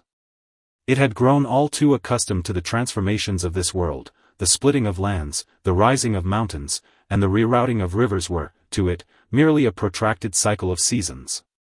It harbored all of history within its massive chest, transforming it into a low, thunderous yet incredibly tender resonance with every breath it took. I and the autumn when the Mammon-Ksaurus entered the twilight of its life, the entire continent seemed to plunge into an exceptionally long evening. Its movements grew even slower than before, with each lift of its massive foot requiring a longer pause in the air before landing steadily. It knew that the fire of its life was gradually burning out, an irreversible law of nature and the ultimate destination for every living being. Yet, it harbored no fear or resistance, for it had walked far enough and looked high enough in this life, leaving no regrets behind in the mortal world. For the last time, it came to the serene lake that had accompanied it for most of its life, a lake reflecting the entire Milky Way in the deep of the night. The stars in the sky were exceptionally bright, like diamonds hung upon black velvet, radiating a cold yet tender light. It waded slowly into the lake, feeling the familiar water gradually submerge its body, washing away the aches and exhaustion accumulated in its bones over the years. Gathering its remaining strength, it extended its long neck straight and high into the ethereal night sky, just as it always did. Its head once again pierced through the cool night mist, reaching its favorite height, where the wind still carried the familiar, crisp scent of the cosmos. Gazing at those unchanging stars, it seemed to see every night of its past, reliving the silent hours spent beneath the moonlight.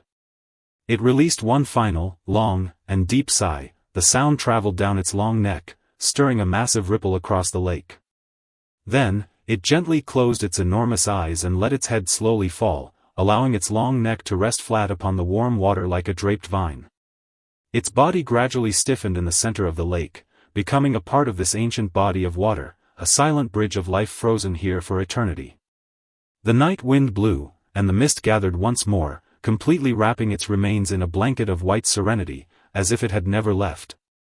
Its soul had already transformed into the wind-up high, the sand at the bottom of the lake, and the earliest memory of gentleness and restraint on this continent.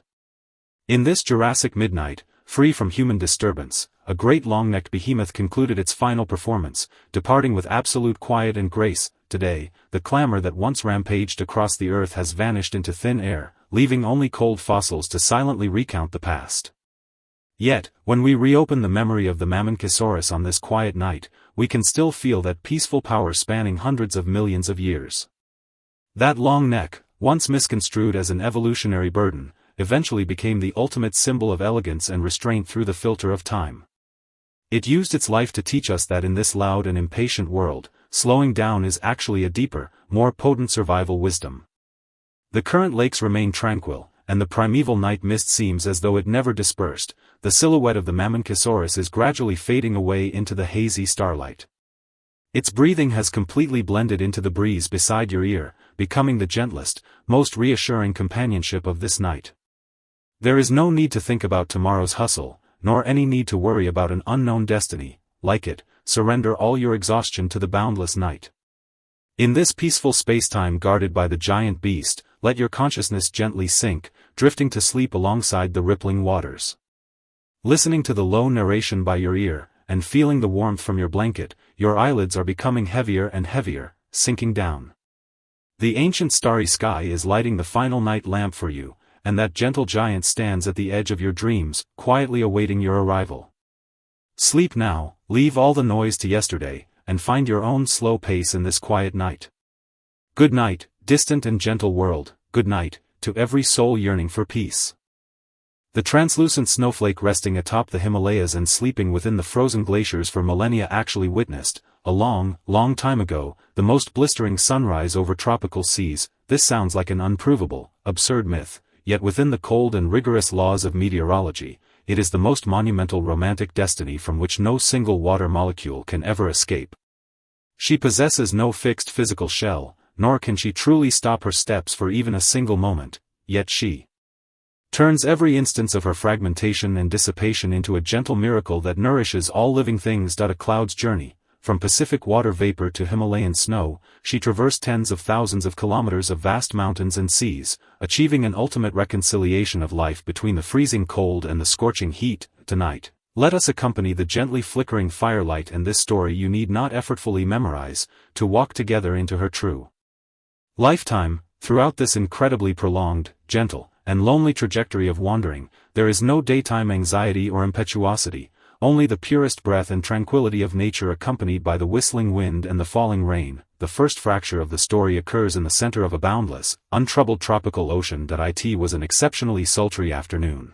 The sunlight poured unreservedly onto the Pacific Sea surface, which was smooth as a mirror, vaporizing the upper layer of the water until it felt slightly hot. Countless water molecules, tiny to the point of near invisibility, under the constant catalysis of heat, finally bid farewell to their companions, breaking free from Ocean Mother's broad and heavy blue embrace. Silently, they transformed into wisps of transparent water vapor.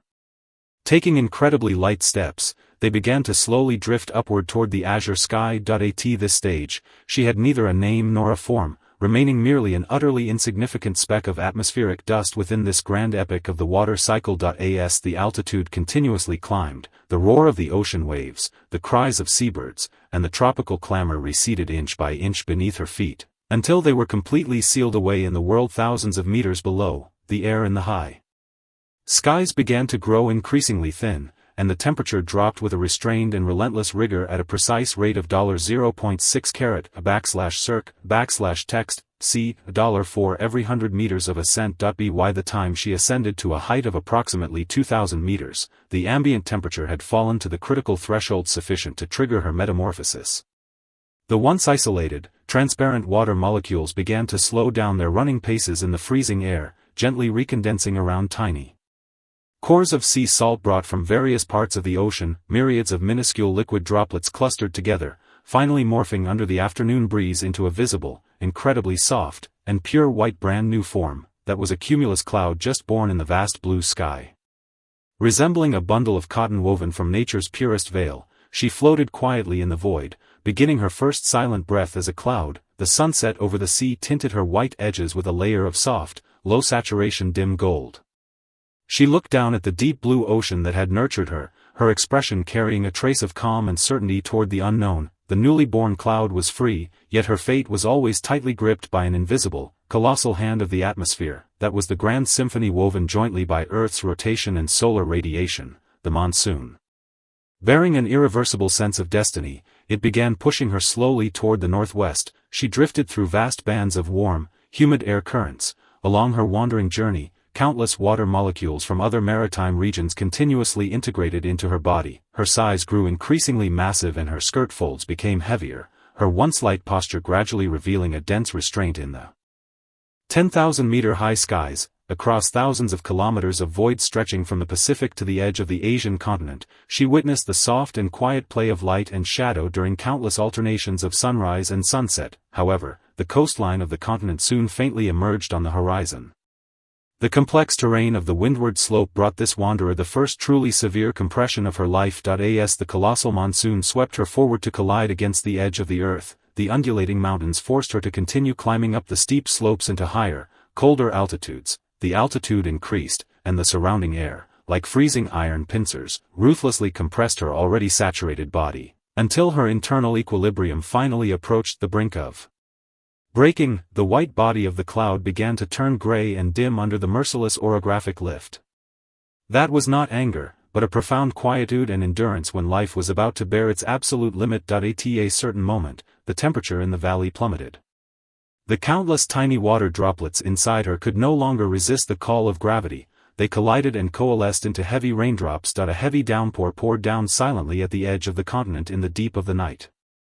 Accompanied by the regular, rhythmic white noise of falling rain, she gently returned a portion of her body to this unfamiliar land. She lost nearly half her weight, her body becoming light again though somewhat tattered, yet she did not linger over the rivers below, choosing instead to follow the high-altitude trade winds, journeying lonely toward the deeper hinterland of the continent. Having passed through the numerous obstacles of the coastline, the cloud entered a long and quiet period of wandering within the continental interior. By this time, she was no longer that initially plump, rounded cumulus cloud, but had transformed into a sheet of straightest cloud stretching for hundreds of kilometers across the high sky. Her posture grew increasingly refined and elegant, like a thin veil spread lazily over the heads of 10,000 households, shielding the people on Earth from the overly scorching daytime sun. During this phase, she learned to engage in silent dialogues with various air currents over the land. Through a long stretch of time akin to half a century, she endured the cruel baking of rising heatwaves above arid deserts. That baking caused a massive evaporation of the moisture within her. Her body once became extremely thin and near transparent, as if she might completely dissipate into the empty blue sky at any moment. yet she never completely vanished.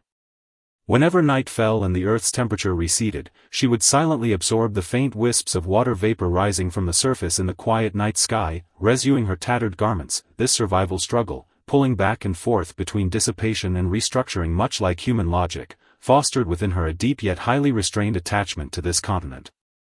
She watched the warm yellow lights kindle in the ancient villages below, and watched those lights extinguish one by one. In the deep night, while she remained merely a silent onlooker, time at an altitude of 10,000 meters lost the urgency it holds on land. The shifting of eras and the changing of dynasties manifested here simply as subtle alterations in the colors of the surface vegetation. She no longer chased the grand magnificence of the ocean surface, nor did she fear her own fragmentation. Through a long wandering of 10,000 kilometers, she became increasingly pure and certain, for she could faintly sense that, at the end of the wind, the final destination of her life standing in the center of spacetime was slowly rising on the edge of the horizon. That is the most spectacular and merciless geographical miracle on Earth, a massive scar traversing the center of the Asian continent, the Himalayas. When the cloud arrived here following the last of the westerly air currents, she faced the roof of the world, a freezing realm standing over 8,000 meters high like a colossal wall of steel. The air here is dry and piercing, locked year-round in a biting cold of dozens of degrees below zero, entirely devoid of the warmth or human trace found upon the plains. This was a definitive collision that truly transcended the limits of ordinary imagination. The most stinging yet monumental moment of fate she had to confront after a lifetime of wandering, the massive mountain completely sealed off her last line of retreat.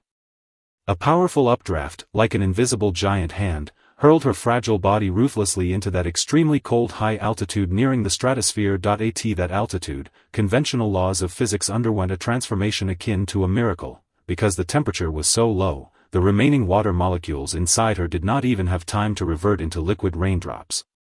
Under the needle pricks of extreme cold, they sublimated directly within the void into countless exquisite, hexagonal, minuscule ice crystals, a delicate raiment carved for her by nature at life's terminus. The once soft, flowing cloud, under the cold gaze of the roof of the world, completely solidified at this instant, turning into a stark white snow cloud filled with geometric aestheticism. She floated gracefully above the sharp, majestic peaks of Mount Everest, the final afterglow of the setting sun tinting her remaining skirt folds with an utterly lonely twilight blue. At this moment, there was no pain, no struggle. Only a grand sense of destiny that had seen through the disillusionment of mountains and rivers, quietly suffusing the freezing silence. She knew her long journey had reached its true end.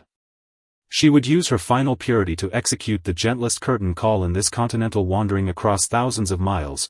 After enduring a 10,000-kilometer wander and experiencing countless segmentations and restructurings, that long confession enacted upon the roof of the world finally arrived at its ultimate landing. Countless hexagonal ice crystals, in the windless, freezing night sky, began falling across the heavens at an exceedingly slow speed that was near static. Gently, silently, they descended upon the ancient glaciers of the Himalayas stretching for thousands of miles, completing the deepest reunion with companions who had slept for centuries. A cloud's journey, from Pacific water vapor to Himalayan snow, she answered all ultimate riddles regarding the cycle of life mentioned in the prologue. She laid down all burdens and forms of being a cloud, completely integrating into this most secure and embracing white wasteland, returning into a solid glacier of the purest form. For the next few centuries, or even millennia, she will lie quietly here, insulated from the clamor of the mortal world, untouched by the rise and fall of temperatures, enjoying nature's most ultimate eternal tranquility, until one spring many, many years from now,